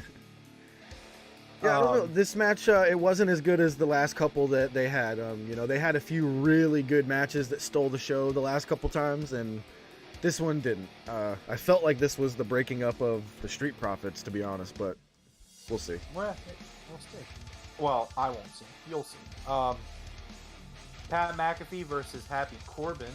I thought this match was fine. I thought Pat McAfee impressed, although his ring attire and his presentation in general did not really impress, but I guess that's just what he's going for. Everybody chose Pat McAfee, and Pat won, so everyone got the point for that. All right. What's the score so far? Oh, I have it tallied. I'll give you the score once we get to the end. Raw Women's Championship match. Bianca Belair versus Becky Lynch. Everyone chose Bianca. I thought that it was a really weak opening to the show. The after-match segment was fun, though. Yeah. And what's up, Sean? Sean Ireland here. He made it. Yeah, Bailey's faction tomorrow. I told you, Raw's going to get some boost in the ratings from that. Sure. Absolutely. Everyone chose Bianca, so everyone got points. SmackDown Women's Championship, Liv Morgan versus Ronda Rousey. I was happy that Liv got the win. I thought the finish came off as weak, though. I think they should have just had Liv just straight up win. I think Ronda looks really stupid letting herself get counted when she could very easily have not gotten counted, like with a pin. Like, it comes off as very stupid on Ronda. It was an Rousey's interesting part. finish. I'd like to know who wrote the finish on that one. It made sense, and it seems like it was good on paper, but it just didn't come across the way I think they wanted it to. Wasn't well executed at all. But again, my thing is, why wouldn't Ronda's right there. The ref is counting the pin right here next to her head. Why does Ronda not think, oh, my shoulders are down, let me roll out of this so I don't get pinned and lose the match? Oh, there's no doubt about that, Sean. I would almost guarantee that at this point. Gargano is as good as back into E as anyone else. Probably. But anyway, so Liv Morgan wins this match regardless of how the finish happened. Big T, Coach, and Juan all picked Liv, and so they all got the points. Jeff did not. The main event was the last man standing match, Roman Reigns versus Brock Lesnar. Roman ends up winning this match. I thought that it was a good match with some really fun spots. Yeah. Obviously, the ring thing, when you can do something unique like that hasn't been done before, obviously it's going to be something you remember. I thought it was a really, really cool spot with the tractor flipping the ring up like on, sideways. But I thought that the finishing parts of the match went on too long for me. Johnny will be there, Brian.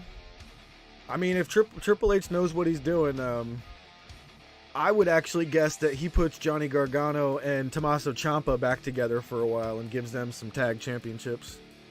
That would be my guess to start them off. Anyway, so that is the match card and the results. Everyone chose Roman. Everyone got the points.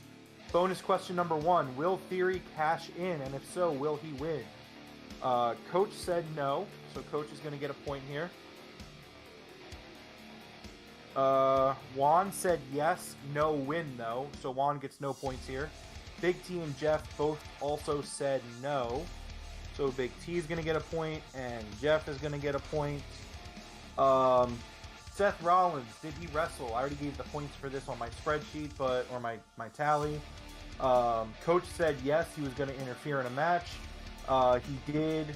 He got 1 point because he did show up in a segment, but he did not interfere in a match. Big T said yes, he would wrestle Goldberg. Big T got yes that he would get involved, but not Goldberg, so he got a point. Juan said no, he wouldn't. So no points for that. No points for you. Jeff said yes, he was going to wrestle Bray Wyatt, which go fuck yourself for that. I didn't mean he was going to wrestle him, but Jeff involved with him. Jeff got 1 point. Yep. How many tables will be broken? Jeff and Coach said 1. Big T said 2. Juan said 3. Regardless of our discussion about the one table being broken twice, at least 4 tables were broken, so our discussion didn't matter. No points were rewarded. And now finally, the This Is Fucking Stupid award. How many times did I say this is fucking stupid tonight? Jeff, would you like to guess? I'm going to say about 65 times. Let's see here. I said it 5, 10, 15, 20, 25, 30, 35, 40, 45, 47 times. Now the numbers were, Jeff guessed 5. I don't know why. Jeff thought I was only going to say it 5 times. Coach said 7, but we let him go up to 70 because he's in the King's Court. Juan guessed 100, and the man who was 1 point off, who is going to get the points, because as I said yesterday, if you're 2 or 3 off, I'll give it to you. Big T with 45. So congratulations Damn, to you T. for getting the point, Big T. So now it is time to tally up the votes, or not the votes, the points, excuse me.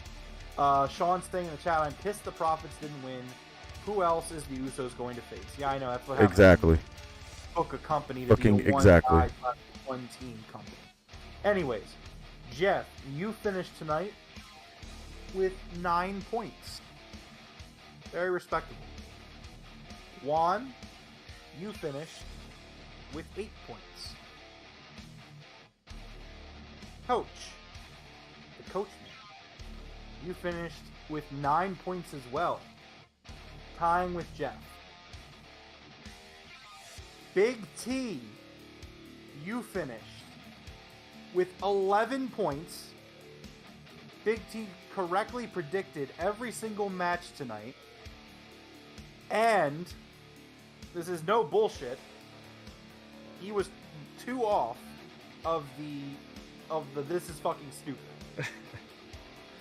And I swear to God, this is legit. This is no heel Rome. So, the winner of this match, representing the King's Court, Big T. Good job, T. Yeah, Big T, you won, dude. Without Big T, you picked without any knowledge of WWE events, Big flawlessly. T, you literally, and bro, I swear to God, Big T, you picked every single match correctly tonight. This is not a work. This is legitimately real. I have all the notes, and you can go back and listen to yesterday's podcast. It is completely a clean win, where you got every match right, and you were and you were 2 off of the This Is Fucking Bullshit, or This Is Fucking Stupid. Yeah, you would have won the Skittles jar and everything back in school. Hell yeah, man.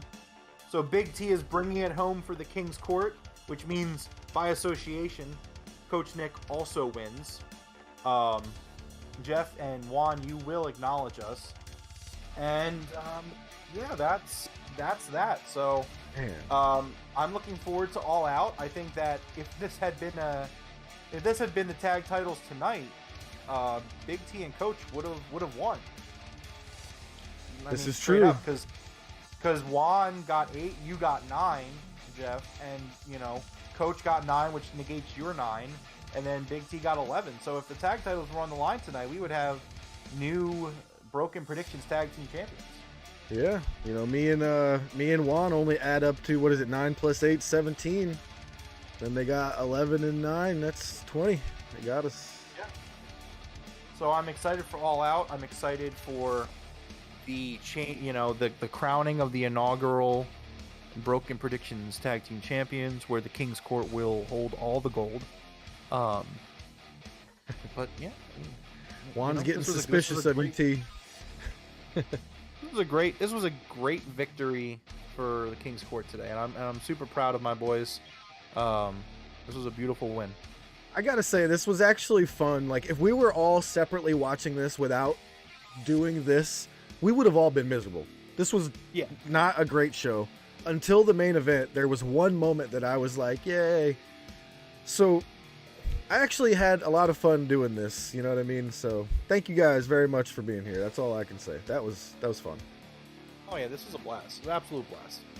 Let's just get AEW to up the number of pay-per-views like 2 more a year, then we can have do this more often. I don't know. I mean, I think 4 is a good number, to be honest. Especially if you're going to do Ring of Honor pay-per-views. Like, I think 4 is good. Yeah. Well, It I mean, makes if it Ring more of Honor meaningful. pay-per-views are going to be a thing, that's fine. Big T, I honestly wouldn't have watched it. Oh No, I yeah, wouldn't have I'm either. just saying, yeah. Yeah. If we weren't doing this, I don't think any of us would have watched it, except Juan. Juan would have watched Yeah, it. Juan would have been like, "This is the greatest thing ever." Juan, he's like, put them ones up. Yeah, no, this was fun. I'm excited for All Out. All Out's gonna be fucking incredible. Yeah, All Out's going to be insane. That's going to be great. And here's the thing you got to think about, Jeff. How you doing tonight, Jeff? I was doing good till my glasses gave me a headache. Now I can't see. That's old man shit. I Anyways, know. True it is. Yeah. did we see Bray Wyatt tonight? We did not. Thank God. Did we see Sasha Banks tonight? No, we did not. Oh. And I am Okay. convinced if we would have seen Sasha back in the E, she would have came back with Bailey. I agree, and I think if we were going to see Bray, it would have been tonight. Yeah. So do with that what you would, folks. I don't know. I don't You know, think I'm wrong. The argument could be, Triple H didn't have enough time to contact them yet and smooth things over. But I don't know. I think this was a perfect opportunity for both of them, and we didn't see either one or not even a mention. Well, so let me tell you why I disagree with that, Jeff. I disagree with that because I think Bray Wyatt has known where he's signing with for a few weeks now at least. I agree. So, again, if you were going to pull the trigger, if you have Bray Wyatt signed and you didn't bring this man out on the first pay-per-view with Triple H, and like tonight, again, I said it a few times tonight. Tonight was the night to make a big splash. Yeah. Like, tonight was like the first pay-per-view of the new regime. It was a big 4 pay-per-view. This should already be one of your biggest shows of the year. SummerSlam is your second/third biggest show of the year, tied with Royal Rumble behind WrestleMania. Mm-hmm. So if you're not, you should already be bringing all the guns out. And, Triple H needed to make a splash, which is why we saw Bayley, Dakota Kai, and Io Shirai. If they had anything else up their sleeve, they would have used it tonight. I agree. We would have seen Sasha. Because We would have seen Bray. even if Bray had just graced your screen for like a half a second, that would have boosted these Raw ratings more than anything. Anything. Yeah, So- and here's the other thing. I think that the whole reason they do this Edge return the way they do it is because they know that people want to see Bray Wyatt. Yep. And they know that if they make these promos that are very Bray Wyatt-esque, that people are going to be like, oh. It's like, well, oh, let me maybe get Bray's that. coming with Edge. I heard that so many times. And I was like, why? But why? No. Why would he do that? No. It doesn't make sense. It makes no sense. It makes no sense. So, I don't know. I mean, obviously, anything could happen. The first Big T- official Triple H Raw, I believe it is. No, last week was. Yeah, but I believe that they kept the writing from Vince to kind of, honor him, I guess would be the word.